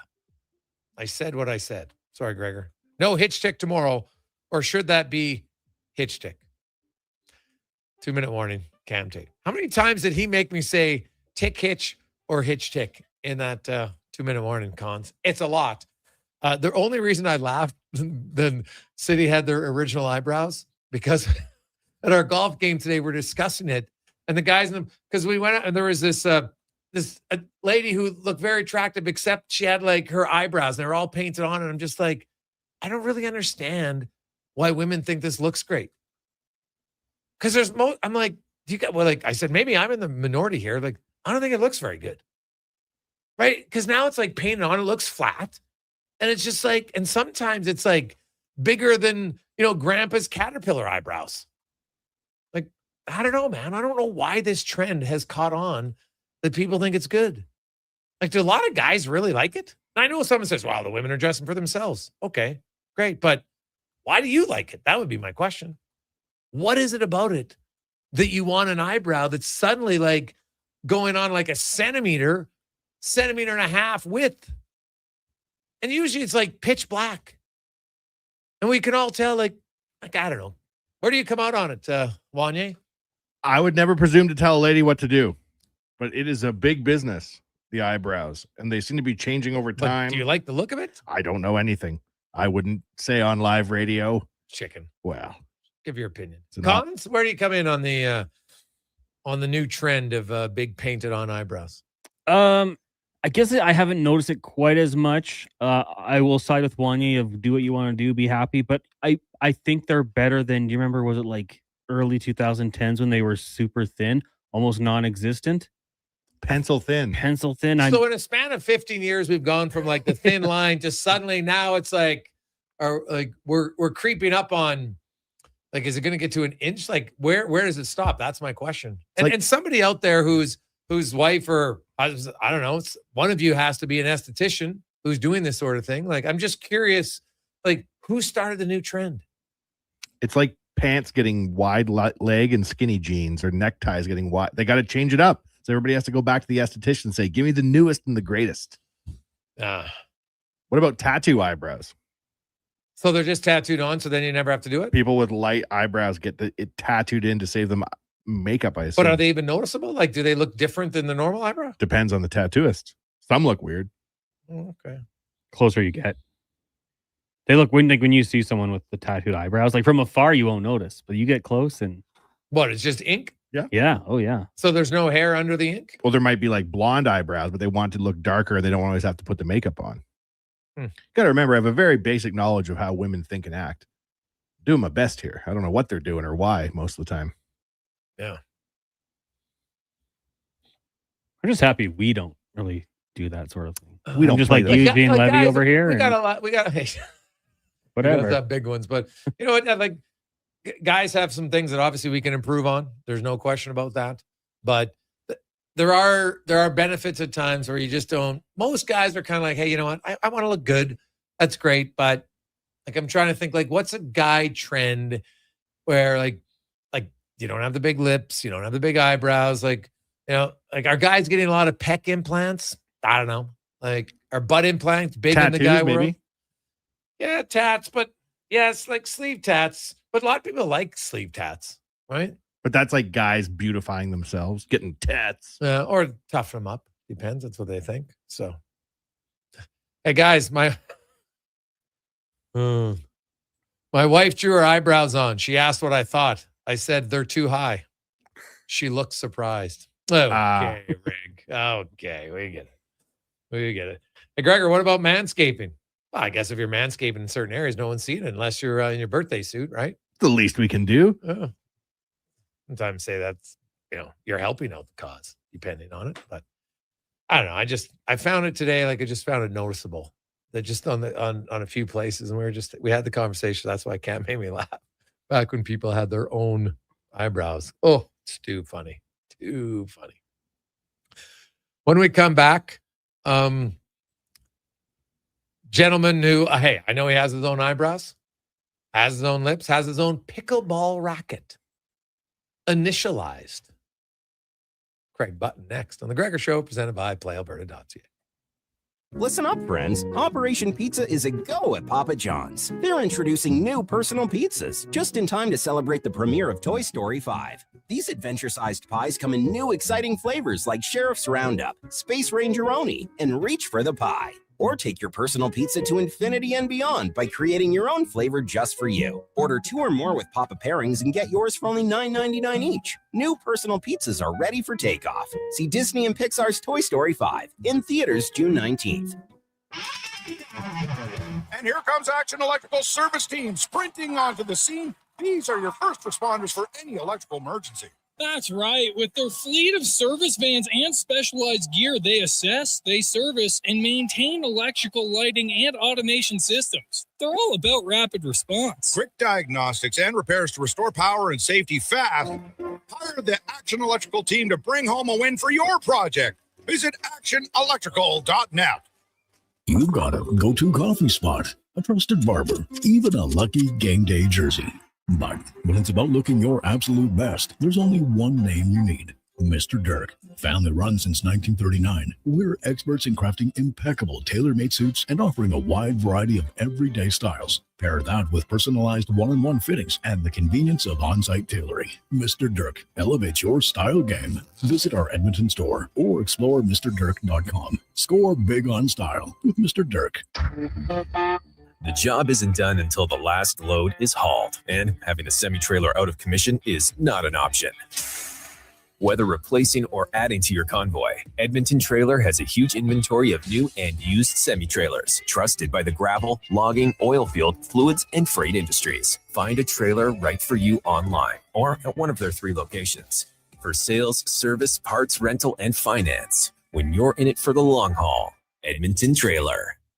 Albertans love to debate the best way to enjoy summer sports. No. Playing on the field is the best, man. No way. Watching from the sidelines, way more relaxing. You're both crazy. Checking out the game from the Bro Zone is where it's at. But there's one thing every sports fan agrees on. Wilhauk Beef Jerky. Wherever you catch the action, load up on Alberta's best beef jerky. Wilhauk Beef Jerky. Because you can't have summer fun with salad. Only available in Leduc. Wondering what you can afford? Let Go Auto do the math with our free car loan calculator. No pressure, No awkward convos. just quick answers on your budget and payments. Bad credit? No credit? We got you. Text CHECK to 780-777-7777. That's CHECK to 780-all-7. Find out what you qualify for and start shopping with confidence. Go Auto. Drive what you love with payments that make sense. You don't just need property services, you need problems handled. HireGood provides cleanup, debris removal, site monitoring, and safety attendance across Edmonton. We reduce issues on your property, keep spaces safe, and take pressure off your team. We resolve real problems for businesses while creating real impact because our team is built on second chances and they show up every day ready to prove it. Visit hiregood.ca or call and mention Jason Gregor for a first-time discount. HireGood. Stable jobs create stable lives. Since the 1930s, the Dorchester name has been synonymous with chuck wagon racing in Alberta. And now, it's just as well known for golf. Dorchester Ranch Golf Course is open for the season. A challenging 18-hole course nestled in the rolling coulees of central Alberta. Stunning views, reasonably priced, and only 40 minutes from Edmonton on newly paved roads. Play the course built with pioneer spirit and family pride. Dorchester Ranch Golf Course. Book your tee time today at dorchestergolf.ca. At Wendy's, get a 10-piece nugget small combo for just $8.99. That's right, $8.99 for 100% Canadian chicken, plus fries and a drink. That's just good nuggenomics. Only until June 14th. In restaurant at participating Wendy's locations. Taxes extra.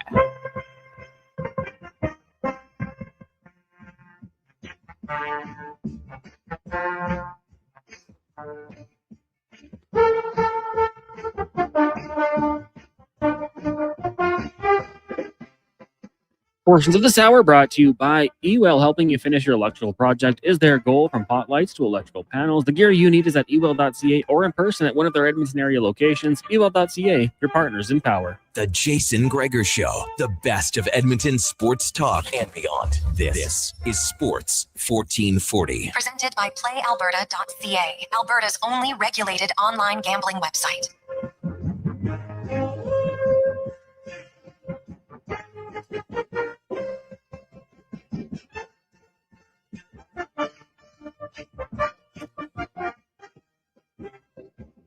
$428 on a positive Friday. 833-401-1440, 833-401-1440 is where you can text us. Hey, Gregor, maybe they all just wish they're like Uncle Leo. That is a classic. Remember when Uncle Leo got the eyebrows painted on? Oh, unbelievable. That is a classic. It's a classic. Like, think about like that happened and no one was doing it then. And nowadays, like you do see some people, it's like, oof. It's a tough one, man. But hey, to each their own. Good for you if you do it. I'm just curious as to why. It's a fair question. Fair question. So there you go. We'll get to the Nurse and the Larkin and all the others. There's some interesting names rumored around on the trade board now in the National Hockey League. As we go in the room, brought to you by Action Electrical, specializing in lots of things, including commercial solar. And commercial building owners who install solar can qualify for up to 30% federal tax credit and accelerated capital cost allowance benefits. Learn more, actionelectrical.net. As Craig Button from TSN, Stanley Cup winner, former GM scout, now ace analyst and scout for TSN, joins us. Craig, my man, how you doing? I'm really good, Jason. How are you doing? Oh, I'm fantastic. We're curious. Is your pickleball racket, is it initialized? No, it isn't. Oh, okay. I was just curious. No, it isn't. I've like CB. Do you have a name for it? No? No, it's just my pickleball paddle. I don't, I don't get hung up on names. I just use my paddle. I got two paddles that I use. So, two different ones. It depends how I'm feeling.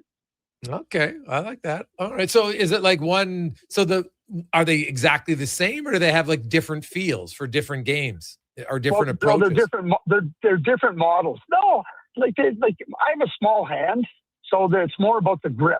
So I need a certain grip, but some days I feel like using my Babolet. Other days I feel like using my other one. Okay. All right. Let's start first of all at the Stanley Cup final. Hell of a first two games, man. It's been great if you like entertainment. No lead is safe. you score the first 2 goals of the game for your team by the same player, guarantees you a loss, is all the things that I know from the first 2 games in this series. But it's been very entertaining for certain. A lot of us thought that game 2, okay, you know what, there'll be less opportunities. That wasn't the case. Now they'll switch to Vegas for tomorrow night. Let's start with Carolina, because for long stretches in the series, they've struggled to generate some stuff. Obviously, they got red hot in the third, and then, their power play showed up, and boom, they win, Craig. But what do you feel they need to do to generate more consistent offensive plays? Yeah, well, I mean, when the game started, right? Like the game started, and in game 1, I'm talking about game 1, and you're going, whoa, Vegas looks like they're up against it. They really did. And then Vegas found their footing, right? And then, for long stretches of game 2, it looked like Carolina couldn't find their footing. And, everything that goes with it, you're trying to learn, you're trying to figure out how to get back in the game. And for 50 minutes, it didn't look like Carolina was ever going to find their way back into the game. So, but they did. And then all of a sudden in the last 8 minutes, you're sitting here with a situation that what seemed to be like impossible for Carolina all of a sudden turned possible. Yeah, it was an amazing comeback for them. Like Vegas's penalty kill had been awesome, and then suddenly Carolina scores 2 consecutive ones late in and not anything special, right? Point shot, Stahl deflects it, and then a pretty nice play around from Aho to Goss to spare, and Jarvis buries it on a one-timer, and suddenly their power play has some life, and it makes it entertaining, no doubt. The McNabb injury, I think, played a factor, Craig, and if he's out for the foreseeable future here for Vegas, that's a pretty significant loss for them. Yeah, well, there's no question that it's a significant loss. I mean, he does so much in the game, like penalty killing, the support he gives to Shea Theodore, and what it does as much as anything, it's not just what you're taking away. You also have to give some of those other defensemen more ice time, more time on ice. And you look at Rasmus Anderson. I mean, he struggled as he had to play more. Jeremy Lauzon, he's a bottom pair defenseman. All of a sudden, Dylan Coughlin has to play more. Who do they put in the lineup now if Brady can't go? They got to put in Caden Porzak. Well, now you're stretching thin. Yeah. I mean, Hannafin, Theodore, they're going to have to play a lot of big minutes, but and they can, and they've shown that they're great skaters. I mean, Theodore's been amazing in these playoffs, but you scale everybody up, and now there's a real gap on the blue line for the Vegas Golden Knights, because Braden McNabb does so much for that team. Yeah, significantly. Some sad news today in the National Hockey League. Cliff Fletcher passing away, and lots of positive words coming in for Cliff. I had the chance to talk to Cliff, I wouldn't say by any stretch that we were on like a deep communication basis, but I interviewed him many times, talked to him many times, and just a real class act guy, and obviously highly competitive and very successful in his job for many years with different franchises as the GM job and in other roles. Well, I mean, he started the Atlanta franchise and then moved it to Calgary. And I think what is most significant about Cliff, he recognized what the Calgary market was. He recognized that there was going to be an intense competition with the Oilers, and he embraced it. And the Flames became a very, very successful team, and they won a Stanley Cup. And then I think what's interesting, in light of what just happened with Chris McFarland going from Colorado to the Nashville Predators, Cliff Fletcher did the same thing back in 1991. Yeah. The Leafs said, hey, we want to be better. We're tired of the 1980s being so dismal, leaking into the 90s, and they went right after Cliff. And, there was a lot of surprise in Calgary, maybe, that Cliff was leaving, just as there may be with Chris McFarland. But I think it speaks to, being bold in the case of the Toronto Maple Leafs. And then Cliff, look what he did. He went into Toronto. He made a blockbuster trade right off the bat. But, that team was really competitive for a number of years under Cliff's guidance. And certainly, you look at his record. I mean, he grew up in the Montreal Canadiens franchise, with Sam Pollock. Then he goes to Atlanta, Calgary, Toronto. I mean, he was a Hall of Famer for a reason. And, I'll say this about Cliff, and I knew Cliff really well. And, Cliff was a Hall of Fame hockey person. He was a Hall of Fame person, period. He was just such a quality guy who had time for everybody. And he wanted to help you. He generally wanted to help you. I mean, he might have his hand in your left pocket trying to take whatever loose change was in there. But, he was putting a tip into your right pocket. That's Craig Button joins us. Craig, Dylan Larkin, 10 years missing the playoffs. I need a change. Not a shock to me. It doesn't happen very often that you stay on one team and miss the playoffs 10 years in a row, right? Because not many teams miss it 10 years in a row. So you look at this trade for Steve Yzerman, and I know that Dylan Larkin will have some say in where he's going, but man, like there are so many teams that are desperate for a second line center. Anaheim, Utah, right? Minnesota, lots of others that they'll have options here in Detroit. And I know a lot of people are pointing at Minnesota right away. I'm just not sure Minnesota has the pieces to get Larkin, considering they gave up so many pieces to get Quinn Hughes. Yeah, I agree with you. And so you now look at other teams, Utah, San Jose, Anaheim, Montreal. They all have a deeper prospect pool, and they have picks that they can use to go and make a pitch for Dylan Larkin. Listen, Dylan Larkin's he's an elite second line center. He's superb. And do you remember the movie Network? I'm fed up and I'm not going to take it anymore. Yeah. I'm sure that's what Dylan did. He opened up his window and he said, I'm fed up and I'm not going to take it anymore. And you reach a point where last year he was outspoken about the moves management didn't make and helping the team. And obviously that created some waves. But I think now Dylan has made his request. I think he doesn't have faith in the management group. And that's Steve Yzerman. Well, there's lots of pressure on them now, even more, right, to try to make a deal that works. And, we're hearing lots about, maybe the Edmonton Oilers and asking Darnell Nurse and looking to make a trade. Spec had that article yesterday. And, hey, any player's tradable for me. And Wayne Gretz can get traded. You can trade anybody. I have no issues with that. I look at Darnell Nurse, and are there some areas of his game that aren't great? 1,000%. But there's lots of areas of game that are good, Craig. And it's hard to find guys that play 20 minutes a night and guys who miss 18 games over 9 years, right, who skate that well. So I get that Edmonton, maybe they're looking to move things. But if you're moving Darnell Nurse, they can't have a repeat of the Stu Skinner trade, right? Like that trade's been awful.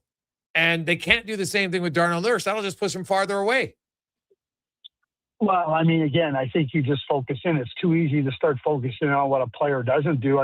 It's happening in Toronto with Morgan Riley. It's happened in other places with other players. And all of a sudden you look around and you go, geez, we could really use that guy.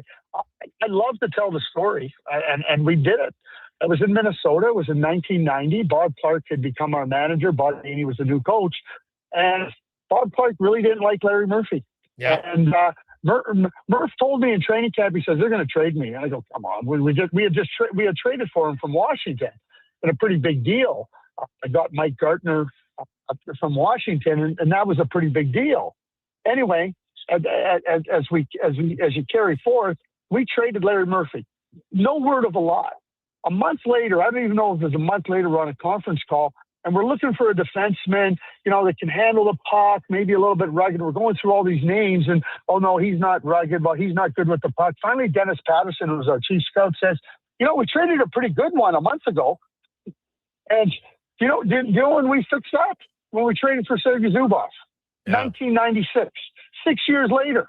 And it was like, what were we doing? And trust me, I tell that story from a personal point of view, but teams do that all the time. Darnell Nurse, to your point, 18 games he's missed in 9 years. Yeah, he's dependable. He's reliable. Bottom line, maybe the Toronto Maple Leafs can get him and have him play net because they don't have the goalies that are available. Yeah, I know that's true. Morgan Riley's name I've heard out there, and Darnell Nurse and others, Robert Thomas, lots of guys in St. Louis, Craig. It could be an interesting offseason for sure. The NCAA, I'm sure because you've seen it, that they're going to adopt hockey's proposed model where the eligibility clock begins the season following an athlete's 19th birthday or college enrollment removing high school graduation. So, because hockey, there was, originally people were concerned that, guys in NCAA that have to come earlier. Now they don't have to. What do you make of this? And it sounds like NCAA might do it for all their sports. Okay, so again, like you have, I think not this past year, but the year before, I think there was 37 18-year-old players in college hockey. Yeah. 37 out of, that's 60 teams, right? I think that was the number. I'm not up to speed on this year's number. But you know what it's also going to do? It's also going to take 19-year-olds and push them into college maybe before they're ready. Right. Because there's some kids that aren't ready till they're 20. And now kids think they got to go there. There's so much competition, the transfer portal. I was talking to somebody today and they told me about a player who was not going to leave. He wasn't going to leave his team. And the college team was looking for, they thought they'd get players out of the transfer portal. Well, they didn't have very much success. So now they turned to this kid that was going to come next year. And they said, we want you to come this year. So he's leaving a junior team to go to college. They didn't think he was ready because they were going into the transfer portal. And now they think he's ready. And what I worry about is the kids that aren't ready being pushed to a level where they're going to be exposed. And that's not development. I mean, you think Sam O'Reilly and Jared Woolley were hurt by playing in Kitchener this year? Do you think Jack Pridham got hurt by playing an overage year? And I'm not saying it's apples for apples right across the board, but be careful because there's some players that go that realize college hockey is pretty darn hard, and college hockey poses challenges that may not be helping your development depending on where you're at. I get the theory behind it, but I do think there's a concern because not everybody is developed at the same timeline. We've seen it at goaltenders, defensemen, forwards, just a position. Never mind different players.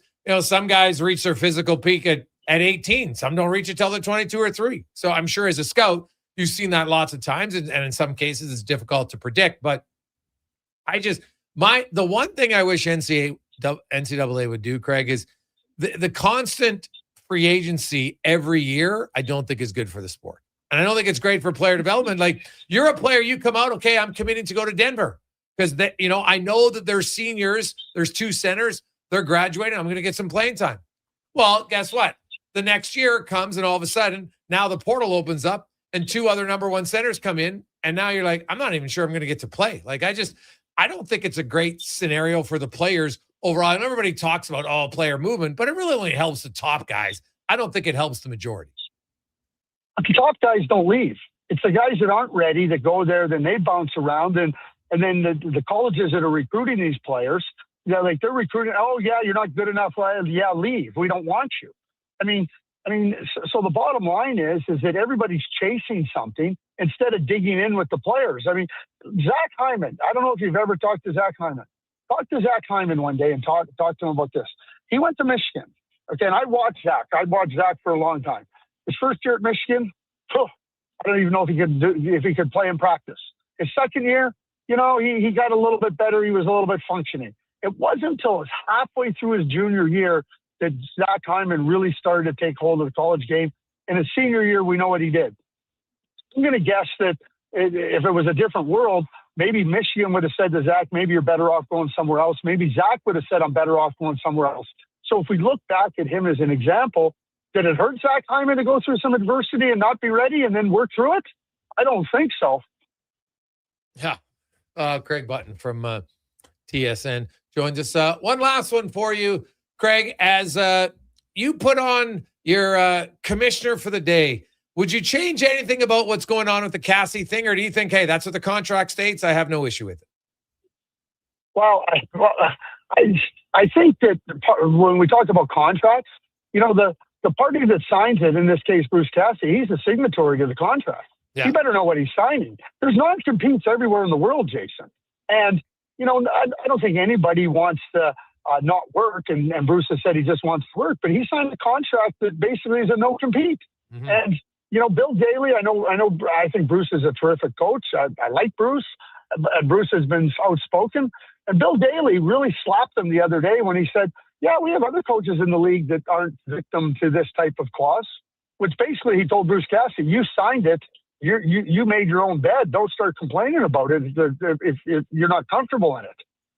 Yeah. No, it's fair. And I could see how some coaches or more their agents will just simply change the wording of future contracts and say, if I get relieved of my duties, you will grant me permission to talk to other teams. Pretty simple. Absolutely. Yeah. But you know what else might happen with it? We may not pay you if you want permission either. You'll get permission and we'll cease paying you. Yeah. Remember, it's a contract. Yeah. And again, like teams have signed different. There's no standard coaches contract. So, bottom line is, Bruce signed it. I think he should look in the mirror and go, maybe he should talk to his agent and go, why did we sign this? Fair point. But I'll tell you this, Kelly McCrimmon was nothing to anybody, and he's not going to help anybody be more competitive. And if it means that, people say, how can Kelly McCrimmon and the Vegas Golden Knights do it? He doesn't care. Yeah, it's totally true. Craig, always good to catch up with you, man. Have yourself a great weekend. Enjoy the Cup final, the NBA, and much more. We will talk to you next Friday. Thanks, Jason. There you go. That's Craig Button from TSN. It's the Gregor Show presented by PlayAlberta.ca. Lotto Max tonight, 15 mil and 15 prizes of $100,000 as well. PlayAlberta.ca. We'll come back with 5 questions on the Gregor Show, Sports 1440. With Play Alberta, backing the home team goes beyond the bets. That's because your picks have provincial impact. Play Alberta is the only app in the province that puts all revenue directly back into supporting programs and services that Albertans rely on every day. By investing in the General Revenue Fund, every play, bet, and buy made on Play Alberta helps make a difference across the province. Visit playalberta.ca/Gregor to learn more. That's playalberta.ca/Gregor. Must be 18 plus to play. If you gamble, use your game sense. There's still time to book your tournament at the Ranch Golf and Country Club. As one of Alberta's top tourney courses, the Ranch makes hosting fun and easy for any group or business. No matter how unique or unusual, they'll accommodate your vision for an event no one will soon forget. Start planning your tournament today at their beautifully landscaped course on the outskirts of West Edmonton. On-site event coordinators are here to help, but hurry, availability is limited and booking fast. Visit theranchgolf.com. Legacy Heating and Cooling is the #1 air conditioning install company for slushy lovers. Because while a slushy keeps you cool as an 80s song for a moment, AC from Legacy keeps you cold as ice all season long. A permanent full-body slushy sensation keeping you cold as ice with no payments and no interest for 1 year. Keeping you cool without the brain freeze. That's how you build a legacy. Legacy Heating and Cooling. Just in time for the big game. Score big savings at the Brick. Save up to $1,300 off sofas. Save up to 50% on open box TVs. Plus, save up to 40% on select mattresses. And Friday to Monday, score even bigger with limited time specials and amazing door crasher deals in every department. Like the Arbor Queen bed, just $199. Or a Frigidaire top freezer fridge, just $349. See in-store for details and exclude. The Brick, saving you more.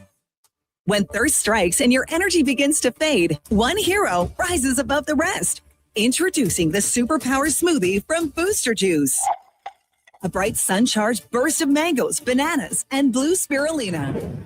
An out-of-this-world smoothie, just in time for the new Supergirl movie. Discover your power and channel your inner superhero.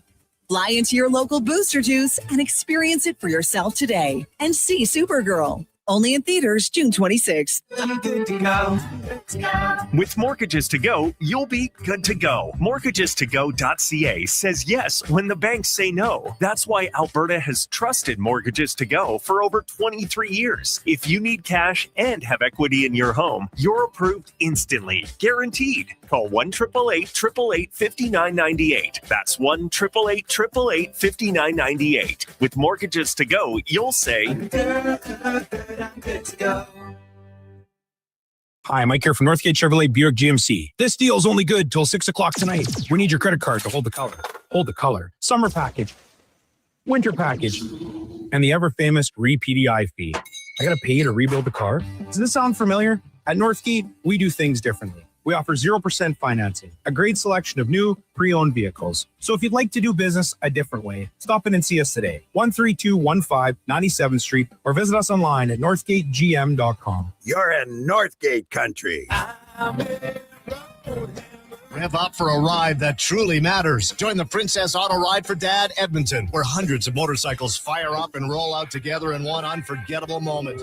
Enjoy a scenic route, great food, amazing prizes, fundraising awards, and a whole community riding shoulder to shoulder. Collect pledges to support prostate cancer research and awareness in the fight against prostate cancer. Ride strong, ride proud to make a difference on Saturday, June 13th, starting at Blackjack's Roadhouse in Nisku. Register now at ridefordad.ca. The puck is passed up through the neutral zone, and here's a breakaway. He's coming in hot. He shoots it. Oh, no, a broken stick. When it comes to performance, quality parts matter. Napa Auto Parts has all the reliable parts, tools, and more to keep your vehicle running like a playoff contender. With over 85 locations in Alberta, visit your local Napa store today or shop online at napacanada.com. That's Napa know-how.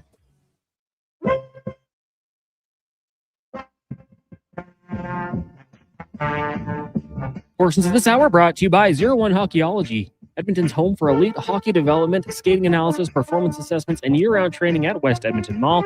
Hockey development at 01.ca. That's ZERONE.ca. The Jason Gregor Show, the best of Edmonton sports talk and beyond. This is Sports 1440. Presented by PlayAlberta.ca, Alberta's only regulated online gambling website.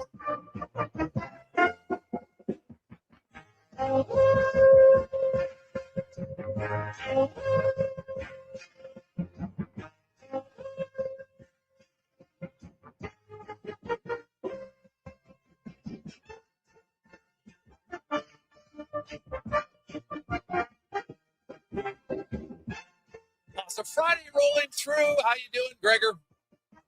Wanye, Connor Halley, Declan Kruger, and a busy, I can't believe we're like 3 hours into the show already almost. This is awesome. What a lovely Friday. Let's get to 5 questions brought to you by The Brick, where this weekend you have the kickoff deals. How about this? Door crasher alert. 5-piece dining packages for only $6.99 tonight through until Monday. You can get a Frigidaire top freezer fridge for only $349. Stop in at The Brick or thebrick.com this week. It's time for 5 questions on the Jason Gregor Show. All right, guys, it's going to be a polarizing subject on X last night. Are you Team Torts or Team NHL when it came to the controversial goal challenge and result last night? I'll never be Team Vegas. I'll never be Team Torts, just on principle, Car. It's one of the few things I stand for in this life. I had no problem with him challenging that call. I wasn't sold that it was going to be overturned. I watched it multiple times, and to me, Dave Jackson did the best. It's blown down. The refs, and you've seen it before, where you're in the process of, you don't have to hear the whistle. If the referee feels like, hey, I've moved my hand, I'm going to blow it, that's when in his mind the play's dead. And he thought the play was dead. I didn't think it would get overturned, but I also understood why at that moment you're like, well, your penalty kill had been great. You only allowed 6 goals on 52 chances. And your whole bench was screaming, that's a goal. So I get why he did it. Question number 2. We touched on it a little bit there, but Brady McNabb took the puck straight to the face. Is it Ross who gets hit in friends like that when he's sitting in the crowd? Yeah. Anyways, is there a more painful injury in sport? And also, how many games do you think he misses? Well, I've never been hit by, but I got to think like baseball comebackers in the face.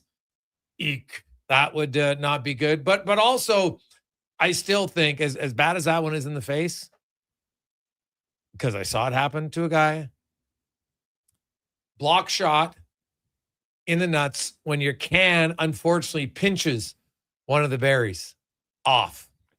And I've seen guys lose it. So guy lost one of his berries because where the pressure was, it was like a pressure, and one was outside the can. And so when it pressed in, ouch. Unconscious? No, he didn't pass out. Oh, but he was in a lot of pain. No doubt. So yeah, that would be worse. I think blocking shots, we talked about it earlier, is one of the most dangerous things in pro sports, Connor. I've also, though, seen NHL players, like we were talking about with Smitty, come back preposterously quick from something like this. I think he'll still come back in the finals. I still remember that. I don't know if it's true or not, Gregor, but the old wives' tale that happening in football as well. That's why nobody was wearing any cups down there. Question number 3 for you guys. Elks got their season tomorrow in Ottawa. What's your official prediction for the score? Well, I'm going to predict an Elks win. Elksnation.ca. You can swing by to celebrate. 21-18. I believe the Elks will win 27-16. I'm with Gregor. I kind of feel like a convincing win is coming. It's only taken 7 years, so yeah, why not? I'm going to bring back Tell Me I'm Wrong for this question here. Tell me I'm wrong. The CFL absolutely messed up by not having the Grey Cup champions kicking off the season. Not even playing this week. I can't tell you wrong. I don't understand it. Like, WTF. Honestly, this makes no sense to me. Well, why do you have to have 3 teams on a bye in the first week of the season? What are we doing? This never happened before.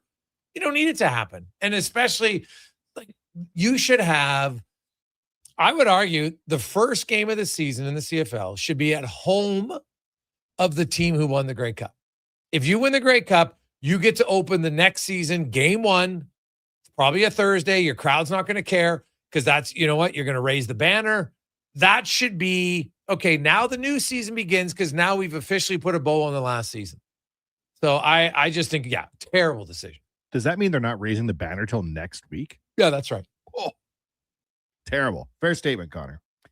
Thank you. Final question for you guys today. Mark Wahlberg turns 55 years old. Of all his work, what are your favorite 3 movies of his? Mark Wahlberg is 55 years old. He is. Did you see that Anthony Maroon, Gregor, is playing for the London Knights now? Big Rig's kid? Speaking of people who are older than you think. Anthony Maroon. Anyways, top 3 movies, Mark Wahlberg. Number 1, Boogie Nights. Classic. 2, 3 Kings featuring Ice Cube. Also classic. 3, Ted. Not a classic. Ted is pretty funny though. He's had a lot of movies, man.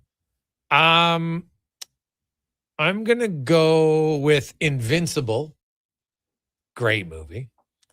I'm also gonna go with Contraband and The Fighter. The Fighter is a great movie. Yeah, Fighter's really good. Connor? I'll go away from the ones you guys looked because he's got a big list to choose from. Give me The Departed at number 1. Oh, good one. Shooter at 2, and then The Other Guys.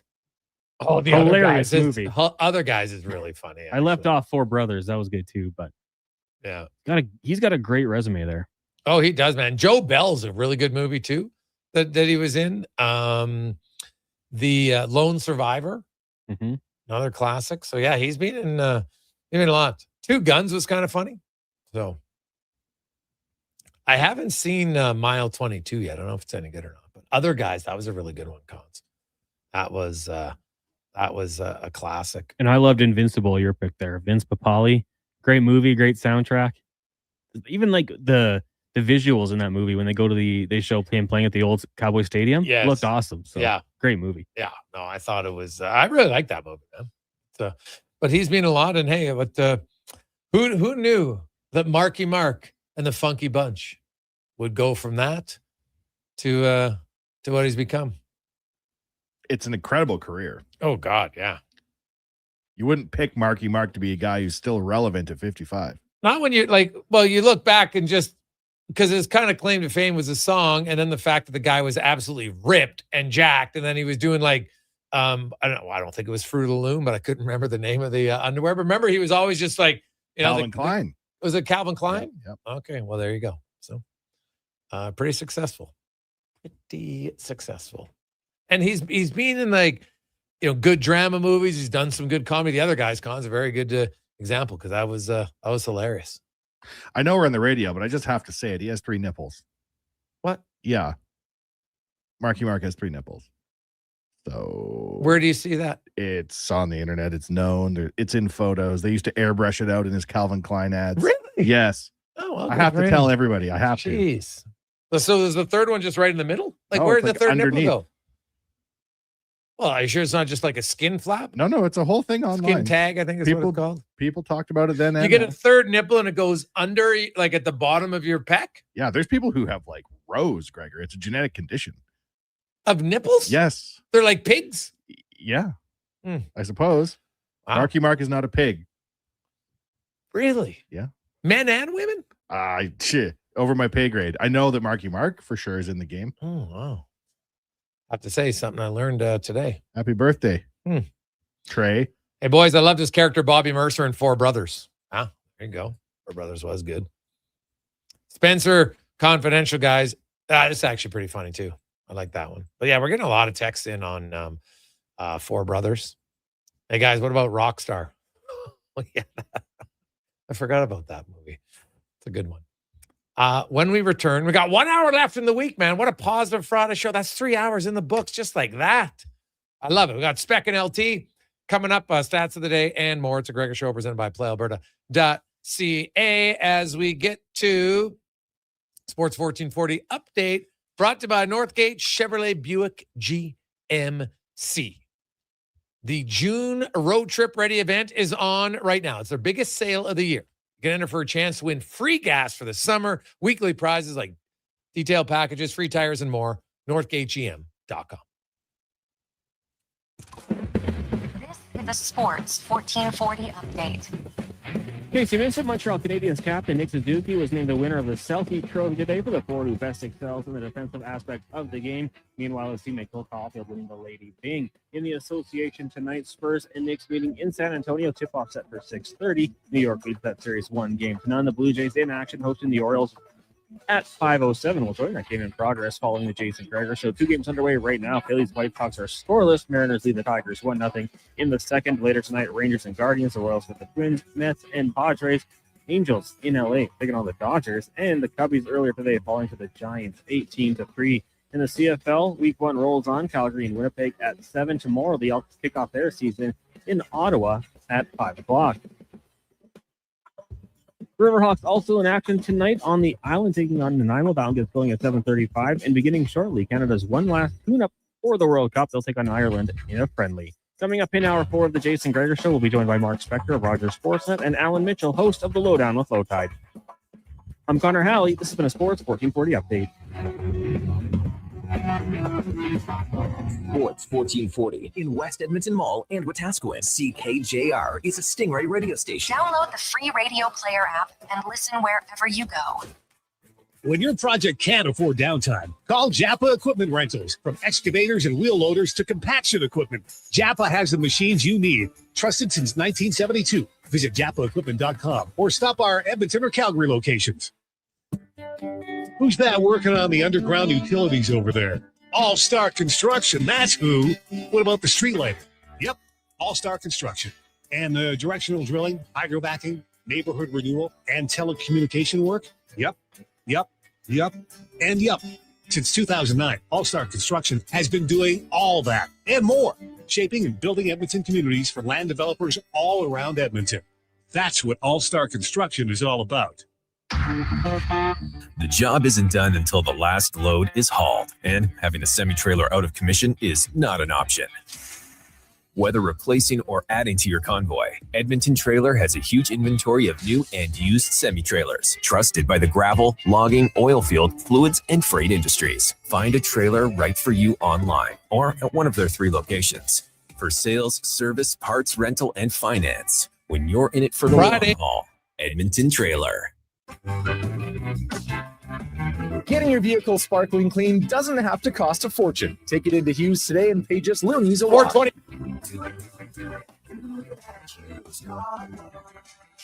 us at HughesCarWash.com. Say hello to your new favorite drinks. Introducing new McCafe Refreshers. Icy cool, undeniably refreshing, and available in 3 flavors. Strawberry watermelon, mango pineapple, and blackberry passion fruit. Only at McDonald's. Action Electrical Solar Team is now making a play for sustainability and savings. They're specialists in powering up for a greener future. That's the strategy. Designing and installing high-efficiency solar panels. They're helping homes and businesses combat rising utility costs by harnessing the power of the sun. A smart move for efficiency and the environment. Hire the Action Electrical team to bring home a win for your project. Visit actionelectrical.net. Are you overwhelmed by debt and getting nonstop calls from creditors? It can feel like there's no escape. Debt doesn't have to be a life sentence. A single call can turn things around. My name is Parveen Middleton. I'm a licensed insolvency trustee at BDO right here in Edmonton. I can help you become debt-free with a solution just for you. Let's put an end to those calls from creditors together. Call 1-833-BDO-TALK or visit bdodebt.ca to discover your debt-free future.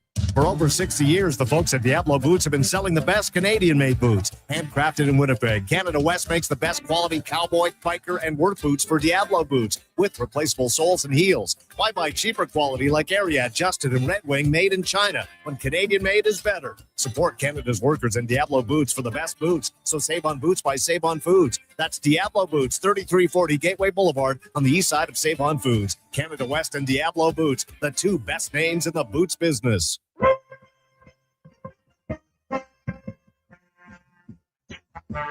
Portions of this hour brought to you by Crystal Glass, your clear choice for residential windows, locally manufactured and installed. Crystal Glass provides beautiful products and incredible customer services for all of your residential needs. Call 310 or visit crystalglass.ca for a quote. This is Sports 1440, where Edmonton talks sports. On YouTube, Facebook, and X. Here's Jason Gregor. Brought to you by PlayAlberta.ca.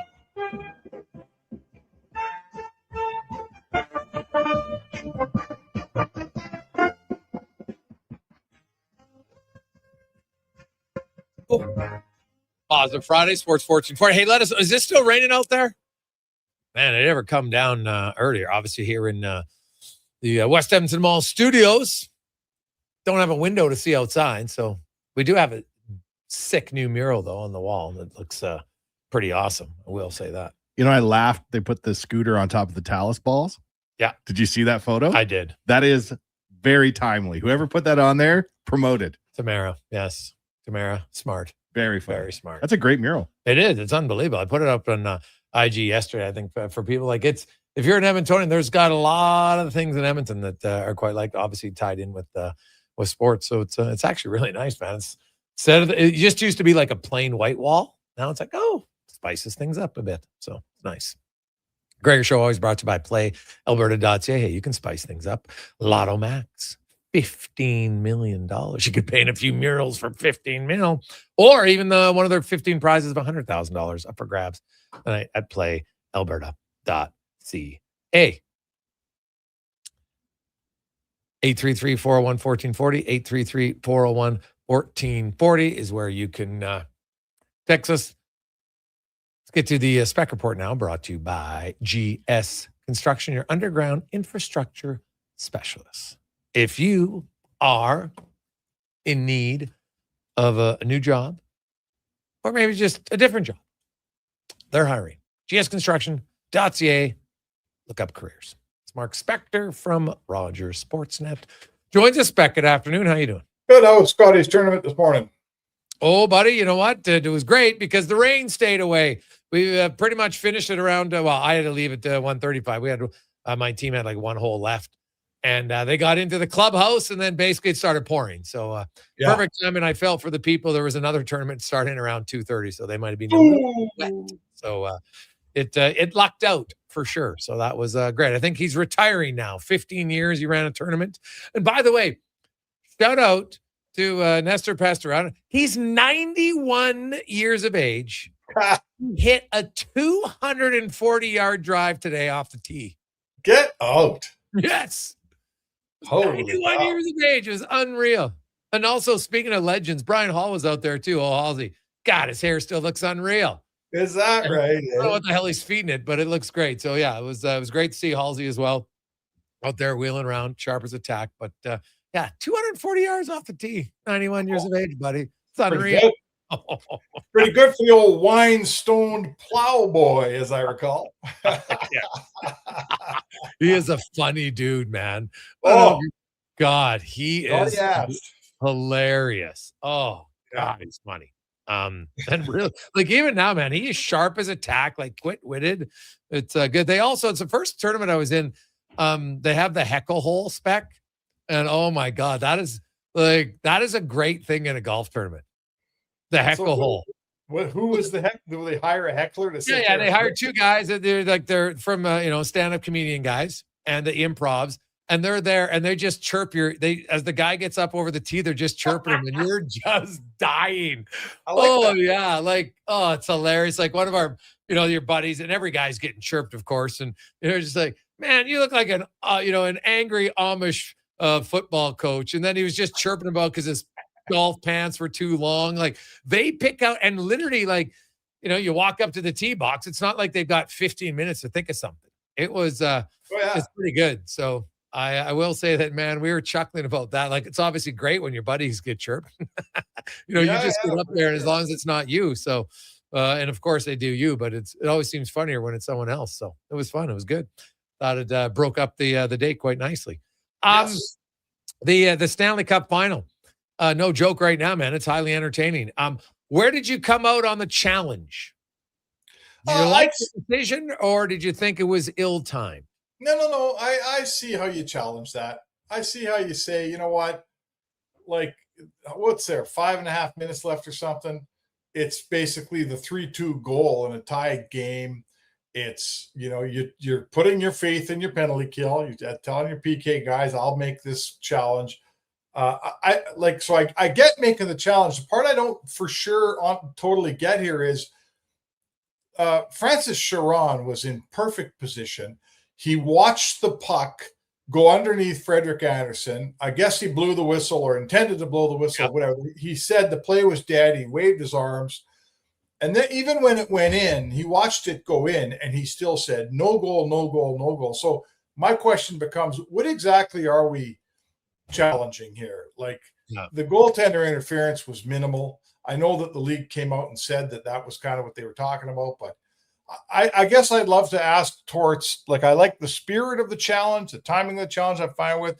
I'd like to ask what he thought would get turned over there, because I'm not sure I know. Do you?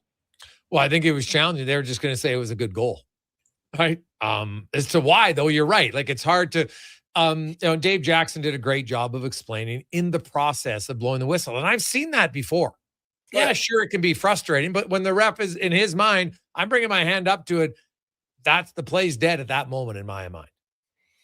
I think, and listen, you can't deny that the puck was out of sight of the referee. When under Freddie Andersen, it spent, relatively speaking, a fair bit of time underneath the goalie, out of sight of the referee, who was in perfect position.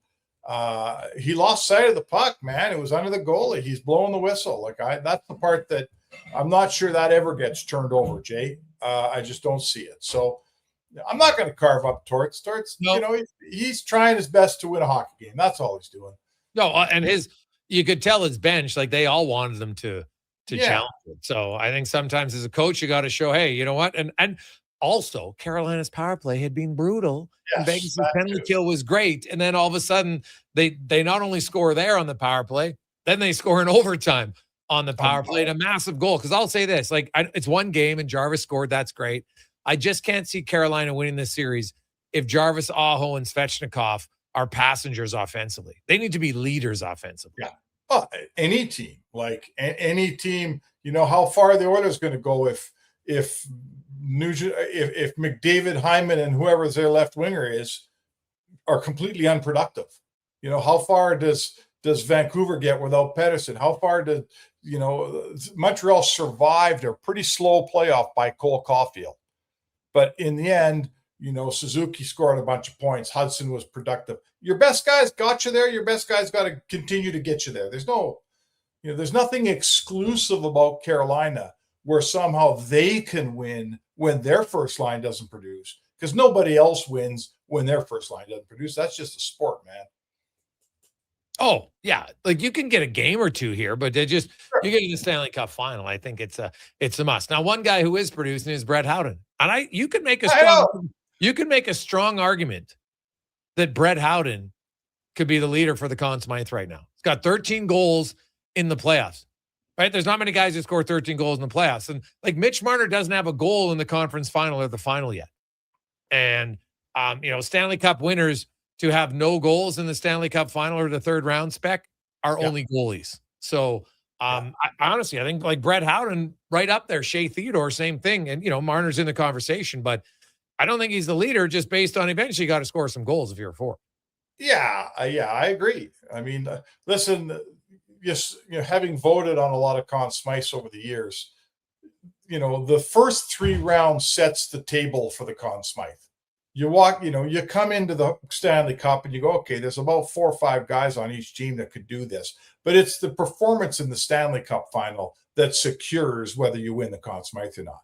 Nobody gets a Conn Smythe for having 3 real good rounds and then being dormant in the Cup final. Like that's just how. Certainly, as one voter, I can tell you that you got to produce in the 4th round, the biggest round, the most important round. So, I love Brett Howden, man. He's like, what happened here? Where the hell did he come from? I know you had him on. Didn't you have him on your show right before the playoffs started? No, I had him actually on during, because when I talking about Cassidy, and it was after the second round, and he'd already scored a fair amount of goals then, but he's just continued to score. Like he's like Chris Kontos or somebody. Like Brett Howden has never been. I mean, you said it. He scored 12 goals all season. 13 in the playoffs. Absolutely. If he continues down this road and pops a few more, you're darn right he should get a look for Conn Smythe. Like, for sure. Productive, leads the team in goal scoring, scoring big goals, important goals, producing in all 4 rounds. He checks every box, man. Yeah. Every box. So he's certainly in the conversation. For me, if I'm voting tomorrow with Vegas, Theodore's way up the ladder too. And then I think the elephant in the room is they got a pretty good goalie there that probably a lot of people don't want to vote for. Yeah, I do think, though, his numbers in the final are probably going to, eliminate that, right? You just, it's tough for, like, they're not winning the games right now because of the goaltending for sure. Like, and now we can, I'm not saying the goalie's been awful because I don't think the goals have necessarily been poor, but if you're giving up 8 goals in 2 games, that's, I think he's going to just shutout or 2 here, I think, to get back. You're not advancing your cause as a Conn Smythe winner, giving up 4 a night. That is a fair statement, Jay. Yeah. Spec, your article about Nurse has lots of people talking, about it. And, I've seen stories about how, Nurse was upset that, things got leaked out that he had asked, and, he said no to a trade last year, or to considering waiving his no movement clause, which is his right, 100%. And I could see how a player, because the minute that gets out publicly, it's going to look negative on you, right? Like, that's why I firmly believe St. Louis tried to put the pressure on Colton Parayko when they had the trade to leak that the trade was out there. Now they put the pressure on him, and then he had to wait like a week, and he's like, no, I'm not doing it, right? So I do think it comes from the organization, no question on that one. But do you think now that it's out there, Spec, does it make it sooner rather than later with Nurse, or do you still envision a scenario where Nurse is back in Edmonton when the season begins in October? Well, I mean, first of all, it's a pure guess. There's only one guy who knows, right? And that's Darnell Nurse. So I guess I'll say this to you. Like, I feel like he's reached the point in his career where we know he's not going to be Ryan Nugent-Hopkins and play it out in Edmonton. That's clear as a bell. So if I'm good, if my team is, and I honestly I'm very sure that Bowman will lay down the options here. The options are work with us on a trade right now, or we're just going to trade you to one of the 20 teams we can trade you to next year. And you won't have a say now. So it probably behooves Darnell Nurse to pick his spot this year. Don't you think? Wouldn't you say, if I would rather have a huge hand in which team I go to, as opposed to giving you a 10-team no trade list, and then there's 21 other teams you can trade me to. So I guess under those circumstances, my guess, and it's a guess because only Darnell knows. My guess is he's going to say, okay, my agent, Stan Bowman, me, let's start working on a team here I can go to. What do you think? It's a totally fair question. And I do believe that as a player, you want to play where you feel appreciated. And that I think now if a team's talked about it once and now they're talking about it again, clearly they feel that it's time for you to move on. And I know you talked about it yesterday, and I think it's a very valid point that there's lots of players and lots of human beings where we get comfortable in the situation we're in. You work at Bob's Diner, and then there's Pete's Diner down the road, and they offer you, well, geez, I really like working at Bob's Diner. And then all of a sudden you go to Pete's and you're like, oh, some things are different. Some things are better. Some things are worse. It's not always better when you go to the new place. But I think that that's part of it. I also do think that Darnell Nurse has been on a team that's went to game 6 and 7 of the Stanley Cup final. And I'm sure he looks around the room and still believes that Edmonton's a good team here. They're not that far away. And I could see how he's like, I don't want to go to a team that's 5 steps away. I'd like to be a team that's in one of those, what I like to call, I think there's, at the start of every season, Spec, I think there's 8, at most 10 teams that I say are real cup contenders. Then health and a few other things bring into it, right? Teams that have a legit shot. So if I'm Nurse, I'm like, okay, I'll get traded, but I want to go somewhere where I still have a shot. I think I've earned that right, and I could understand if he did that. Yeah, so there's one more part to this. Let's say they sign Connor Murphy. Yep. Okay, so your right side is set. Your right side is Bouchard's your top pair, Connor Murphy's in your second pair, and Emberson's on your third pair. So that's your right side. On your left side, I'm sure that Wallman is going to get a couple more extra. They want Wallman to play more minutes this year. This is a separate conversation. We can complain and have all the fear we want about Wallman playing more. We're not talking about that right now. He's going to play more minutes next year. I would say to you, Ekholm is very likely to play a few less minutes next year.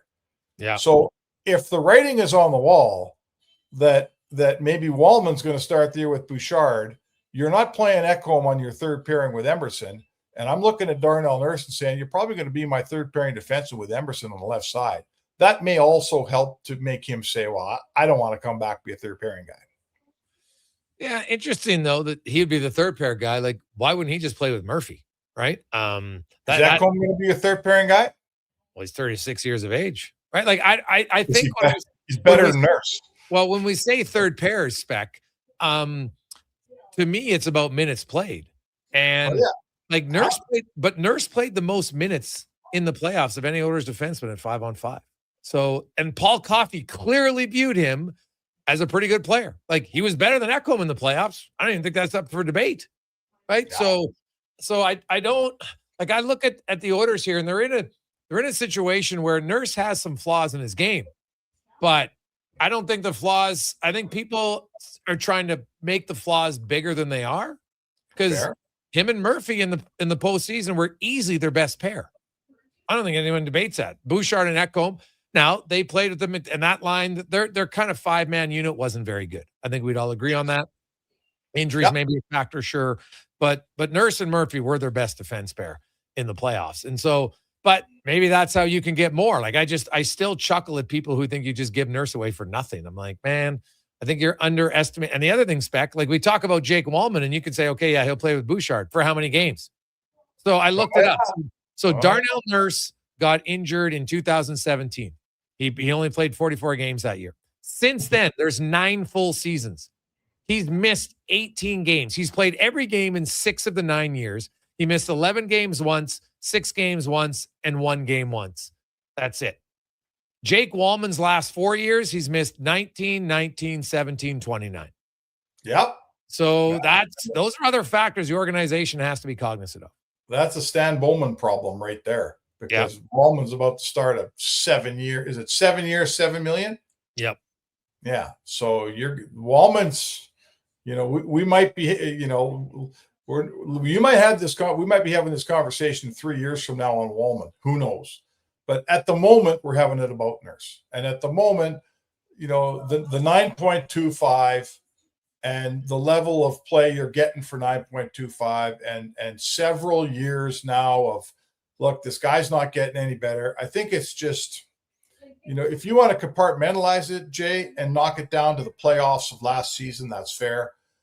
I think this is a longer-term thing. Yeah, that's fair. We've watched defensive coaches from Jim Johnson to Trent Yanni to Dave Manson to Mark Stewart. All these guys are getting run out of town, and Darnell Nurse keeps coming back playing big minutes, and every one of them leaves and tells you the same thing.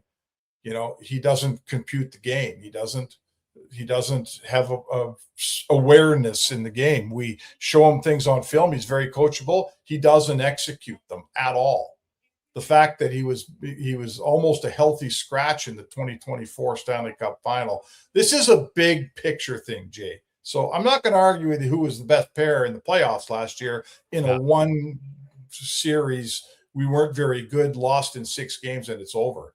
I'm saying to you that this organization now, it's time. They've had enough of paying a number 4 defenseman $9.25. They need something fresh here. All right. I don't discount that. I've said all along, you want to trade Darnell Nurse. There's lots of reasons why I could see that argument being truthful.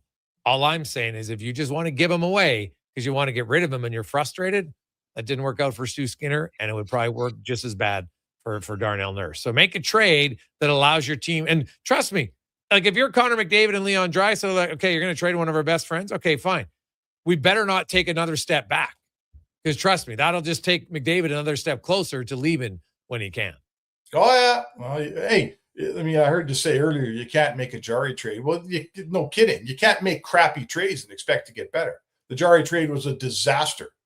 Yeah. And Bowman doesn't have one more in him of those. Or he's the next guy everyone's calling for his head. You can't continue to make a trade that you get crushed on the way they did on the Jari trade. So sure, you may trade Nurse for not a whole bunch, but you retain tons of cap. You get a whole bunch of cap space, and that allows you to go make another trade or a free agency thing. So it's probably a 2-part thing, Jay. I don't see you trading Nurse and getting an awesome player back.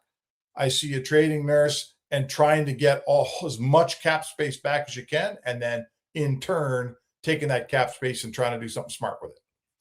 Spec, have yourself an awesome weekend. Enjoy the Stanley Cup final game 3, and we'll set up game 4 and talk about the weekend NBA. The Elks, are they going to win a home opener for the first time in Elks history? What the hell? I'll pick them. I'll pick them up. I'll be sitting there with a cold beer watching it happen, buddy. Okay. There you go. Green and gold. All right. Have a good one.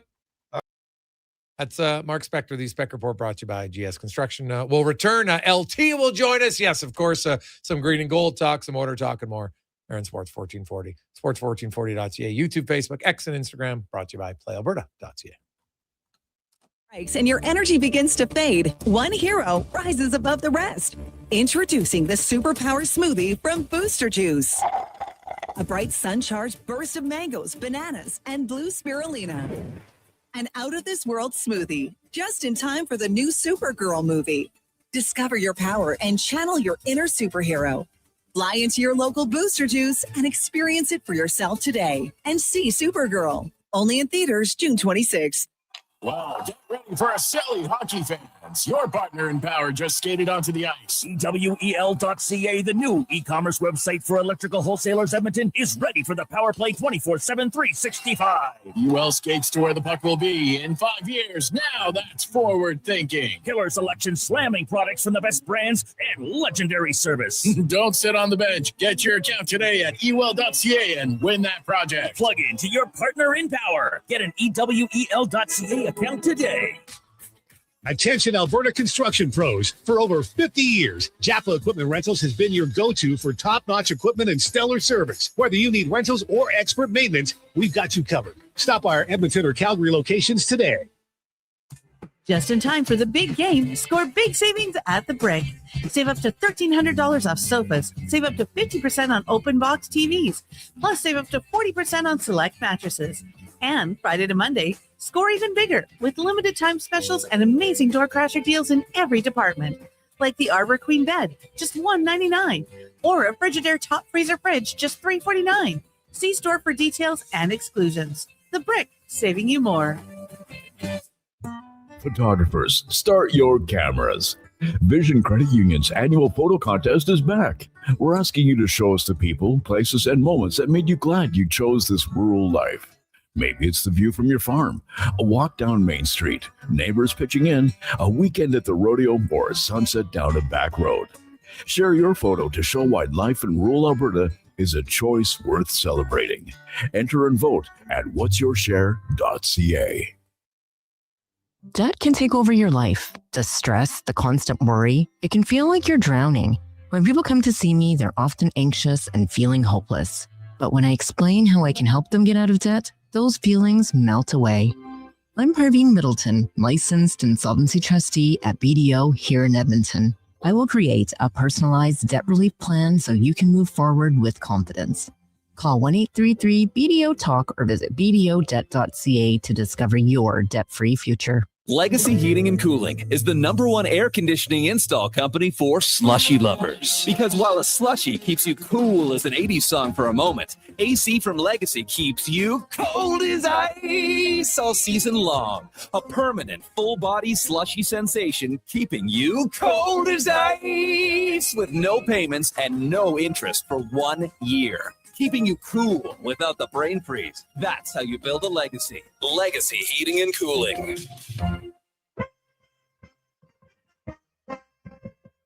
Portions of this hour brought to you by Sherbrooke Liquor, the best place for wine, cocktails, and beers from all over the world. Also a variety of excellent non-alcoholic options. See more at SherbrookeLiquor.com. The Jason Gregor Show, the best of Edmonton sports talk and beyond. This is Sports 1440. Presented by PlayAlberta.ca, Alberta's only regulated online gambling website.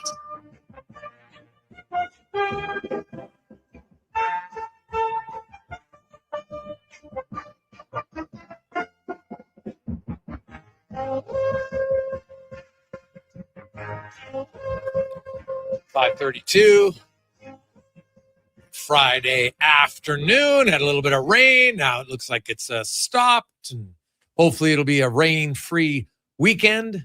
Get outside, do some golfing, some biking, running, whatever you're doing, just playing around. Should be great. And then you get in, you'll be watching some hockey, some baseball, some football, maybe a little tennis. You got women's tomorrow, French Open final, men's on Sunday. Man, there's lots going on. Elks tomorrow, 5 o'clock. Their first game of the season, as they once again have an opportunity to win their first game of the season, something they haven't done since 2019. They've never done it as an Elks. 02, 03, 09, 07, 03. God, like you add it up, and they're 0-24 before they get their first win in their last 5 years. Ouch. Ouch. So they'll try to end that tonight. Maybe build some momentum to come home for their home opener in week 3. Now, let's get to the Oil/Elks report brought to you by Go Auto. Not only do they have 15,000 vehicles to choose from, but more so, they care about the community. They have donated over $27 million to charities and help giving back in the communities they work. That's goauto.ca. As Alan Mitchell, host of the Lowdown, weekdays, noon to 2 here on Sports 1440, joins us. Let's start with the green and gold, Al, and your expectations against an Ottawa team. Like, to me, Ottawa's offensive line is not very good. Their star running back is out with an injury. This is the opportunity for the Elks D-line to get off to a good start. Yeah, and it's the whole team. They, you laid it out there. It's actually breathtaking how bad they've been early in the year. And, I think that this year especially, I think that there's a sense of hope, and the coverage was pretty positive. I mean, there's not like it's been fantastic preseason, but they've done some good things. They brought back a lot of players. There's some profile players. I just feel like if there's ever going to be a turn north here, and I know a lot of guys my age, there's been bitching and moaning about the team's record, but also the clear bag and all those other, the name change, all of that. But you know what? If they win like this weekend and they go like 3, winning cures damn near everything. They just have to do it. And I know we say this every year, but this is the first year I really felt like there was momentum in the offseason from the previous year. And they were decisive. They made a decision on Trey Ford. They've gotten themselves in a position where their quarterback room has more than one guy that might be able to be counted on this year. And they've got a great running game. So we'll see, but it's encouraging, and I am encouraged that they're playing Ottawa in the first weekend, because there's some teams that are better, and this Ottawa team is ripe for the picking, I think. And a good start builds momentum, and a football program can go a long way if they, get off on the right foot. Yeah, get some momentum. It would be nice. What's your expectation for Fajardo this year? Man, I like him as a quarterback. I think that the CFL has there's a type of quarterback who can, you don't have to be an Olympic, sprinter, but if you can move around, you can do some damage. Now he's an older quarterback now, but I'm a little worried in that this is a tough league. There's a lot of throws, that long throw across your body. There's a lot of things that he's going to have to do. You said it a few weeks ago. He's going to have to throw into coverage downfield more than 8 yards, and that's going to be the pressure's on him. But he's a veteran, and I like that they have somebody who is had some struggles. You get a quarterback who's had varying degrees of success, but also some setbacks and come back from it. I think that's what they need. I think Fajardo is going to have a really good year. Not that I don't know that he's going to stay healthy all year. I don't know if he's going to be the starter all year, but I like that he's there, and they've got him. No matter what happens, they've got Fajardo, and he's a veteran quarterback. I like that idea going in. Let's move to the Oilers, Al, and just with Spec's article, and now lots of other people reach out. Like a lot of people think that, hey, this is maybe the most likely it's ever going to happen. Do you believe so? Is Darnell Nurse an Oiler or somewhere else when the regular season begins? Well, there's too much fire and smoke for it not to be at least true that they're going to go to him and see if he'll waive. And he's a year away. It's either this year or next year. The no movement eases next year. So I think he might, be attracted to a specific area. I don't know which team he'd like to go to, but this might be the time. I'll say that he does move this summer, and everybody's talking San Jose.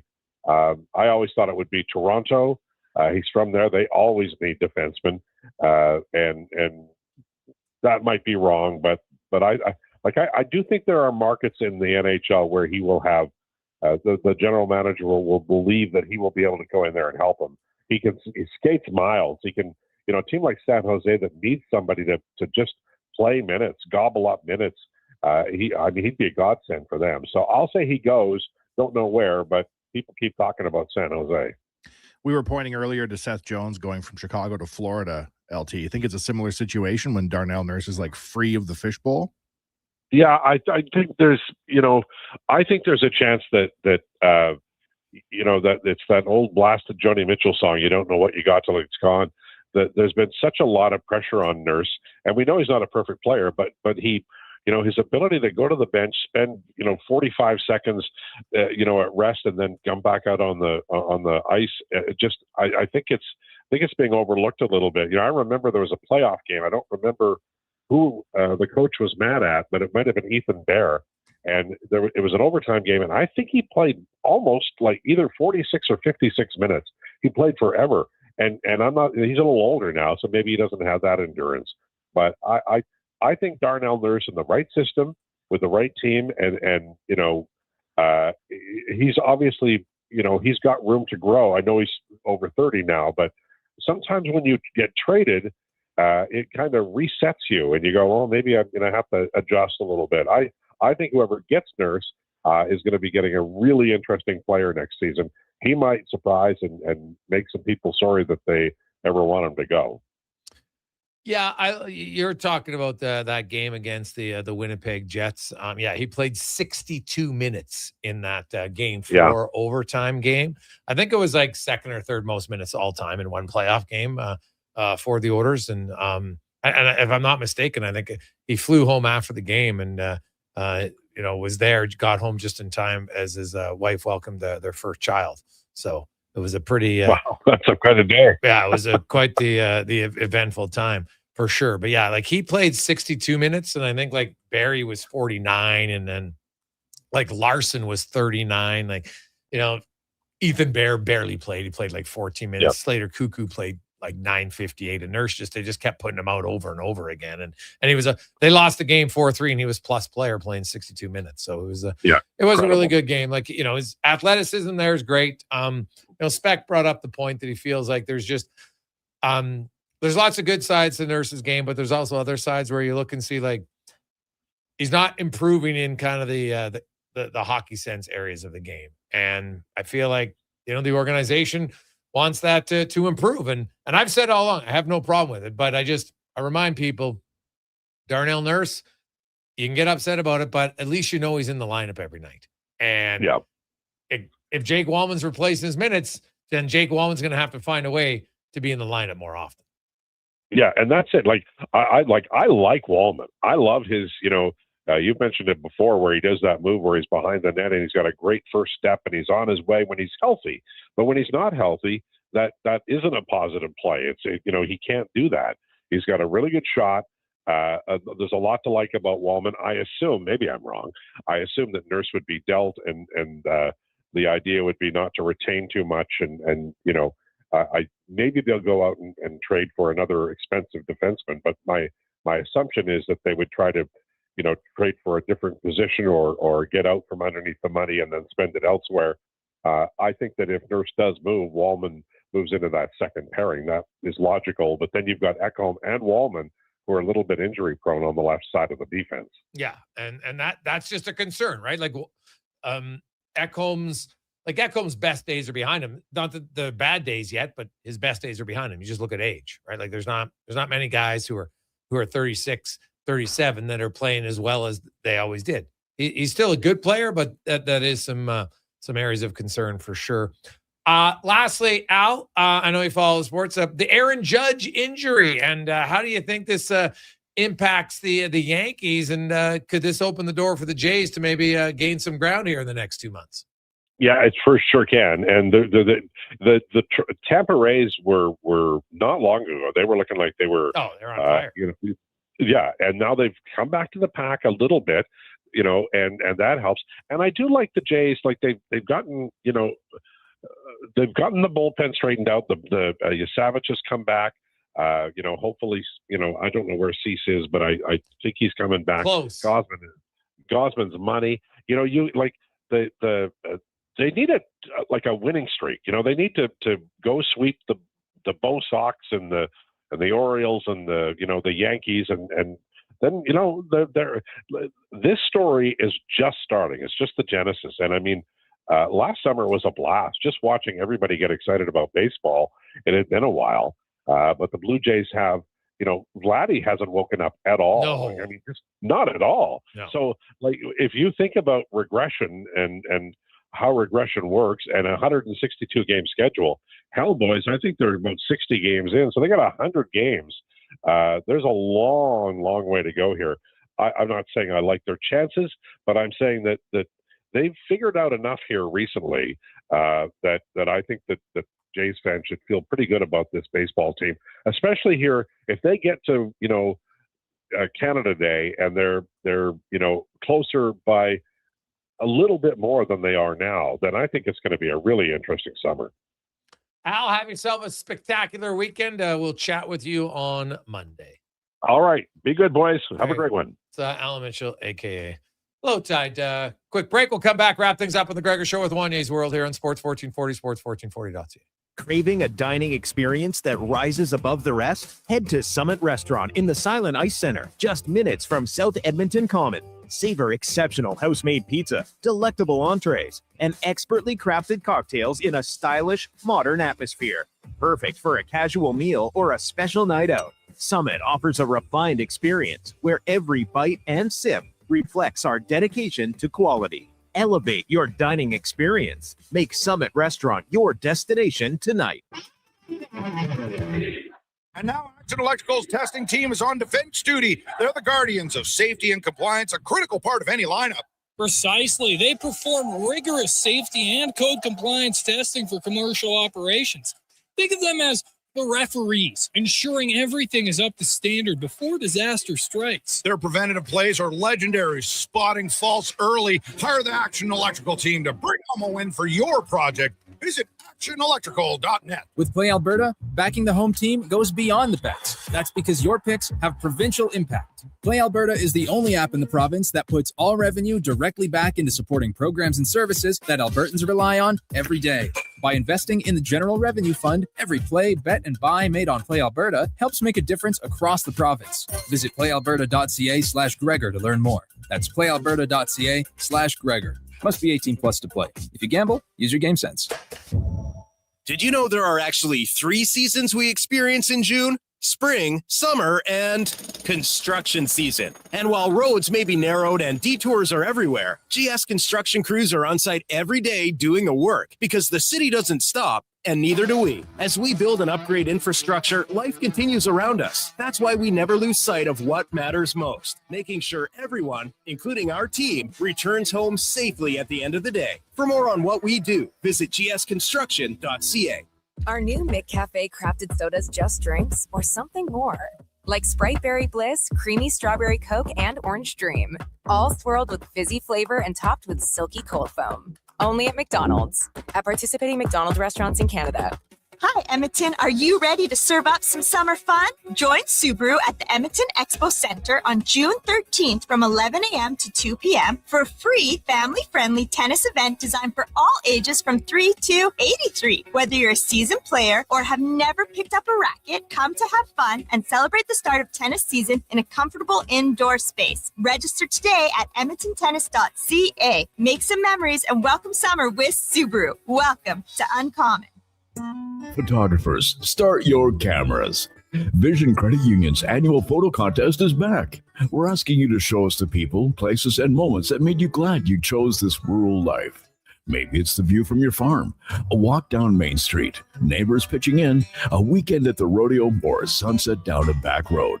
Share your photo to show why life in rural Alberta is a choice worth celebrating. Enter and vote at whatsyourshare.ca. Portions of this hour brought to you by CanTorque. Made in Canada, made for Canada, where extreme isn't theoretical. Find your solution at CanTorque.com. The Jason Gregor Show, the best of Edmonton sports talk and beyond. This is Sports 1440. Presented by PlayAlberta.ca, Alberta's only regulated online gambling website.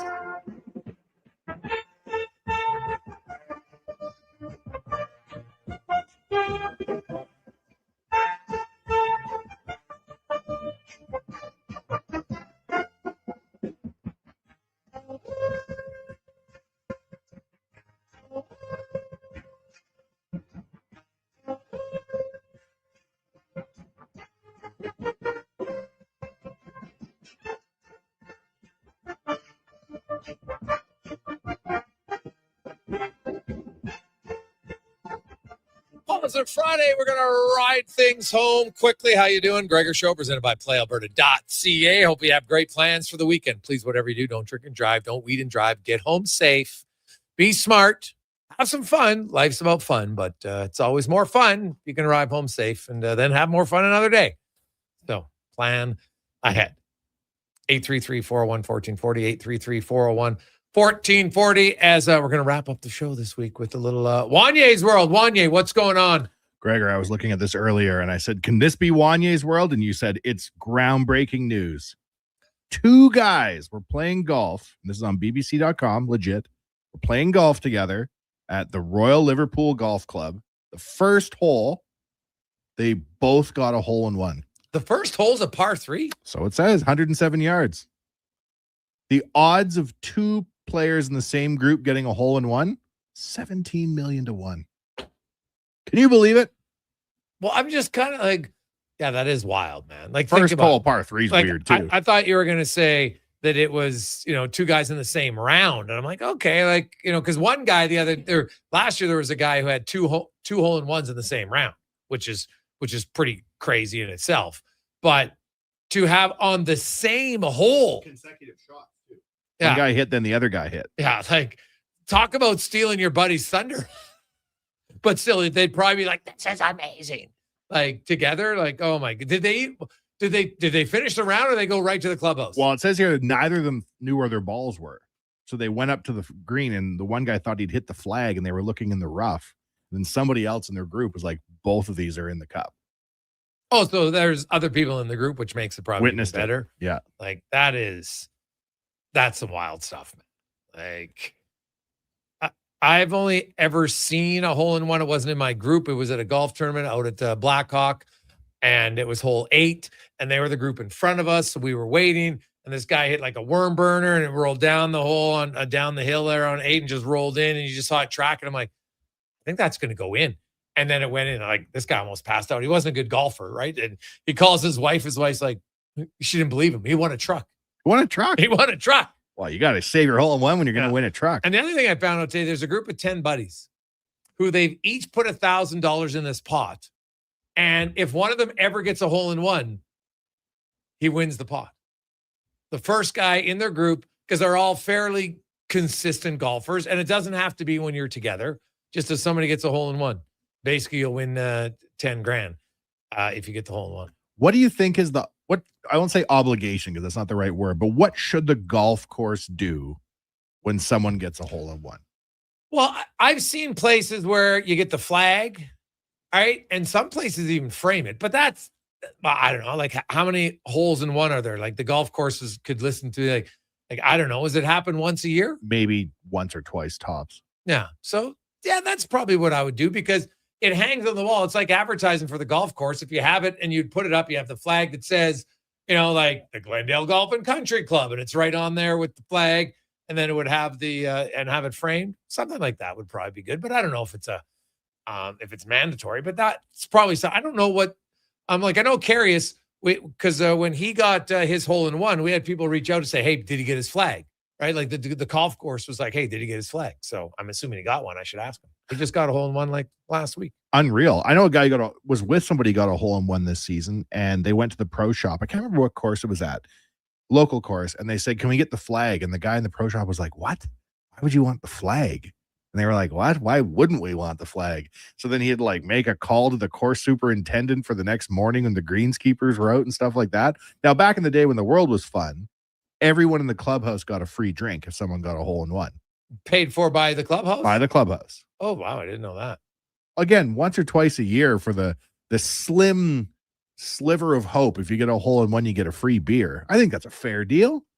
I'm in hospitality. Well, what would be tough would be you do it on a day when there's no one there. You're like, ka-ching, there's 4 guys in the clubhouse. Bob just got the hole in one. So, yeah. But, hey, man, I've never had a hole in one. I would, it would be nice. Like, to me, like, I'm not that great of a golfer. So, like, obviously I can hit the green and it being close, but it would be fun. Like, would you get make the no flag mistake. framed? Yeah, probably, because it's something you do once in your life. Like, I don't think I'm going to be a multi hole in one guy. Like, I don't even know if I'll ever be a hole in one guy. I plan on golfing a lot more when I retire. So maybe then. And hey, if I can be like Donnie Ass, be 91 years of age, hitting at 240, then there's a chance, baby. You're telling me there's a chance. So that would be great. Have a great weekend, everyone. Be safe, be smart, or make someone smile. How about that? And we'll be back on Monday talking NBA, NHL finals. We're closer to the draft, so we'll get some more previews, some trade talk. Will the Elks get a win? We'll find out. Go see Connor Halley tomorrow night in Sherwood Park. Let's get to the Command Sports 1440 update brought to you by Go Auto. Cars, vans, trucks, SUVs, you name it, they got it. GoAuto.ca. Over 15,000 to choose from. Find your car this weekend. GoAuto.ca. This is a Sports 1440 update. Montreal Canadiens captain Nick Suzuki was named the winner of the Selkie Trophy as the forward who best excels in the defensive aspect of the game, while his teammate Cole Caulfield getting the Lady Byng Trophy. Longtime NHL general manager Cliff Fletcher passed away earlier today at the age of 90, a Hockey Hall of Famer. Fletcher won a cup with the Flames in 1989. Game 2 of the NBA Finals goes tonight in about 35 minutes from San Antonio between the Knicks and the Spurs. Of course, New York leading that series 1-0. In the majors, the Jays and Orioles tied at 1 apiece in the top of the 4th. We'll join that game in progress on our AM feed following the Jason Gregor Show. If you're streaming, it's Fox Sports Radio. Elsewhere, Phillies on top of the White Sox 5-3. Mariners trail the Tigers heading into the 5th. And the Rays have a 3-0 lead over the Marlins in the 3rd. Later on tonight, Astros, Athletics, Reds get the Cards. You got the Guardians and Rangers. Twins host the Royals. Brewers meet the Rockies. The Padres taking on the Mets, and the Angels meet the Dodgers earlier today. Giants beating up on the Cubbies by a score of 18-3. Week 1 of the CFL rolls on tonight. The Bombers in Calgary taking on the Stamps at 7 o'clock tomorrow. The Elks get their season going in Ottawa at 5 o'clock. One final tune-up for Canada before the World Cup. They've got a friendly against Ireland right now, scoreless with 9 minutes into the first half. And later on tonight, Riverhawks staying on the island. They'll take on Nanaimo at 7:30. That will do it for us here on the Jason Gregor Show. Up next, Jay's Baseball on the AM feed if you're streaming.